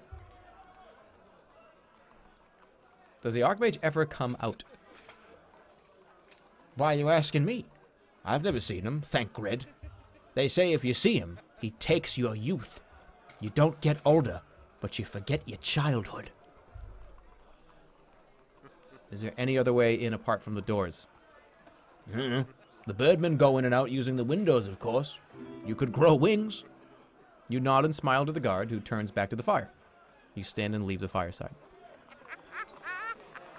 This is supposed to be a mess hall. Where can I get some food? You walk back into the main part of the hall. Order some food. There we go. You sit in motion over a serving goblin, who deposits a bowl of stew in front of you. She cowers away before you can thank her. The food is nourishing and warm. No one asks for money. The ale flows freely here, and many guards are gambling, laughing, or close to blows. The mess hall is crowded with guards, more like an army than a city watch. The tables are slowly being righted again after the dancing. Uh-oh. Fooled by your disguise, a few nod or wave as you pass. I gotta get the hell out of here. You head for the exit. I had some food. I gotta get out of here. I'm gonna get jumped again. Outside the mess, the silence of the mountains descends. A few guards march this way and that. The sun lowers towards the horizon. You move away from the mess hall door. The steps. You make your way to the base of the great steps that lead up to the Sorcerer's Spike. The sun has almost set, and the sky has turned a deep purple. It will be night soon. Look around. The steps are wide and central. You have a view across the whole of the guard's courtyard and are equally visible. You lift your eyes upwards to the famous Throban doors that protect the Archmage from Mampang, or the other way around, perhaps. You've been told that they are guarded by spells. You steel yourself for great danger. Cast a spell. I'm curious. Jig is such a great spell. Like, so far, we'll talk about, like, spells in this game. The most useful spell in the whole game, I think, is Yaz, which is the invisibility one. Yaz, whatever it is. Invisibility, Jig, the dancing one, and probably, like, Sense Danger are, like, super useful. How much stamina do I have? Oh, fuck it, let's just go. Your heart is in your mouth, the inner sanctum lies within reach. Climb.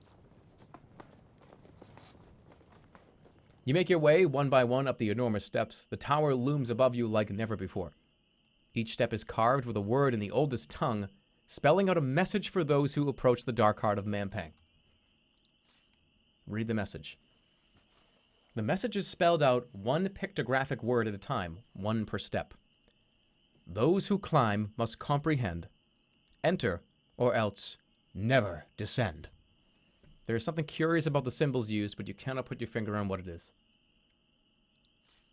You steady your nerve and continue to climb. By the doors.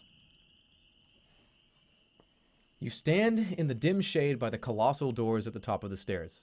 A silence descends, as though this was a quieter corner of the city than any other. Perhaps what you have heard is true, and the Archmage truly cannot watch this part of the city. Certainly a heavy magic exudes from them. Look at the doors. They seem simple enough if large. The large wooden panels are covered in ornate carvings. Someone has left a pack here by the door. Look at the pack. Perhaps someone else tried to open these doors once. The pack lies discarded just to one side of the steps. It is a little charred. Open the pack. Gingerly, you flip open the pack. It seems safe enough. Inside are a few glass bottles. You lift the bottles out one by one, shaking them to identify their contents. It's a set of potions. Blimberry, blessed water, fire water, and what looks like a poison. That's a lot of stuff. I will take them. You stash each bottle and then step quickly away from the discarded pack. Trace the carvings on the door. The carvings are of obscene, distorted figures, perhaps once beautiful but now warped and bent by fire. In the center is a single vertical stroke. 1. Wait up. Wait. 1. You found a glyph 1 in the Tower of Berries. Oh, fuck. Glyph 2. You found a glyph 2 in the Tower of Statues. Tower of Berries. What was berries?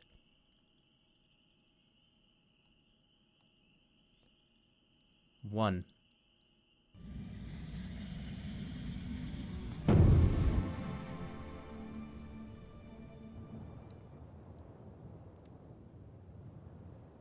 I didn't learn what 1 was, did I? How hot? Magic? No.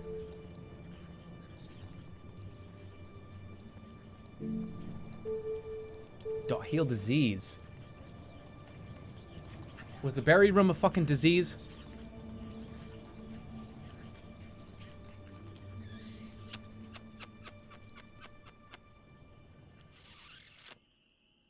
This is gonna fucking kill me if I touch the door. I never figured out what the berries were. But I have to imagine, right?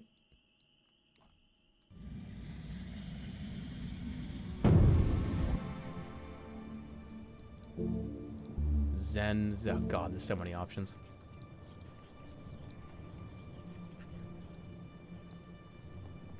Yeah, the berry room I didn't figure out what it was, but it was like... The berries were like rotten, right? Goblin, hold on, wait. Summon a goblin! You pull your last goblin tooth from your pack and drop it on the ground, casting your spell across it. The tooth erupts into a column of smoke, and a moment later, a goblin warrior is standing in front of you. Go open the door. You direct the goblin to the door. It nods, scurries forward, and grabs at the handle. A moment later, there is nothing before you but a blackened skeleton. It's...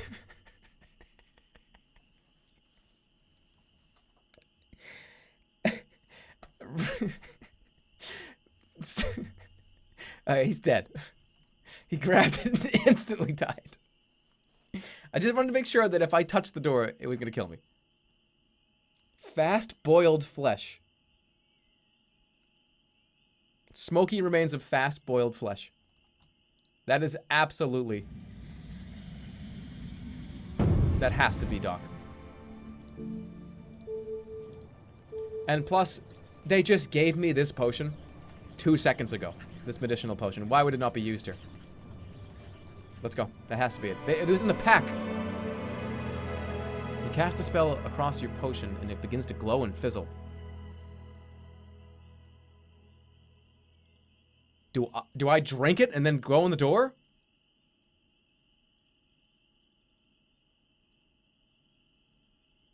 No, it's no. It's because that's like healing me. I need to heal the actual door. Absolutely. The potion sizzles sharply as it slicks across the handle, but it does not boil away in moments as you might expected. After a moment, it seems cool.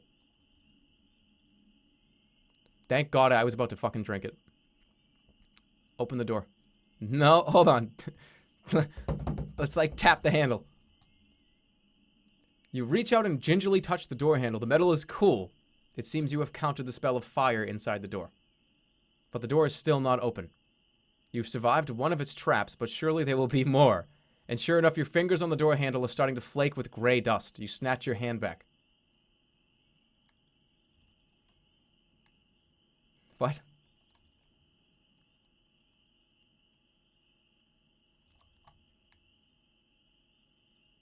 Wait a second, wait.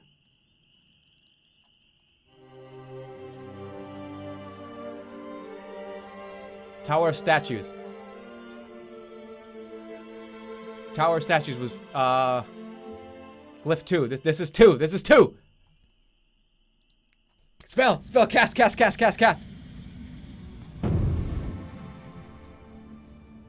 What is it? It's, FAL, right? Yep. Oh, you guys thought I was stupid! Looking to the stars, you craft the magic, but although you complete the spell, it seems to have no effect and you do not float into the air as you had expected.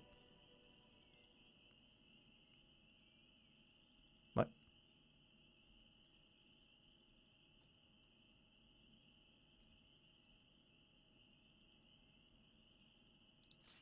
You look over the door carefully, gaze working from top to bottom. The carvings have morphed a little, now showing figures in strange frozen poses.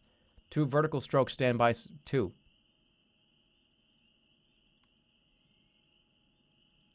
I just did it.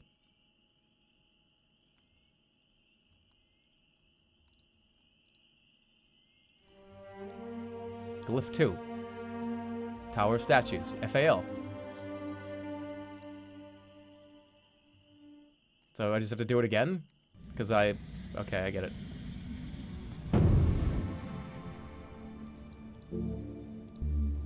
I have to do it again.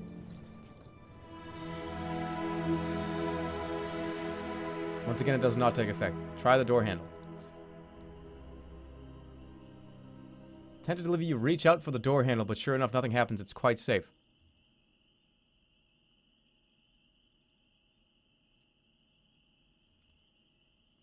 But wait. No, I don't want to do that, because... Wasn't there another spell?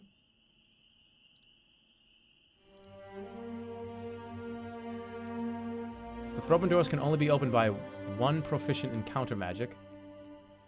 The 4th spell. The force spell that locks the throw open doors is a spell of supreme power and force, but no one knows what it is. Well, that's great. Thanks for the help. One of them's invisibility. That has to be the third one, right?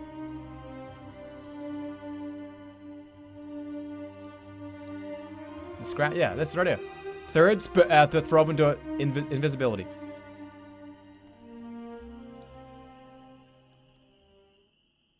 Should I open it?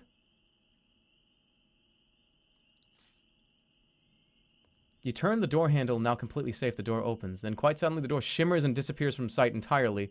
The passageway beyond is revealed.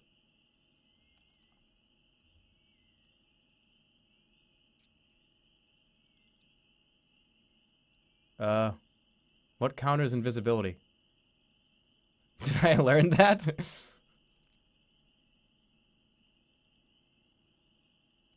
Toss something into the passage? Should I walk forward? Or do I do invisibility? I think it is invisibility, right?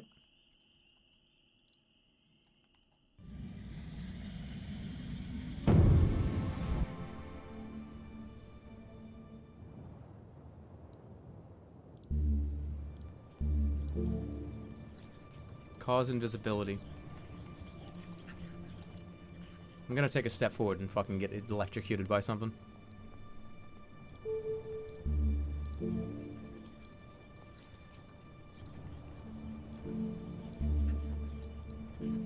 Read minds. Let me read this again.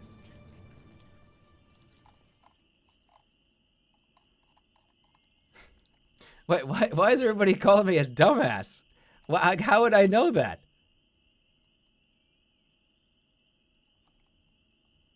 Like, I'm trying to, like, figure this out. Just because you played the game already. Come on. Let me get a second to, like, think it through.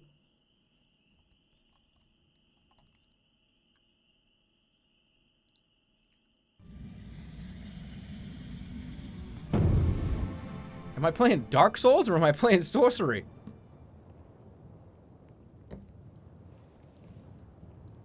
I'm gonna read this one more time.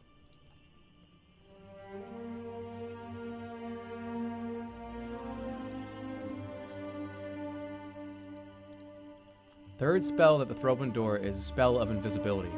So I have to counter invisibility. But I did not learn that counter, so I need to figure out right now what it is.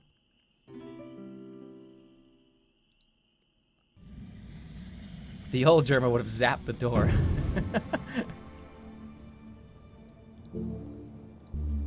Well, it's definitely not sharpened blade. It's definitely not talk all languages. It's definitely not resurrect the dead.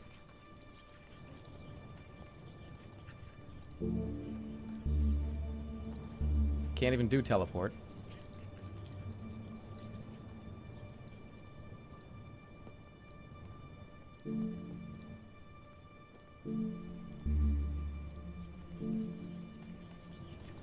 Read minds.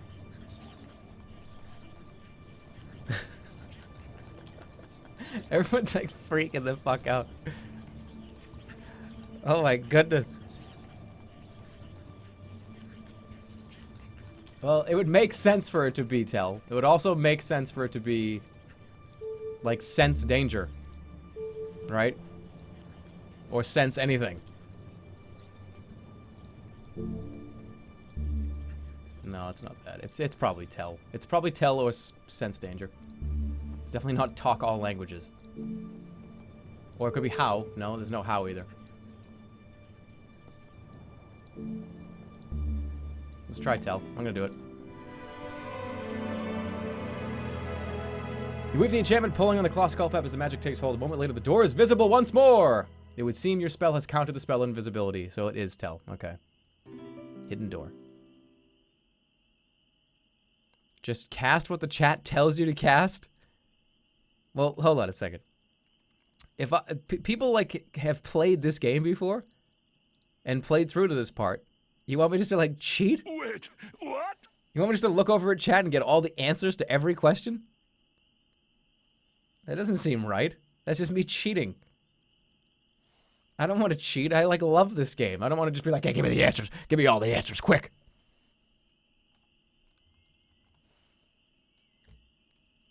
I don't need to play. I don't. You guys don't have to be my game genie. It's okay.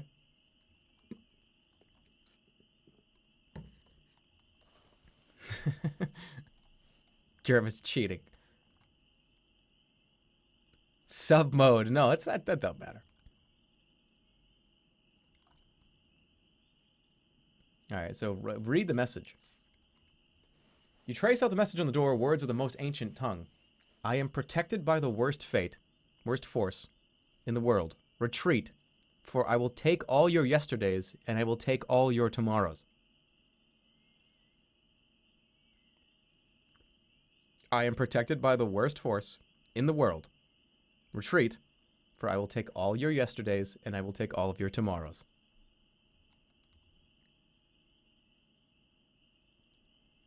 This is the fourth spell. Hey, just open it. Can't read. Although I think, I'm pretty sure it did tell me what the last spell was.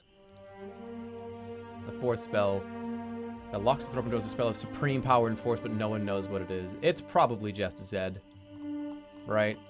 That would make the most sense, considering I can't die and I can't live.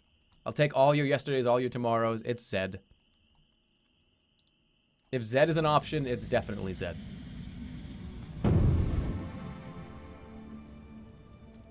It's not Zed, is it? Oh, do I have to open the door first? I don't know. Resurrect the dead? But what would that do?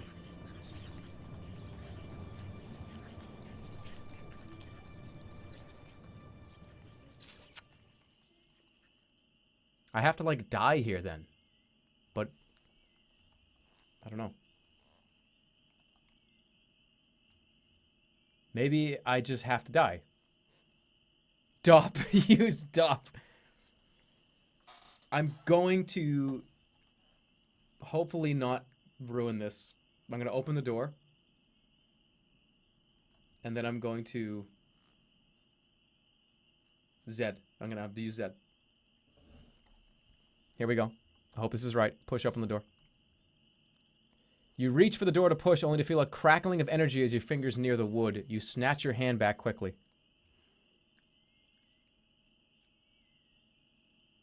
Yeah, so I need to die right here, and then cast Zed right here.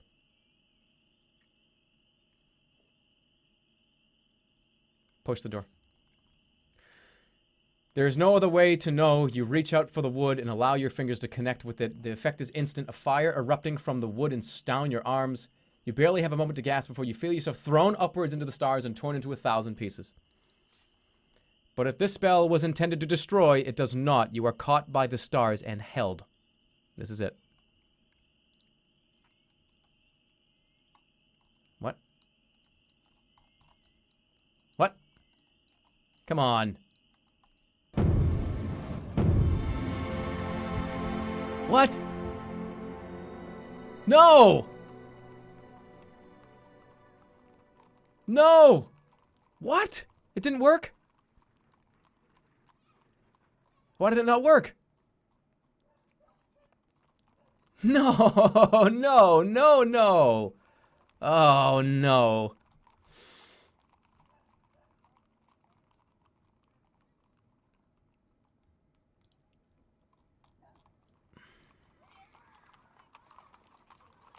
Son of a gun.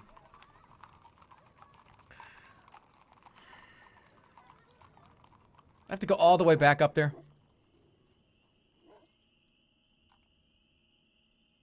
I can't rewind. Rewind. Res is the only other spell that can counter death. Yeah, but there's nothing to res. And the text made it seem like that was what I needed to do. I want to scroll up. Oh, no rewinds. Didn't it say like, oh, you're held in the stars, it was correct? What were the new clues?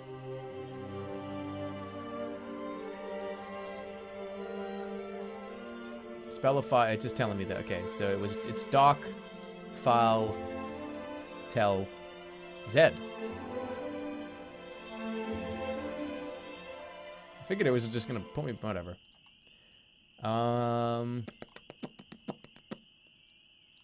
Let's just, I'm just going right back there and see what happens. Make a move. I just want to see if we can get in there. We're doing a speed run. Hello, yes, I'm a guard captain. How nice to meet you. Yeah. Make a move. Approach the guards. Hi, guys. Yeah, all right. Bye. Return the salute. See you later. Thank you for your encourage her. Yeah, beat that guy up. Kick his ass. Nice work. Good ruck. Look ahead. Move on. Just get me to the doors again. Do I have to, like, go resurrect my body?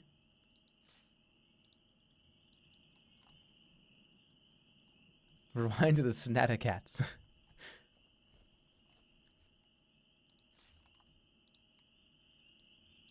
Keep going. Well, this is a right pain in the ass. Need to use flanker. Yeah, oh no. Does that mean these birds are back? Well, I gotta do it. I can do it the right way, right? It was bribe. I gotta remember this. God, shit. So I move on. I gotta remember what I did here. I bribed him, then I made them fight, and then he was easy to kill. Yeah. Greet them. Stand aside. I need to pass. Yeah. I have a message. I'm the... Oh, fuck. I can make it worth your while. Bribe the Birdman. Why don't you shut it up for him? Okay. There we go. Knock him down. Back to where we were. Wait, what? Cut him down. One more time. We'll do half blast. Half ma stamina. Half blast. Half ma stamina. And one more full blast. Okay. Get out of the way. Half blast. Half ma stamina. Half. I have half stamina too. Shit. I can't sleep here, can I? I've played Sorcery before. Yes, that is correct. But at this stage, I did not get here. I did not do this. Everything I'm seeing at this point forward is stuff I've never seen before. So, yeah, I have played Sorcery. Not because remember, Sorcery 4 came out like maybe 4 days before I started streaming, like a month and a half ago, and we started at 1, so I wasn't able to play the 4th one at all. Go get another oh, that's a good idea. Go get another. No, I'm not. I gotta do the jig thing again. I gotta like go through all that again. No, we're just going up. I don't even care. I'm probably gonna die again anyways up here.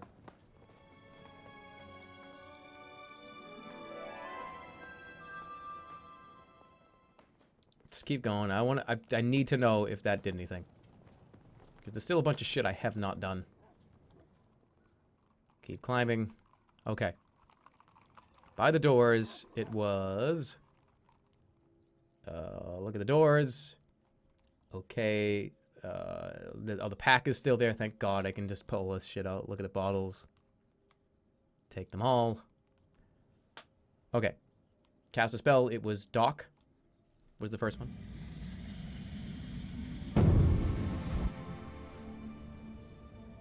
D-O-C. Heal disease. Counters hot. Pour it on the door. Okay, okay, now I can do foul. I don't need to test the handle, do I? Or can I do it? Can I do it like back to back? Yeah, I think I can just do it back to back. At least I hope I can. Open the door. Vanish from sight. Okay, cast Tell. Don't forget to do Gob. Tell. Alright. What the fuck is gonna happen here? Come on. Once more, a message has appeared on the door. Read the message. Yeah? Okay. So what the hell? Can I open the door?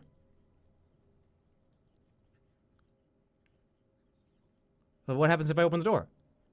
I'm terrified right now. Do I have to do it again? Push the door. What? What?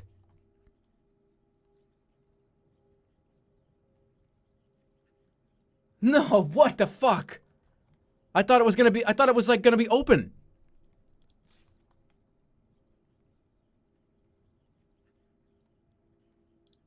Oh my fucking god. I thought that, like, I had already opened it and, like, What? I was supposed to do it again?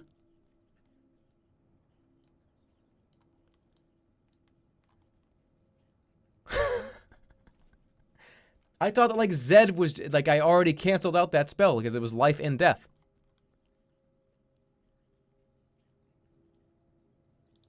So what, I have to resurrect now? Why would I need to cast Zed there in the first place? Holy shit, this is such a pain in the ass.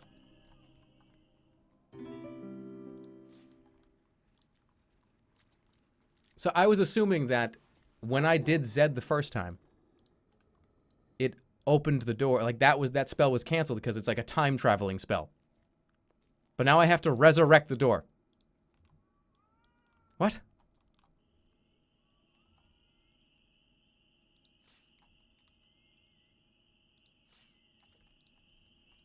I can tell you something right now.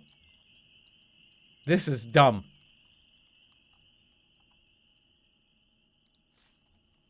Having to do all this shit again?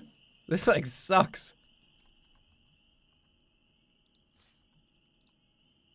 Like, I essentially have to play through half of the game again to, like, get back to where I was. What the fuck is this?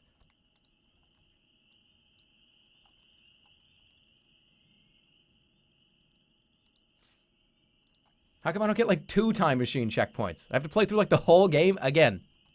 What the fuck, Sorcery? What's going on here? Sorry, I'm gonna cast Res on the door.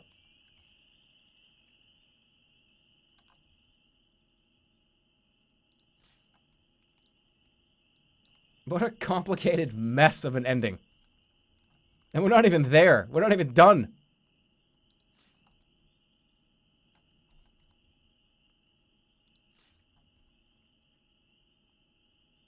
Bribe. I just wish I didn't have to do this again.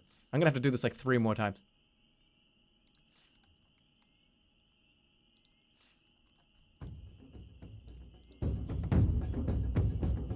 Just pretend I'm farming holy waters.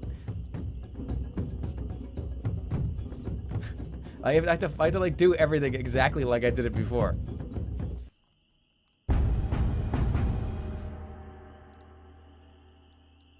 Just watch. One of these times I'm gonna come back and I'm gonna fuck something up.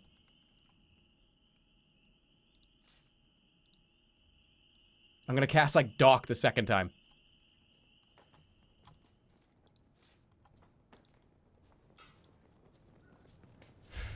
Farming for EXP.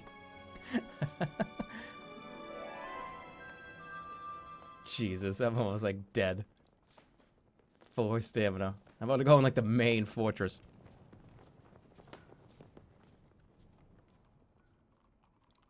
Alright, let's do this again.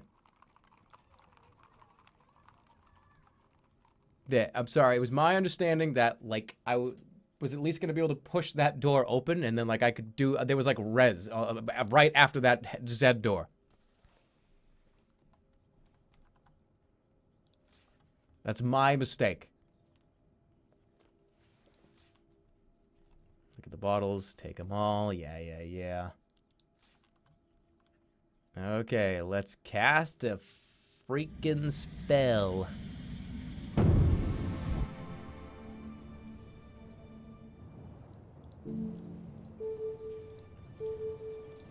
Board on the door. Don't act. See, you see what just happened there? I almost just clicked it because it, like, for a second it wasn't on there. That would have been so bad. I would have been so screaming. I would have been so screaming. Push the door again? No, I'm not going to fucking do that again. Not a chance in hell. Okay, open the door. Yep, let's do a tell. And then res.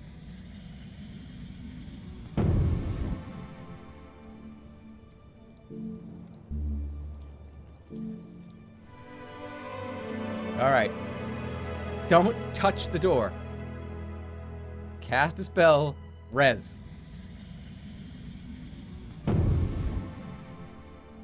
R-E-S. Res. You take the vial of holy water from your pack and cast your spell. The water begins to shimmer and shine with an inner light. Oh no.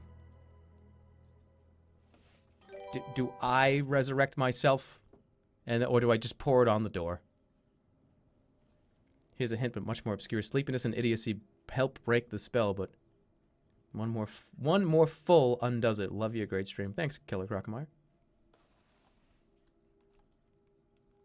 Pour it on the door. You...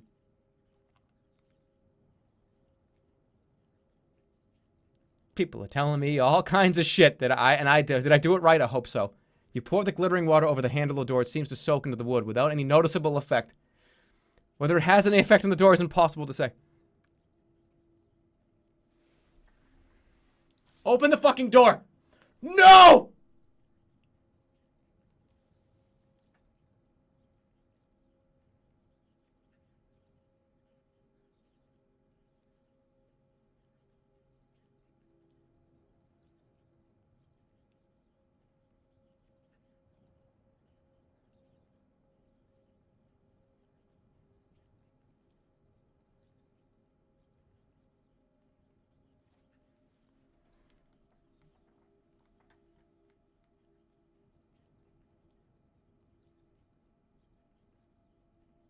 I'm supposed to pour it down my pants.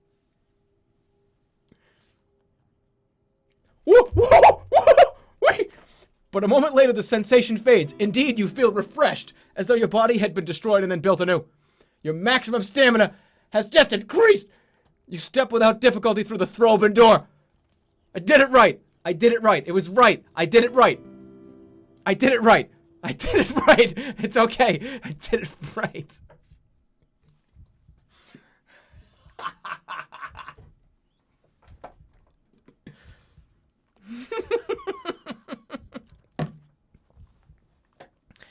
I was about to be real mad at everybody. And myself.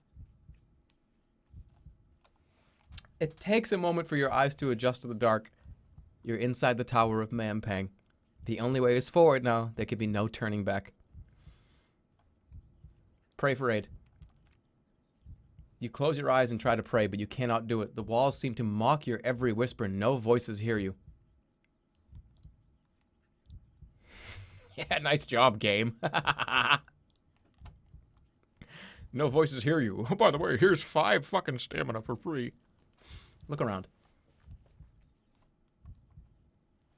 This place has the appearance of a cave, half submerged by water. The black stone is slick with water, and a spongy moss grows from every crack and crevice. Cobwebs blur the corners, as though the ceiling was hidden by mist. It is as though no one has walked this way for 1,000 years. You make your way further along the passageway, footsteps echoing on the cold stone.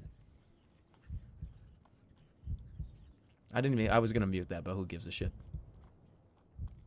You reach the base of a wide flight of stairs. They seem to fill the space of the tower, as though whatever lived here was impossibly wide. A few closed doors lead off to other rooms in the tower. Look at the doors. You look over the doors. They seem ancient. One appears chewed. Gred only knows who lives here. It would surely do you little good to find out. The climb is exhausting, and you quickly lose count of the steps. There are no windows and no doors. Nothing to measure your progress by. It is as though the tower is screwing downwards into the ground with every step you take. My God. This is going to be a nightmare. Further on. After some time, you spy a door up ahead, set in the inside wall of the tower. Look at the door. From here, you can barely see the outline, but it seems to be dark wood with an iron grill. You pace forward, every sense on high alert. Outside the cell. Yeah. The passageway stops by a heavy door. It is clearly a cell, set with a tiny iron grill. A hook is fixed directly opposite, no doubt to taunt prisoners with the sight of the key. But the hook is empty. The stairs continue upward from here. Look through the grill. You peer through the grill. The cell appears to be empty. Certainly, though, you can see a cot. There is no one on it, and the floor is empty, too. Then you notice something in a shadowy corner moving, but the shape, whatever it is, cannot be bigger than a rat. Can I open the door? The door is locked. Can I dop it?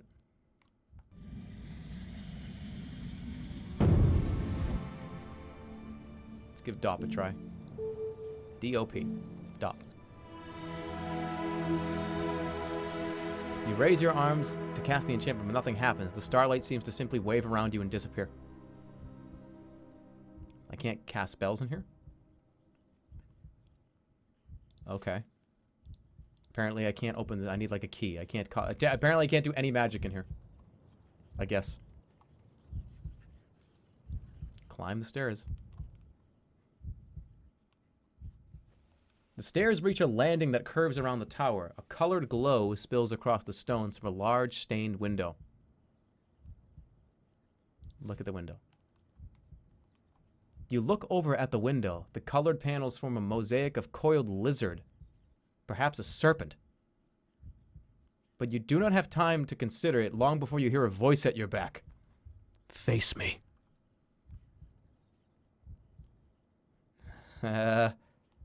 Turn around. You turn around and meet a pair of quick, intelligent eyes that do not smile. You stare as a shadow before you moves, becoming a man. It is Flanker! Flanker! Flanker! It's good to see you! You rush forward, expecting an embrace, but your gesture is met by coldness. I feared we would meet here. I did not know for certain. There is something terrible in his tone. Help me! I am an assassin, He replies. Flanker stares at you with those dead eyes that have seen so much death. It is my air, my breath. I must do as I must do, as we all must do.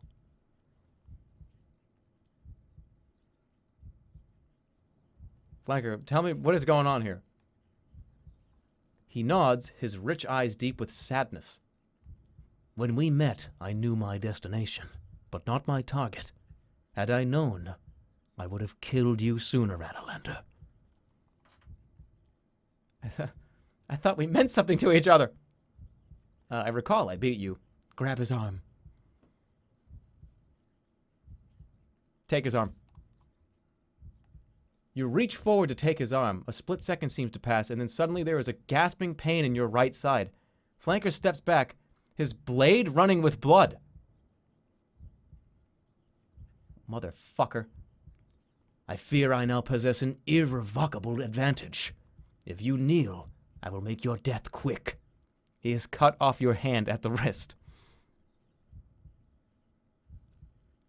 What is he doing? What the fuck? I thought we meant something to each other. Oh! Oh no. Why is he doing this? I thought we meant something, you sob. Flanker is unmoved. Let us imagine we died on the point of the other's sword out there in the woods of Shumanati. The rest is nothing more than a dream, dreamt in a moment of fear.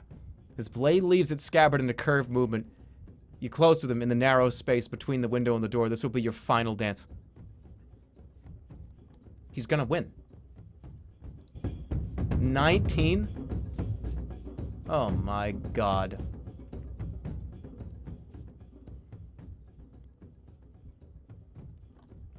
His stroke is a sweeping cut, a flutter of grace and hidden force. The air seems to... You catch the blow on the very hilt of your sword with a bell like Flanker laughs. Oh god, we had sex with this guy? Well, he just did full blast, so that means, yeah, he's going to defend, obviously. You hold firm and keep your defense, and he hangs back and watches you without emotion. Closing his eyes, Flanker murmurs a quick prayer as he sets his stance.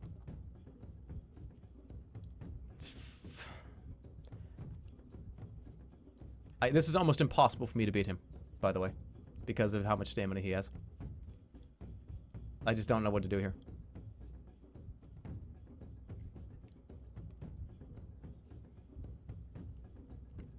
Because he has like full stamina now. Great. Give me a fucking break, even if I did full blast. Look at this. Well, no, if I did full blast, I just barely would have beat him. There's no way I could have known that was going to happen. You circle around the narrow stair, yeah, your death is certain, Analander. May your spirit rest with Citadel. Flanker declares in a voice as cold as the waters of blah blah. You will not keep me from it. So he just used that. 3.8? Ah!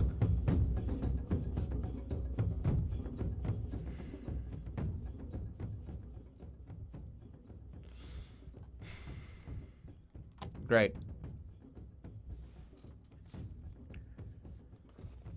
You drop yourself into a crouch and he circles away. You have traveled far. I will ensure your body is returned. Oh yeah, no, come at me again with like 13. Nope. I'm just gonna die. It's over. I'm dead. I'm dead. It was fun while it lasted, but my friend is gonna kill me. You stay steady and keep your defense. Yeah. You stumble backwards, all but toppling down the stairs. You're weakening. Flanker spins his sword about to shift the sword across his body. 8.9, that means he has...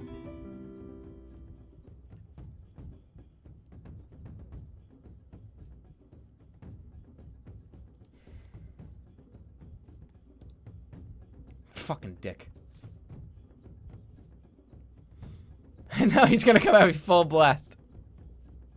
Why didn't you fight? Because there's no opportunity for me to. Okay, I would have been able to do one hit on him so far.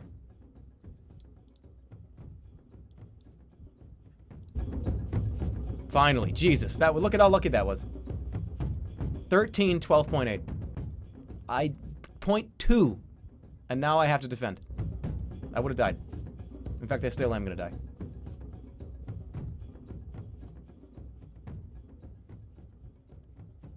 Well, all I can do is full blast him.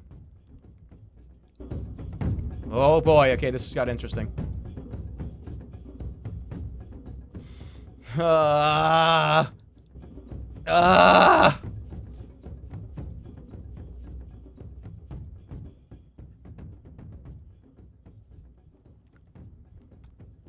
Wait a minute.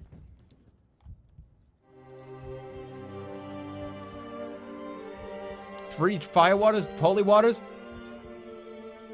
Wait, don't I have where are my rations? Didn't I have a blimble? Should I drink the holy water? I don't have any blimbleberry, but I can drink a holy water.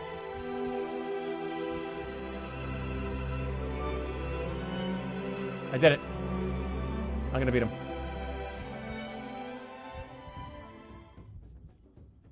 Okay, he's gonna come at me with like 16. No, he's not. Great. Fantastic. No, no, no, no, no, no, no, no. Wait a minute, I can try again. I can try again. No rewinds? No rewinds, huh? Well, isn't that just fun? I can rewind 1,000 fucking times. I can rewind until I kill him. Isn't that just swell?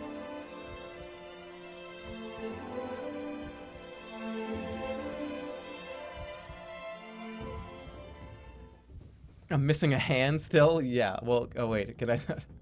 He's gonna come full hard, yeah. Talk him down? How am I supposed to talk him down? We're in the middle of a fight right now. You don't have a hand. You're gonna fight the final boss without a hand. Losing that hand is a pretty big deal. Go back to get your hand.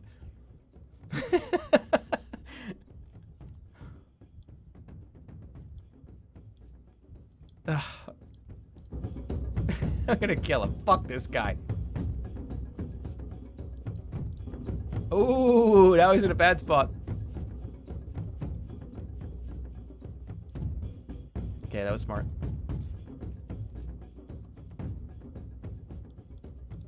Shit. Damn it! 4.5.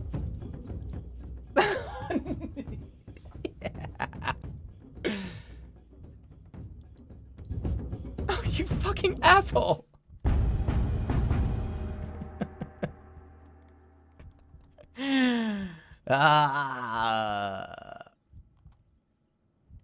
I can't. I don't have a hand anymore. Fail fish. Fail fish. Fail fish. Do it. Fail fish. Do it. Flanker whispers a short mantra over your body as you disappear from life. Yeah.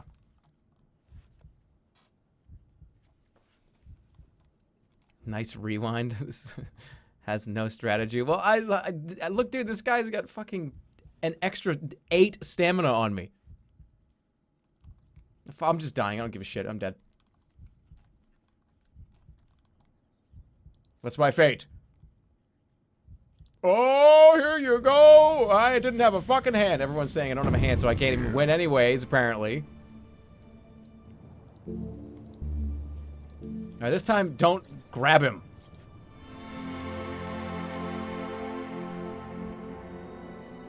Otherwise, I can't beat the game.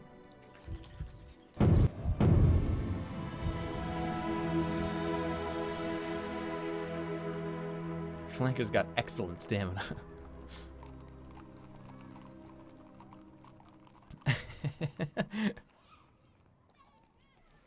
Alright. Alright, I think. Wait a minute, you can respond at the steps. What are you talking about? What are you guys talking? What are you talking about? What? I can respond at the steps?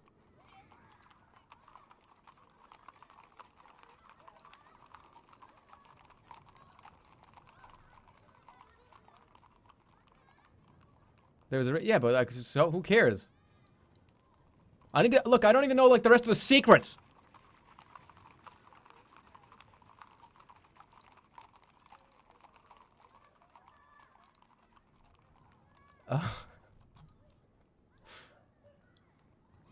Oh, what? I don't like. I haven't even explored all the secrets yet, guys. Come on.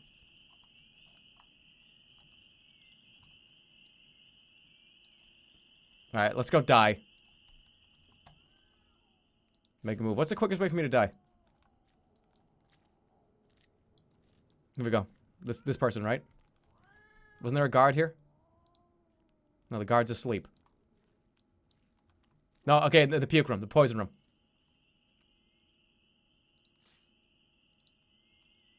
Right here. I can die instantly in here, don't worry. Let's open the chest. Oh, where to open it? You flip open the lid. Oh, what's inside? Oh, shit, cool. There's a loose gold coin. Tip the box over. Oh, a click. Oh, no. Alright, here's the only thing I can tell you guys. Here's my only excuse for that, and I'll give it to you. So right when I died, I immediately looked over to my other monitor, staring over here, and just dragged with my hand. I just figured it was, and by the time I looked over, it was just like it was gone from that part.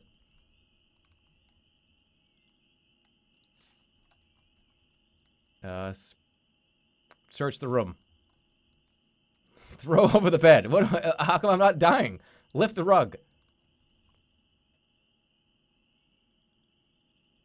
Plug the ceiling vent. Take a breath. I died. I've been poisoned.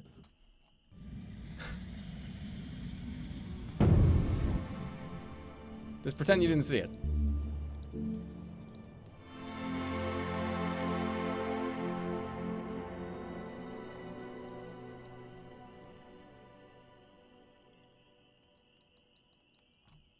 I fucking hate myself.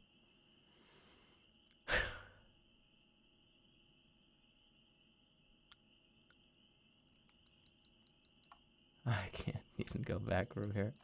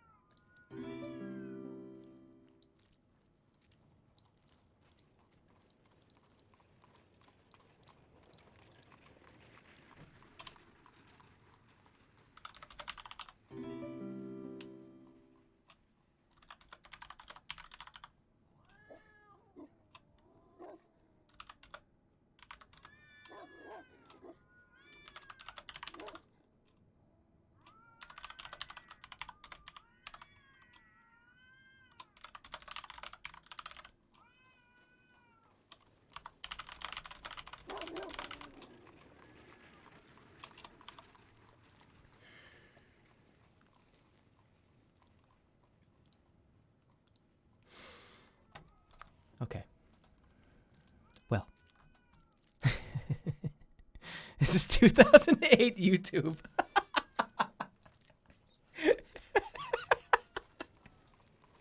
That person just made me so happy again. Yeah.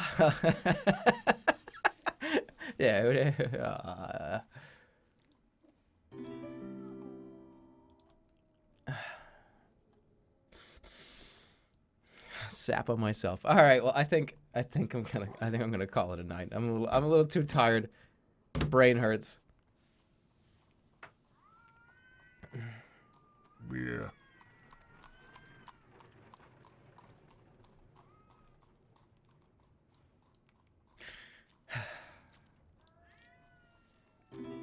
End stream at 6 a.m.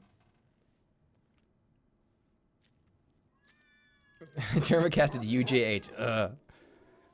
I wish I saw it. I was just too busy not paying attention. I wanted to say hello to my friends in chat. And it caused me a massive problem. Because every other time I've died, I just went right back to that spot. It was like muscle memory. And I just wanted to say hi to the guy that called me a shithead. Somebody called me a shithead in chat, and I just wanted to say, hey, what's up, man?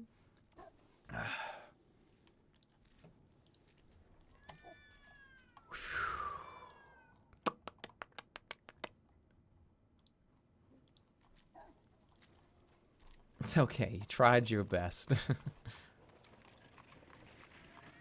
Yeah, I'm gonna call it there. We will finish Sorcery. I'm very fucking close to the end of this game. Extremely close. So here's what's gonna happen. Because it's getting a little too late. Probably on Sunday or Monday, I'm going to finish the Hitman campaign and Sorcery. So, we'll do it back to back because I can't assume there's very much more. I'm just sapped right now. So yeah, on either Saturday, probably Saturday, Sunday, one of these off days here, I'm going to finish this, then I'll finish Hitman back to back. What's my plan? You're not close. What's my plan for killing the Archmage? Drive a sword directly into his brain. Yeah, you'll get it like a double feature dog shit stream, something like that.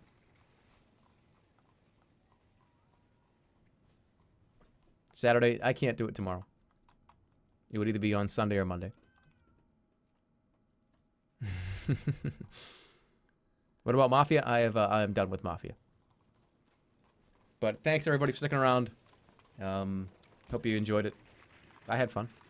Up until about 3 seconds ago, for like 3 minutes ago, when I apparently missed the teleportation. It's gonna be at least 5 more hours? Really? So wait. You're telling me I wasn't even close? So me, like, coming back here is not even a big deal. Is that what you're saying?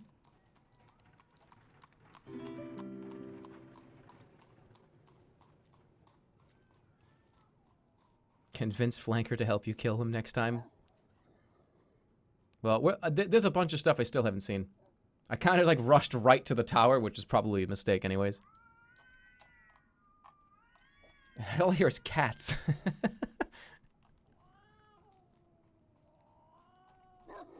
Good night, guys. Much love. Oh shit, I missed a lot of people. Before we go, let me just do like start yelling people's names out. I will see you guys on either Sunday or Monday. You can't just end there, right? I'm sure that I was probably... I still haven't explored all this shit. There's still a bunch of places in here. I didn't even do this yet. I didn't do this. There's a lot of things I still haven't done. So, considering... There's a very high possibility that even if I got up there, it probably wouldn't have been over anyways. Because people are telling me that I wasn't even close. So, we'll see. But, much love. Thank you for sticking around, everybody. Special thank you to Whack. Thanks for subbing. J.R. Brock, Junior Brock, 77. Thanks for the sub. Fish in Pajamas, thanks for the sub. Who else? Hey, Zeus, thanks for the sub. 8 months. Spooks, 5 months. Thanks, Spooks. That one guy for 2 months. Who else? In my stupor. KJ, 8,011, 7 months. I'm the first noble. Bird bitch. What does that mean? Thank you for 7 months regardless. The Timothy, thanks for the sub. Criminy Fist in me. God. Well, I said it. Thank you for 5 months, dude. I think you kept me every time with this name. Coalboy. Oh, special thanks to Italics for hanging out here and dropping those bits. Bada bing, it's Ben. And I think there's 1 or 2 more. Juke 1D. Imp Dude gave 1,000 bits. Thanks, Imp Dude. And he subbed as well. Thanks a lot, man. Thank you to Whirlpool and then Orthocone. I think we caught up at that point. Yep. Orthocone with 13 months. Alright, guys. Good night. Hopefully you enjoyed the stream. I know I can be a fucking idiot sometimes. And don't ever... better not say all the time. Alright, so I will shit in your bed. Without you knowing. And you're gonna get in and you're gonna be like, what's in the bed? And what smells? Oh! Oh, what the fuck? Why did he do this?